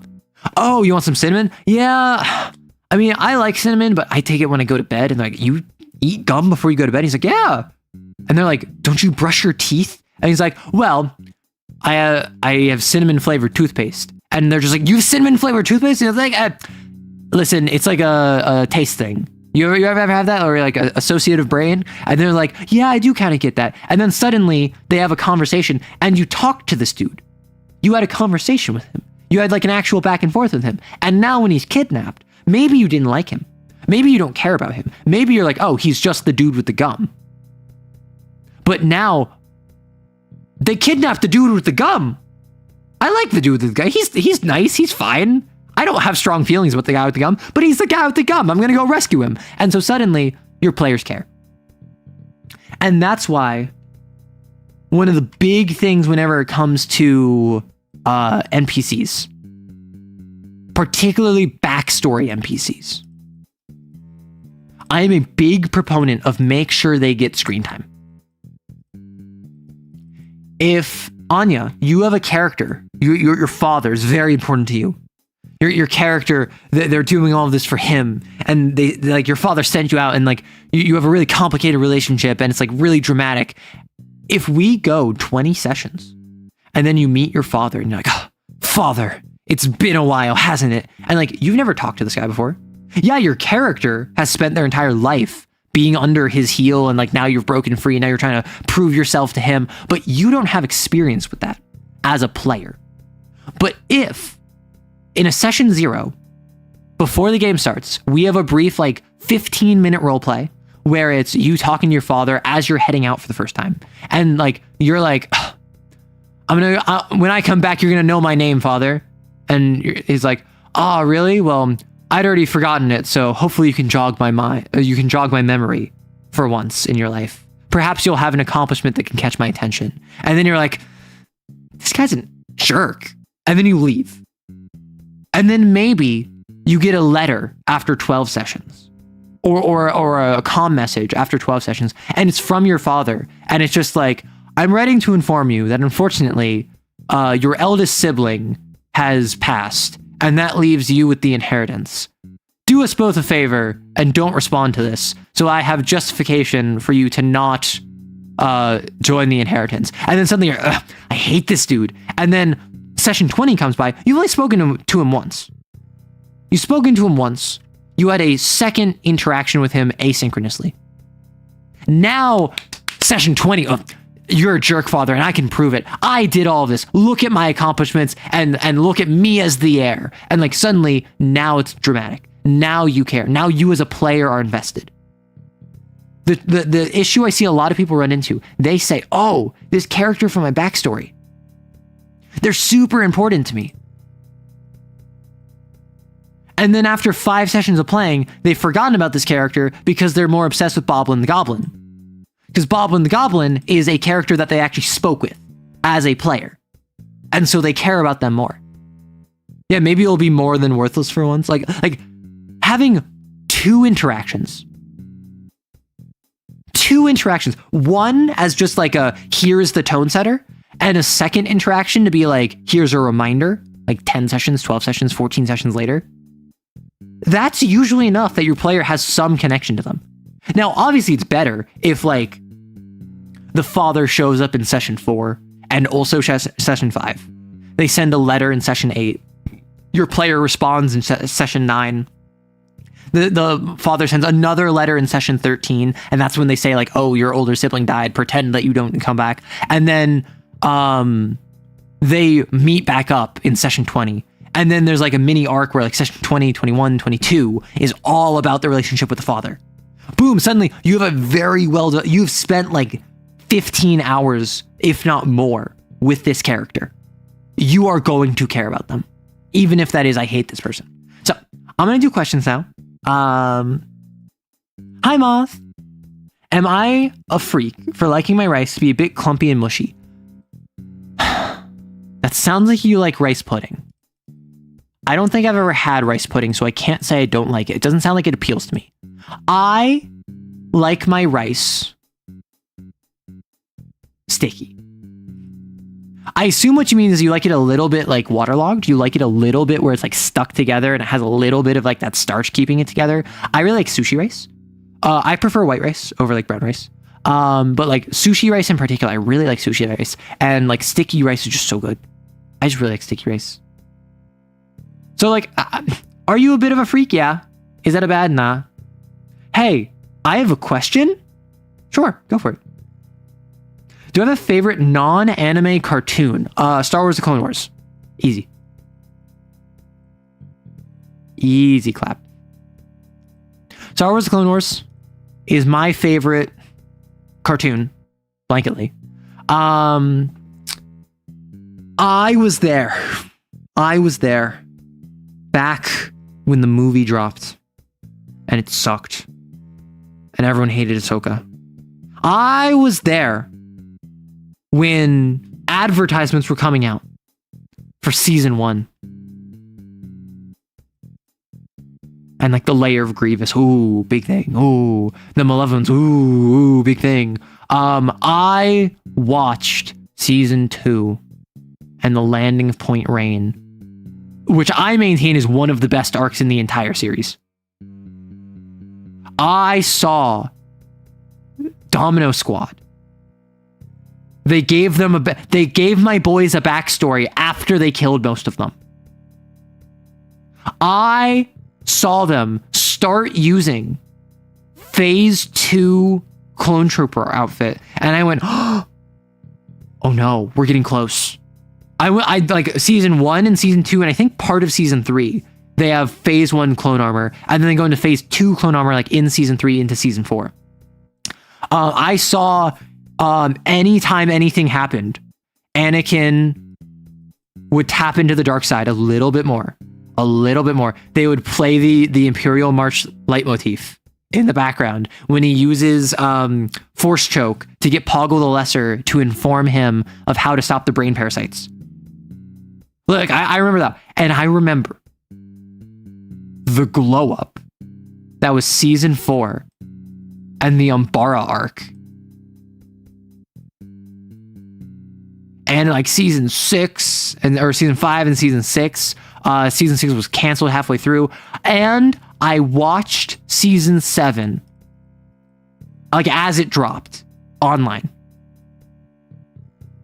I love Star Wars Clone Wars. I love it. No, like favorite cartoon, at least. Plo Koon is 10 out of 10. I mean, Plo Koon, I would say Plo Koon. I think is that this how you spell it? Plo Koon, very good side character. He had maybe 5 episodes where he was like a main focus, like where he showed up for more than like a cameo. Plo Koon, very good side character. Didn't overstay his welcome. Had a relationship with Ahsoka that was very sweet. He mentored her.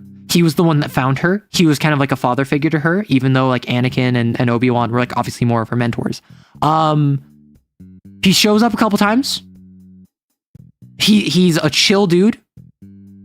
We're meant to be expendable, not to me. And then he leaves. Coolest faction in Star Wars, worst Jedi in the best way. I grew up that loved watching on TV. Yes. Umbara, I would say, maybe this is a personal preference thing. But Clone Wars was a military show.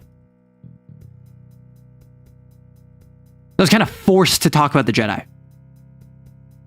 Clone Wars, being the Clone Wars, was about the clones. Always has been. It's just, it often focused on the Jedi. Right?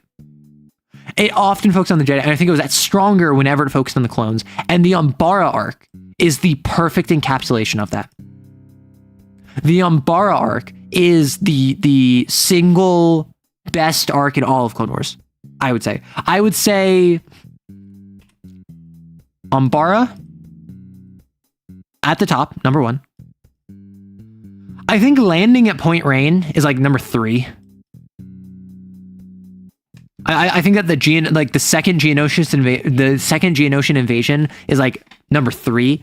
Number 2 will shock you. I'm gonna say controversial take. Oh my gosh. Mandalore. Oh my gosh, and like Obi-Wan faking his death. Okay, no, this is down. The box, the assassination plot. I'm counting season 7's Siege of Mandalore as separate from Maul overtaking Mandalore initially with Obi-Wan. Oh, there's so many good. And like, honestly, the final arc of season 5 with Ahsoka and like the bombing plot, that one was really good. 5's with the conspiracy, the Citadel arc, poor Echo, like, there was a lot of good arcs. There was a lot of good arcs. I did not care whenever any of the Jedi or main characters died. Anytime a clone died, a piece of you died. Gosh, I remember watching Star Wars Clone Wars with my dad, my brothers, my cousins, loved it. Yeah, I mostly watched this by myself, but Rory, we have talked about this extensively. And he really wanted to watch the new Maul show with me. And then it ended up just being like he was watching it independent. I was too busy, so I think he never even continued it after he stopped watching it. But Bad Batch season 1. Bad Batch season 1 I likened to a bad ex. Why? Because it was beautiful, but had no soul. I don't know anything about Bad Batch season 2. Like Bad Batch season 1, bro, like single best like animation I've seen from Star Wars. Now, obviously I haven't seen season 2, I haven't seen Maul, I haven't seen the more recent stuff, but like Bad Batch season 1 was fantastically animated. The sound design was amazing. The ambiance and the light, like the actual technical level was amazing. It had no soul. It had no soul. And that's not because I think that the Bad Batch themselves were bad. And actually, I've had this thought for years. Before I started making content, I had this thought, and I started writing up where I think Bad Batch, which Bad Batch as a show is a group of clones that are all defective in some capacity. During the course of the Clone Wars, they are the Bad Batch. They are Clone Force 99, and they are like sent on. They're basically like the A-team of the clones. They're the Rambos. They're the loose cannons who don't play by the rules. And they have a show following the rise of the Empire, where Order 66 happens. But because all of them are defective, they don't get the order.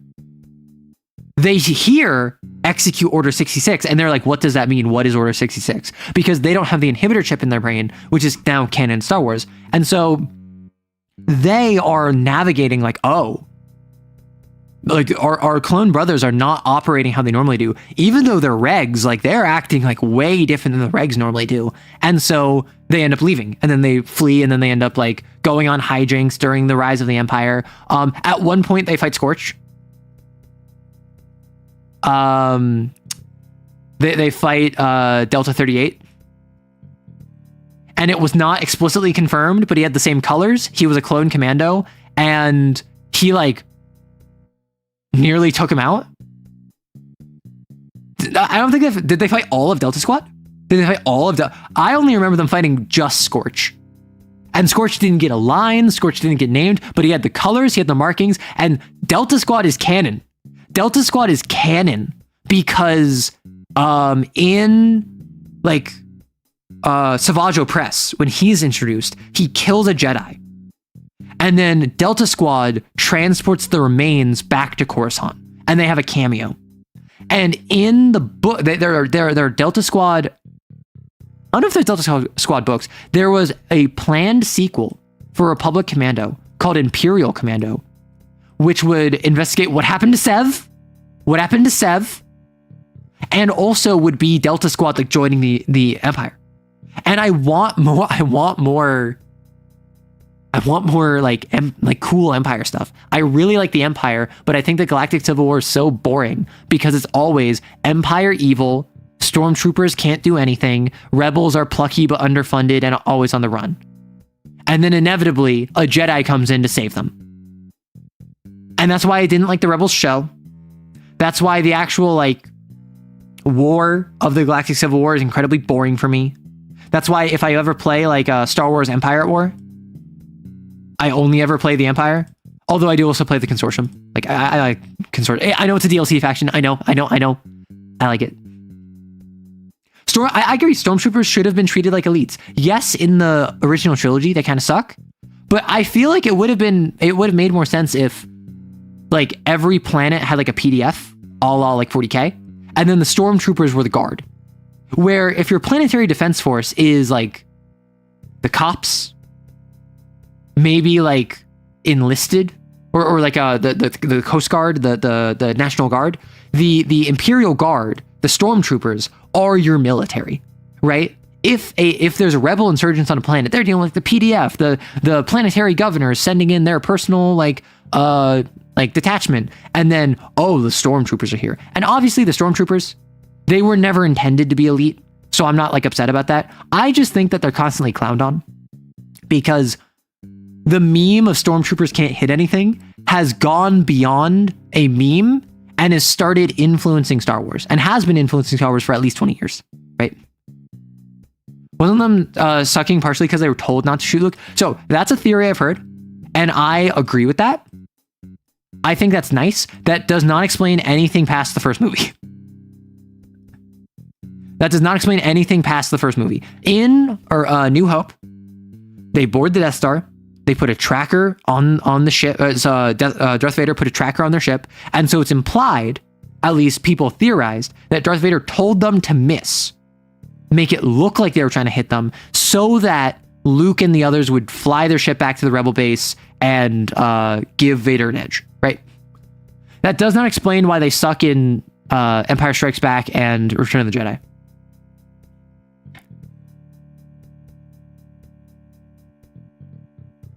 Yeah. Stormtroopers get slandered so bad for being bad shots, and it comes down to protagonists escaping for the Death Star. I mean, what it is, they are just the face of action goons. Action goons are just like, I'm going to fire a full magazine of like an AK-47 in your direction, and I'm going to miss every shot so that you can like, guess you really sprayed. Now it's time for you to pray. And then with like bang, with like your Magnum or your rocket launcher or whatever, I get one shot because you're so cool. Like that, it's classic like 70s, 80s action hero villain. And Stormtroopers just happen to be a very iconic version of that, right? Another thing Andor did great was the Stormtroopers showing up as they have a PDF? I really need to see Andor. I really need to watch Andor. It's the rule of movies. You kill your protagonist, at least not till the end. Yeah, exactly. Do we want threatening? Or like, any setting I plan on writing, the enemies will be scary. And that's what I like. I like, generally, I like establishing a cyclical nature of threat. I like the protagonists are here, and they are they overcome. Wait, so protagonists are here, let's say. So okay. Main villain here. Main villain is a threat that is scary to the protagonists. The protagonists are a threat that is scary to mooks. Mooks are a threat that is scary to good aligned characters. Good aligned characters are threats to chaff. Chaff are scary to civilians. Civilians are scary to some higher entity or power that they have some hold over, like a deity or whatever. And the deity is scary to the main villain. I like a cyclical nature of threat where you can't really choose any one spoke of this wheel and say that they're completely powerless. Even your average, like, not able to fight individual, even your average, like, civilian who has no threat level, by the laws of the setting, they, in the power of belief, channel power into the divine, and the divine fears the masses, right? The masses fear the goblins. The goblins fear the town guard. The guard fear the orc raiders that are like armored, the Uruk-hai. The Uruk-hai fear the heroes. The heroes fear Sauron. Sauron fears the higher powers like Gandalf, right? Like that kind of stuff. I love a good rock, paper, scissors loop. The issue is you need it to be wide enough that you can still field chaff that get killed off screen easily, super easily. You have the Uruks that like put up a bit of a fight. Yeah, we're fighting. Yeah, interesting combat. Yeah. And then also you have good guys that can do stuff. Because what a lot of them do is a lot of them do this. Villain here threatens heroes who threaten enemies, who threaten good guy NPCs effectively. And that's basically it. Right? And then you might have like a higher power over here that maybe loops back to being channeled by them. But what this does is this means the good guys suck because they can never win anything. The bad guys suck because the guys that they're beating up aren't impressive. And so the heroes don't actually feel all that impressive because all they can do is beat up these Uruks who spend their entire time beating up these little strawmen. And so when you do something that gives more of like a cyclical nature to this, you hit the point where, yeah, the goblins are pathetic. And that's the point. The goblin is just pathetic enough that you can reasonably have the town guard or the NPC allies consistently defend against goblins and seem cool. Castlevania. The Castlevania show does this amazingly. Civilians, minor, what are they called? Fiends? Forge fiends? I know it's Forge Master, like undead demons. Minor demons, town guard, militia. They are shown time and time again to competently fight off demons and whatever. Night creatures, thank you. They competently fight off night creatures. Then you have bigger night creatures that they can't fight off. These are the big threats. These are like the named enemies, or even just like the big set piece enemies. Then you have the heroes. Then you have Dracula.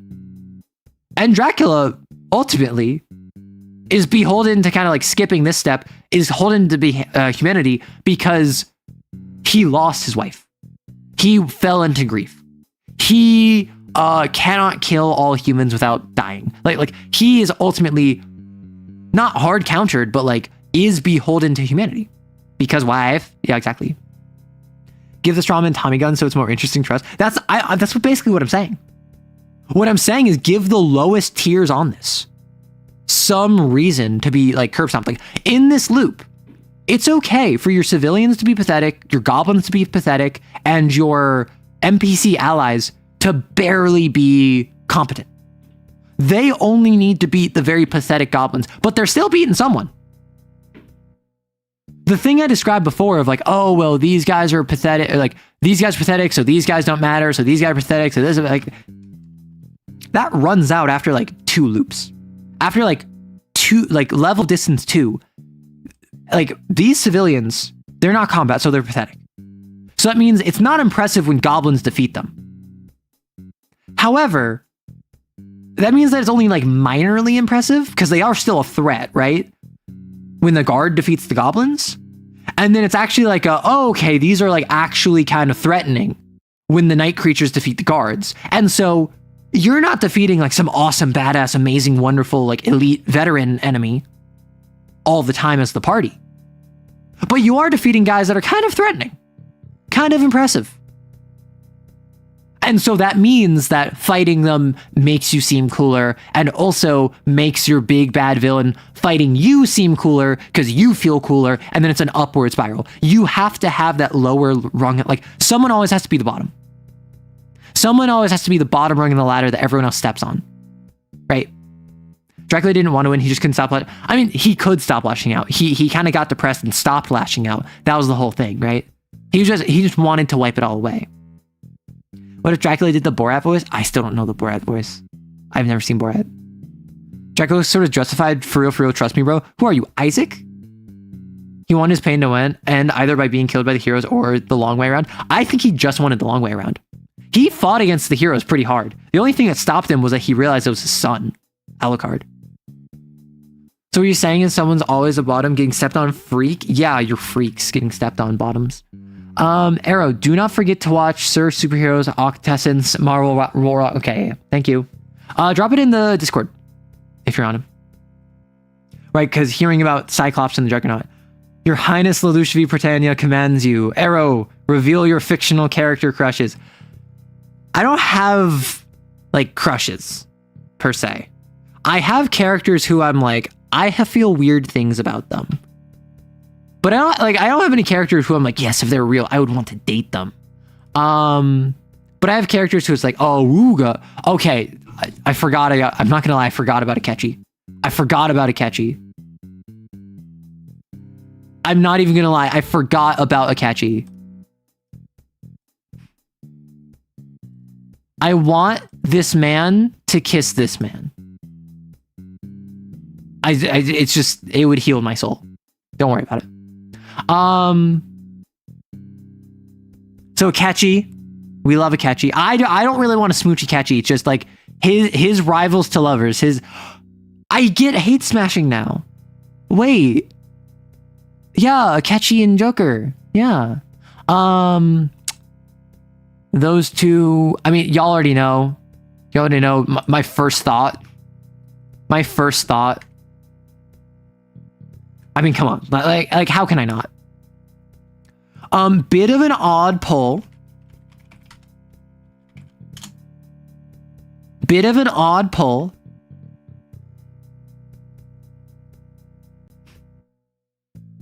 I need to find good art of this character.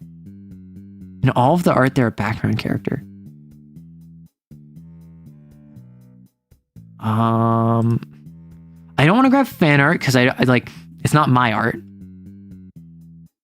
I want to see if I can grab official.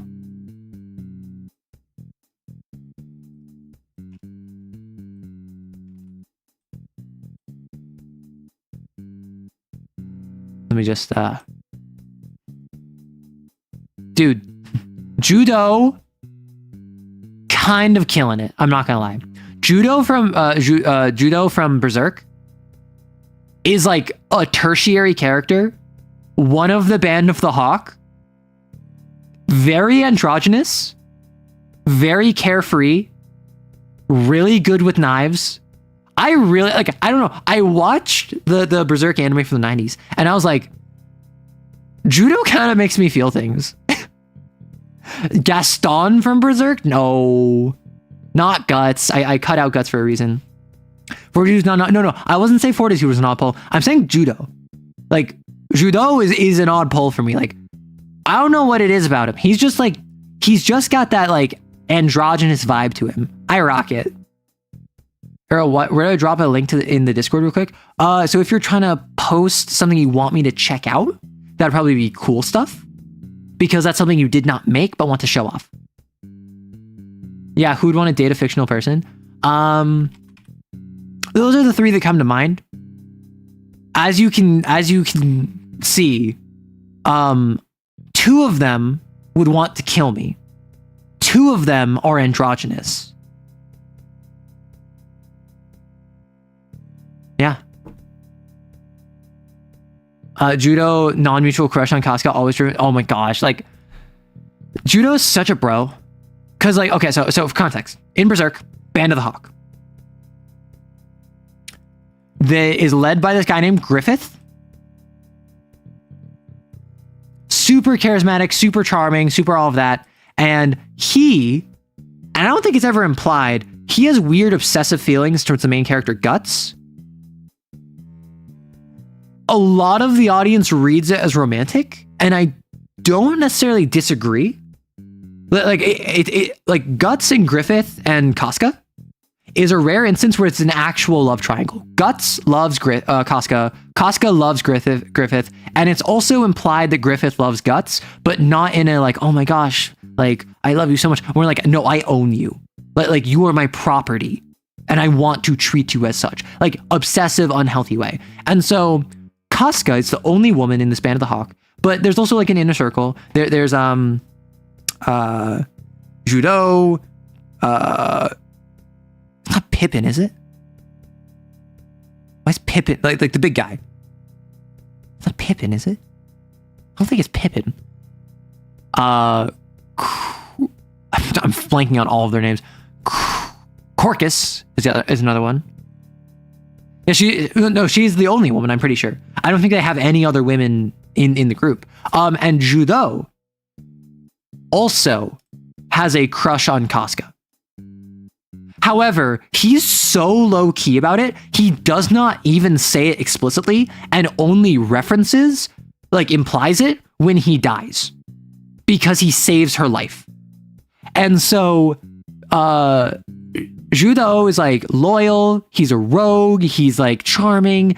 And when Guts is like leaving Band of the Hawk, it's actually Judo who approaches him and is just like, hey, seem like you're ready to go somewhere. And Guts is like, yeah, don't worry about it, just head back. And Judo's like, let me walk with you. And Guts is like, fine. And Judo is basically talking to him, and he's just like, hey, if you're gonna leave, take her with you. At this point, she cares about you, she loves you, you would be happy with her, like you'd be good for each other.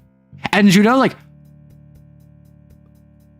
1000% is like, hey, I just want what's best for Casca. Casca cares about you. She has conflicted feelings for Griffith. If you ask her to leave, she would say yes. I think leaving, I don't want you to go. I don't want either of you to go. But I think if it's the right thing for you, it's the right thing for you. And Judo's like so low key about it that it made me really appreciate him, and I wanted to see more of him. And also, he's really androgynous. I want an androgynous person who will literally just kill me a little bit. A little bit. His reaction to the eclipse is heartbreaking. Everyone's is. I don't like the eclipse. Okay. I like the eclipse from a narrative, like oh my gosh.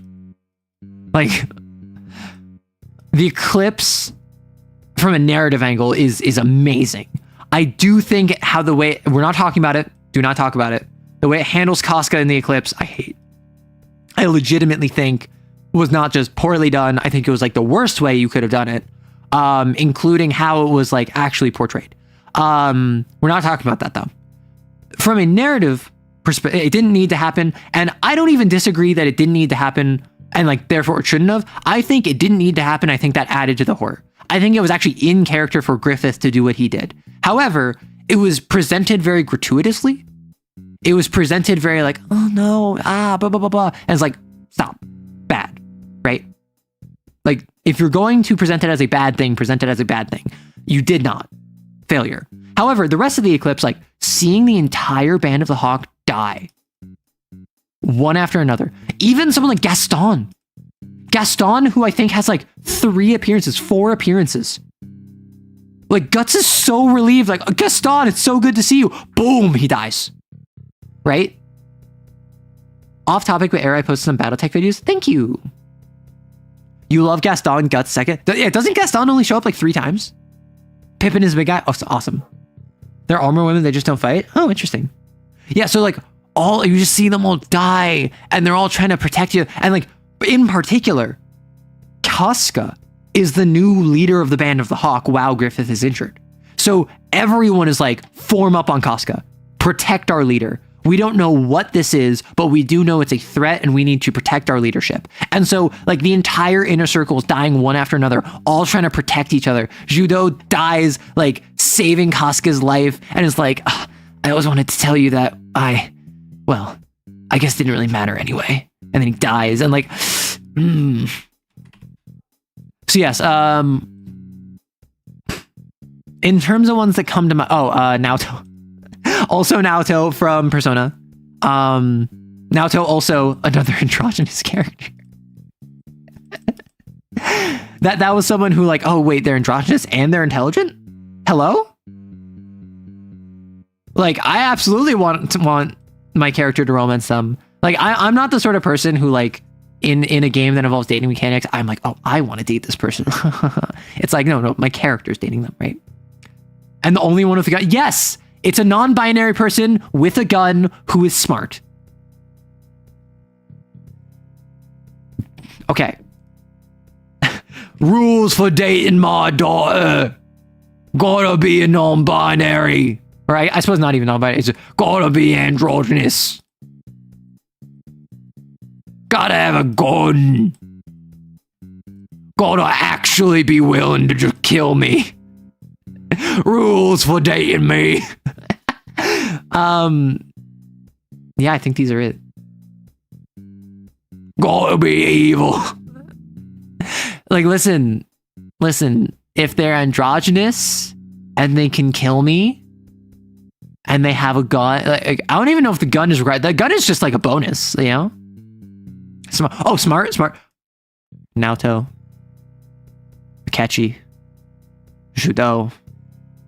Do you think Fortitude is smart? I don't think Fortitude is that smart. I think smart though. Arrow real for that. Listen, I have a type of fictional characters that make me go wooga. Like, I'm not gonna lie, for the longest time, I did not ever look at a character, or I looked at a couple of fictional characters, I was like, wooga, but like, I never was like, oh, I have like a crush on this character. And like, even now still, I don't like have crushes on fictional characters, but I do look at fictional characters and I'm like, oh, that's good. Like Fortitude, for instance, like, that's good. I can, now that I've kind of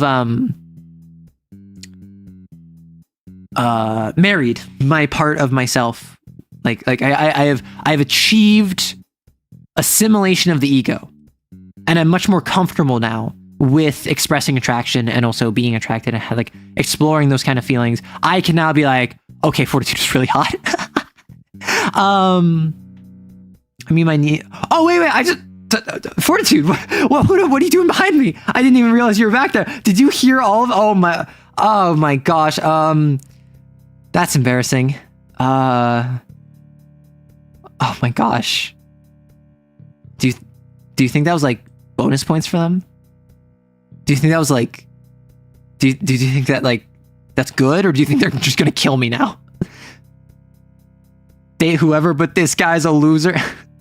One of my favorite changes came from Ranma 1/2, where they changed the line where it came off as homophobic. It was the 90s, so basically, no, you must date someone manly. Arrow, run. Well, I feel like everyone would say Fortitude is hot. Arrow made it themselves. Arrow romantic. Fortitude coming in for a kiss. You're like 10 minutes, run! Running wouldn't do anything. Fortitude is smart. Whatever she says something, everyone in the group agrees. You'll date a manly woman. I am of the opinion. I'm of the opinion.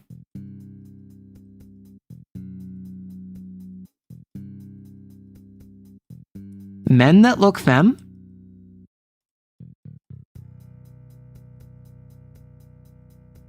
Women that look masc.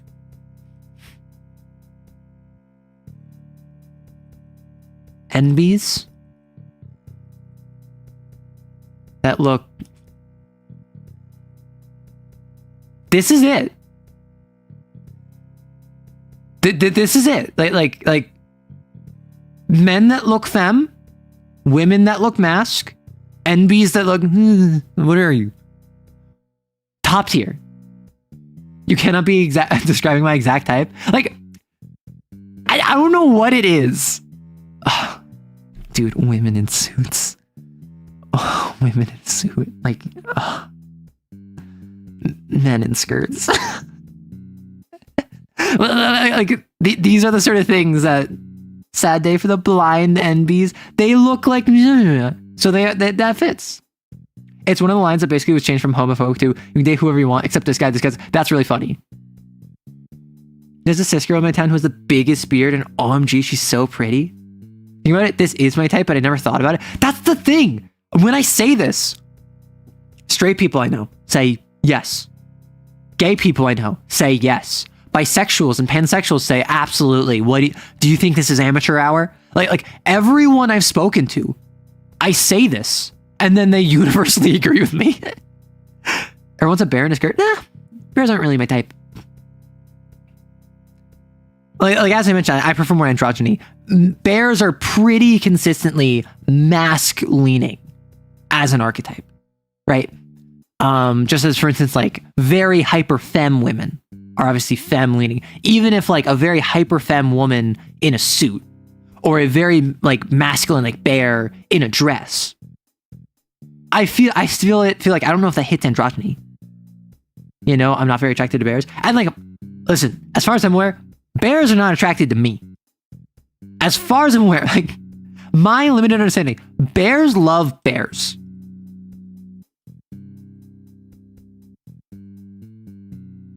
And the awkward bit about it is that twinks love bears.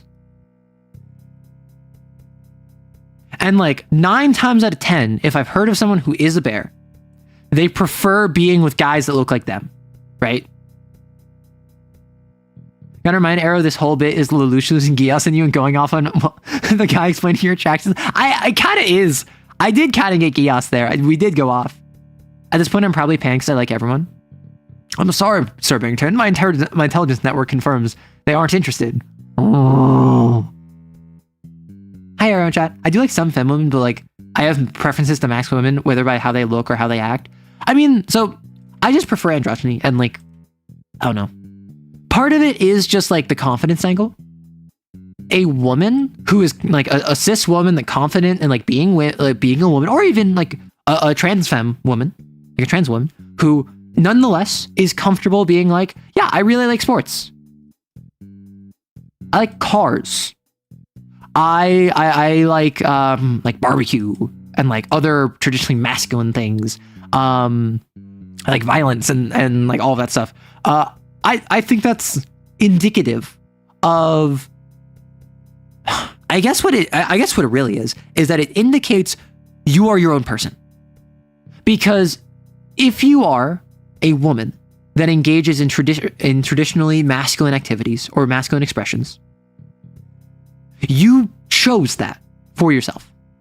Meanwhile, if you are a woman who engages in traditionally feminine activities, like for instance, going shopping, clothes, and makeup and whatever, that does not make you better or worse of a person, but it is not an immediate signpost that you're kind of doing your own thing. And I think that's part of it. I think part of it is that just having a personality, being your own person. It doesn't matter if I like the sports you like. It doesn't matter if I like cars. What matters is that in a world where you are told cars are for boys, dresses are for women, you can say, I like cars, so I'm going to like be a car girl. I'm going to be a car gal. And so that's passion. You chose that. Whereas if you say, I'm going to be a dress woman, I like dressing up and I like being very pretty and elegant. I don't know if you chose that or if that was pushed on you. Same thing with a man who's into sports.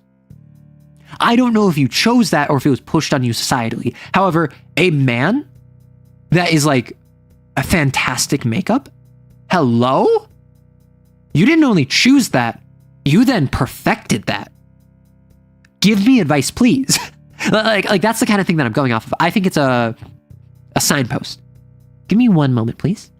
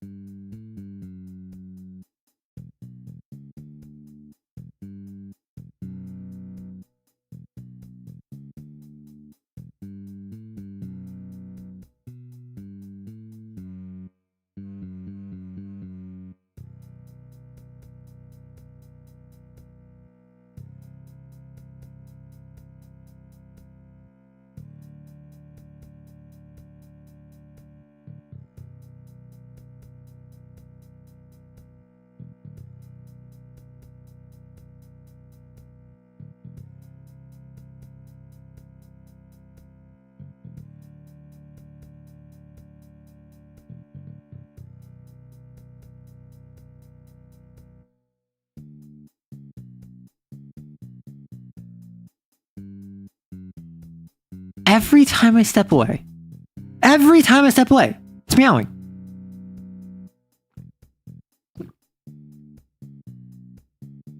Okay, at least we got some woofs in there, like hiss. Is that like a snake hiss? Is that cat hiss?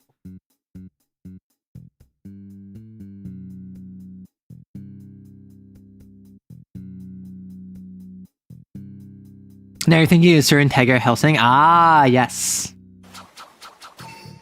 Are you barking at Sir Integra Helsing? Oh my gosh.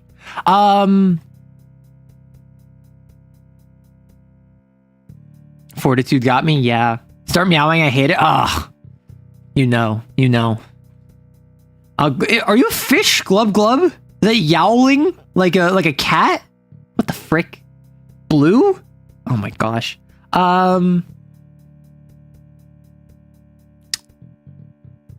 What is it?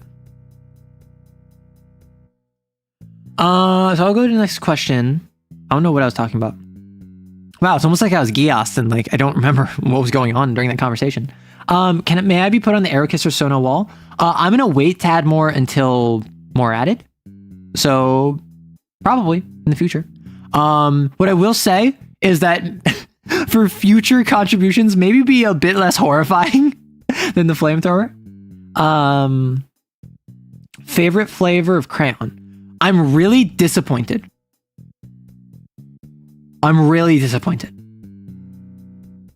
It's not yellow because yellow doesn't taste like lemon. It's not blue because for whatever reason they didn't make it blue flavored. It's actually green. Green tastes the most like green apple.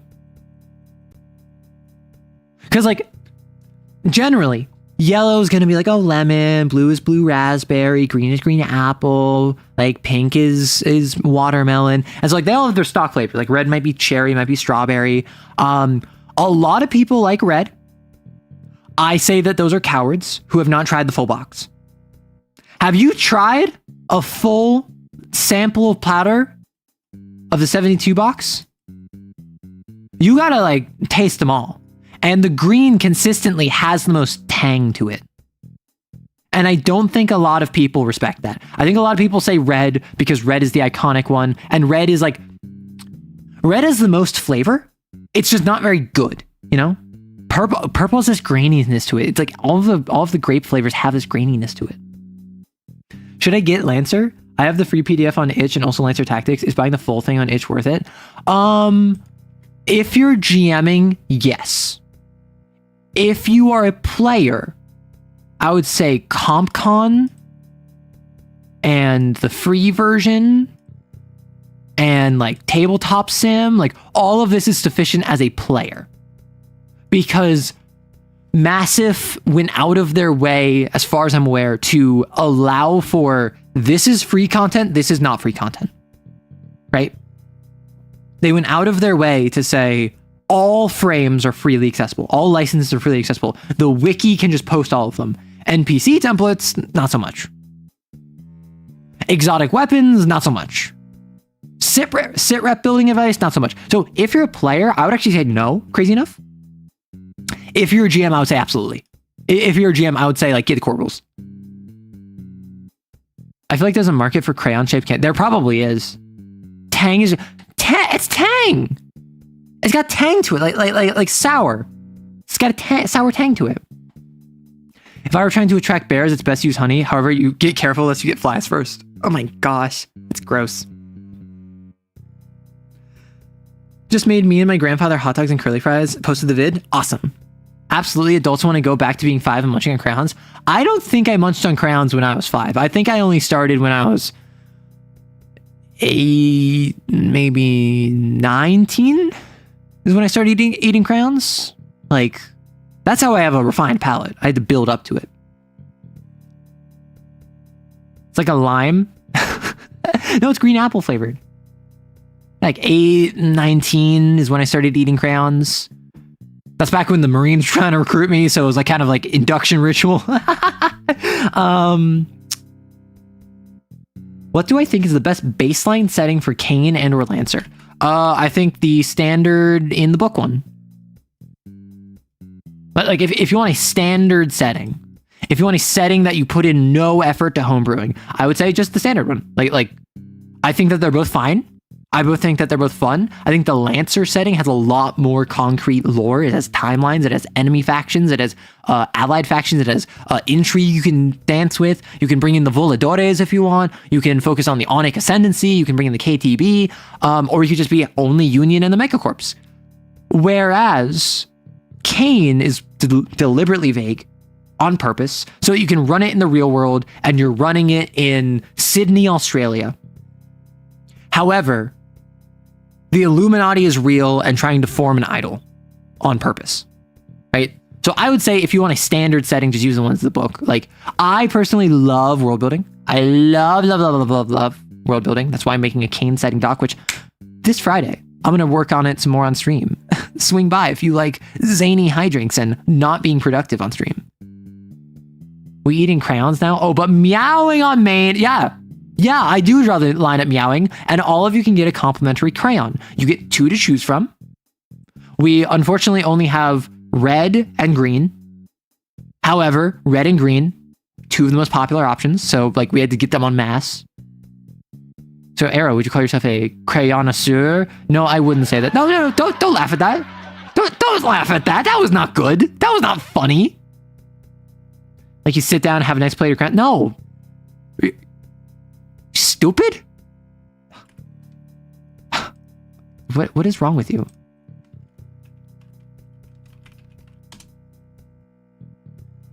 Like I grab from the store, I buy in bulk, I get a sample platter like anyone else, and because I have to like be cost saving, I'll take 3 or 4 a day. Kind of pick them up, chomp on it, like eat throughout the day. If I'm kind of like just like in a snacky mood, I'll generally go up to like one of these entire sleeves, like one of these ones. But that's actually something that I've really been trying to cut down on, just because like the calories are just amp up and up and up. But like, yeah, just like I'll just have like half of one of these sleeves in a day, and munch on them. It's a matter of willpower to not go too far. Like, yeah, it's a sample platter. It's sold in the goods section where they sell like those charcuterie boards. It doesn't pair with them. The flavor profile is all over the place, but like it is the same principle. You had a whole box in one sitting. Oh my gosh. You're like those people that like clear through entire things of Oreos. Like listen, I love these as much as the next guy. However, I have some sense of decorum. Also, I think this actually might be my favorite. I forgot of like the aquamarine. Yeah, I'm seeing colors that I haven't really thought about because I haven't picked up one in a while. Like I was speaking broad colors. These 2, I remember rocking the sea green, the sea blue. It's such a good bit. I hope it's a bit. What bit is this? Like, are you saying that my preferences are a bit? Are you saying? Sorry, I need a bit of time. I didn't realize that I wasn't welcome to my own community. Wait. You put them in a blender with milk and orange juice? The crunch, the chew. That's the whole bit of it. You peel off the skin and then you just like blending. Are you blending a filet mignon steak? What is wrong with you? Hey, at least it's not MREs. Hey, hell yeah, brother. Apparently a standard crayon has 25 to 30k calories. You can eat almost 100 of these in a day to meet your daily calorie intake. You peel the skin, that's what I don't like the flakiness is my issue. The real ones know you only eat the skin. Well, listen, then you and I can like share a platter very effectively. Dire Queen, I don't eat crayons, and that sounds like I'd rather stick my hand in a blender and drink that.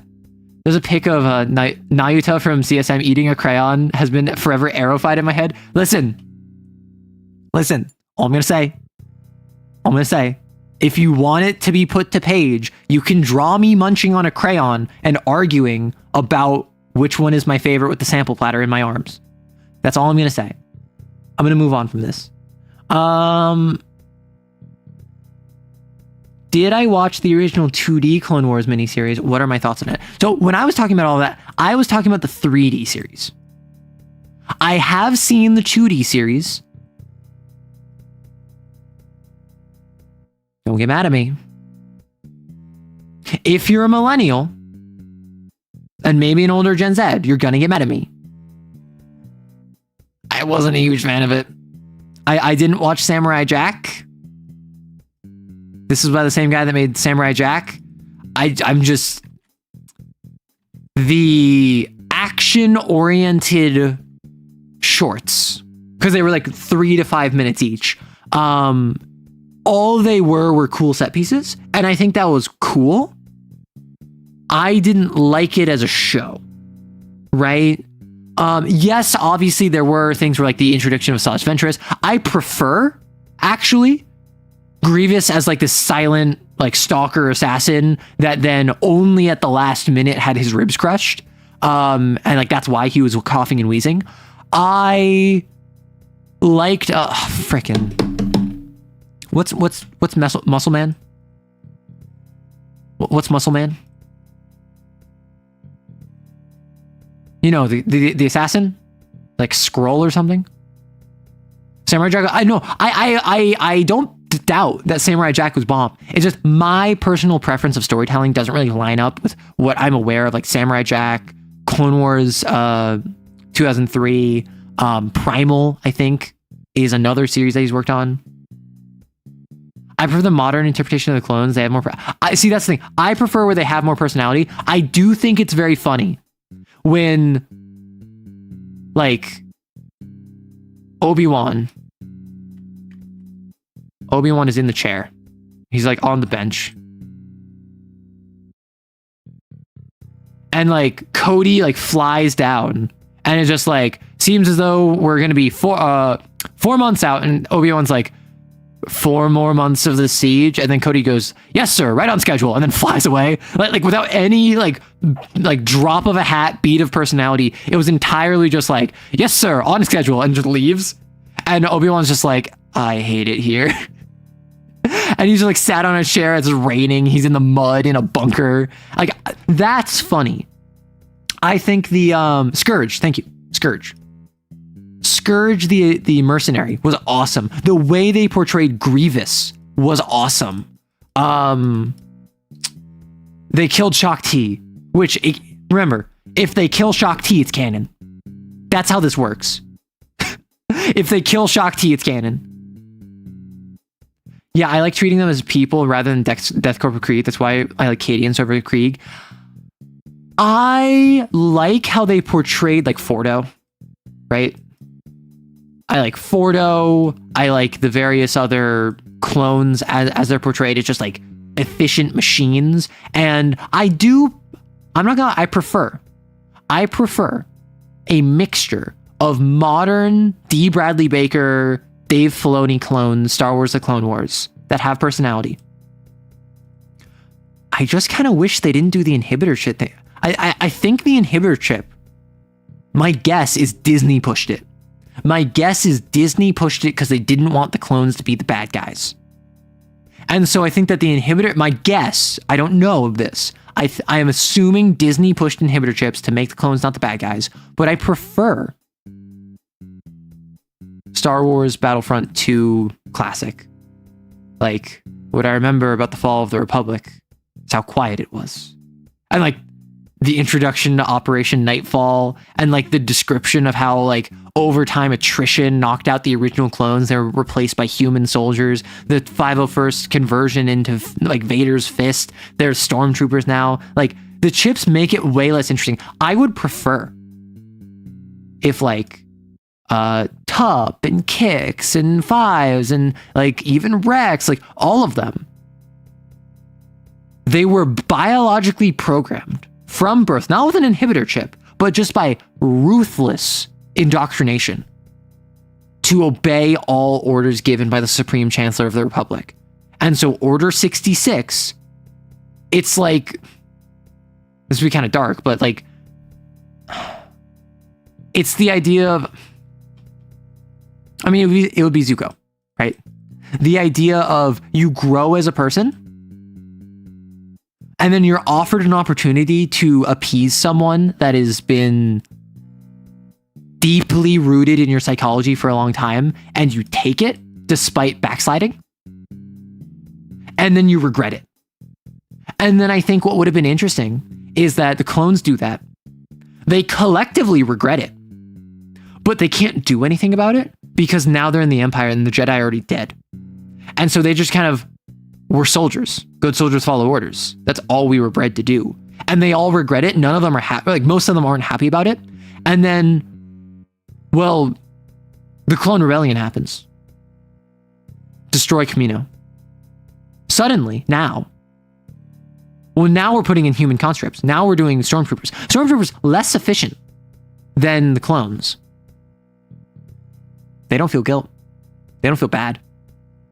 They don't have rebellions. They're just people. And so the clones get phased out would be interesting to me. In Legends, there are plenty of examples of clones resisting the order. Yeah. And there was also an instance of, in the comics, that someone was fighting Vader and he was with the 501st. And then the guy who, I think it might have been like a renegade Jedi or like a Padawan that survived Order 66, like yells like execute Order 66, and all of the clones immediately turn on Vader because they recognize him as a Jedi and they try and take him out. So Vader like kills a bunch of like 501st clones. In OG Battlefront 2, the Clone Rebellion is why the Empire swapped over standard humans. Yeah, I think that's literally exactly why. Its whole it whole makes the clones from Bad Batch those who weren't told the plan. Yeah, and like if the Bad Batch just weren't indoctrinated, it didn't work on them because they weren't susceptible to it by their defects. That would still work. They could still do that. If Rex, because he spent so much time with Anakin, Rex still disobeyed, right? Rex still went against 66 by the help of Ahsoka because he was under Anakin. He was like basically so like freed of the indoctrination that he was open to being helped by the Force. And so Ahsoka with the Force helps him get away from the indoctrination, and they manage to get away. Rex is still fine. The Bad Batch are still fine. Most of the clones are still baddies. Same endpoint. Just everyone feels bad. I think that the clones were actually loyal enough to disobey that order, which the inhibitor chip allows that to happen, while also giving them, while also letting the event happen. Bad Batch are the Madagascar penguins of Star Wars. Oh my gosh. Ashi, it's Japanese. Cool. When is the Becoming a Virtue homebrew going to be published? So the Becoming a Virtue homebrew, if you don't know, I am currently working on a homebrew cane supplement, which is not just homebrew. It is for Becoming a Virtue. It is also playing Untouchables. It is Distortions 2.0, which if you don't know, I have Distortions 1.0 released on itch. It's part of the Kane Expanded Universe. I want to make mechanics for a Metamorphosis. I also want to touch on lore of my setting. I want to talk about the various sites that there are. A Code Pink, Under Heaven. I want this to be like a lore document coupled with mechanics. And so the Becoming a Virtue stuff is part of this. So I made mechanics on Becoming a Virtue. I made mechanics on Unleash Blasphemies, like making custom blasphemies, powers that are mutations of your standard blasphemies. What I could do, I could release the Unleash Blasphemies, the High Blasphemies, the Unleash Blasphemies. I could release that as a playtest document, see if anyone gets feedback on it before I release this. That might work. That might be useful. Oh yeah, on the same vein, when will I open submissions? I will open submission. That'll be like end. That'll be like near the end. So if you don't know, because I'm going to make a bunch of sites, right? So it's like site alpha, here's a brief synopsis of it, here's some information, here's some example XOs. I'm going to make each site, there are going to be 20-ish sites that are all going to be castle sites. They have XOs. And I'm going to open it up to the community. I'm going to open it up to my community, and you can like give me, here's this XO's name, here's their blasphemy, here's their agenda, and here's like a 2-sentence description of them and like what they do. So for instance, you might make a cat to jaunt user named Lilac, whose agenda is doomed. And you say, a former Toad host, her sin was demanifested after being spared and picked up by the execution team because she bonded with them and was very helpful. Now, she carries the mark of her sin and tries her best to pull her own weight despite not being knowledgeable in the workings of Cain. Boom, you have a character. Site alpha, throw in Lilac. If you want to run this, if you want to run in my setting and site alpha comes up, you can run Lilac. Cat 2, jaunt user, doomed, right? That's what I'm going for. As someone who GMs Cain, when the playtest drops, I might be able to test it. Awesome. It will be on my Discord, so just be on the lookout for Discord. Have I seen the Spider-Verse movies? Okay. I have seen Into the Spider-Verse. I have yet to see Across the Spider-Verse. And I've heard that Across the Spider-Verse was not as good, but still really good. I like everyone I've talked to about it has been like, you haven't seen Across the Spider-Verse? And nah. And they're like, and you have seen the first one. And I'm like, yeah. So they're like, so you know what movies are? And I'm like, yeah. And they're like, well, how have you not seen it? And I'm like, I don't know. I just haven't. So I've heard. Mother watches. Oh my gosh. No. Any leg thing progress? Oh, leg thing progress. I mean, it's about where it was before. Like it's incremental change. If you don't know, I am doing I can just show you art of it now. It's kind of crazy. I am doing a leg cabedon. I'm working up to this. And right now, I would say instead of like this, I'm at the point where I'm like this or like this, right? I can do like that. So like I'm not quite at this level yet, but I'm approaching it. And the issue is I haven't been working on it the past couple of days. The past couple of days I've been too busy. Across was somewhat cut in half. Oh, Across is phenomenal, just doesn't work as well as a standalone. Really? I hadn't heard anything about that. Interesting. So I've been working on the leg thing. Like having this art by Ryu, who was in chat earlier on the Discord. Fantastic, amazing artist. Even though they say that they suck and they haven't drawn anything in 3 years, they drew this, and then they drew this, like back to back, like over the span of like a week, and like I love it. I didn't know you had. I do have legs. I mean, if you don't know, I have like a whole figure. But like, I have a side. I have like body. Wait, I was talking to the artist of those? Yeah, that's Ryu. Ryu? Ryu? I don't know. Anyway, so this is me. Like this is my standard outfit. I do have knees. The funny Barbarossa. It is the funny Barbarossa.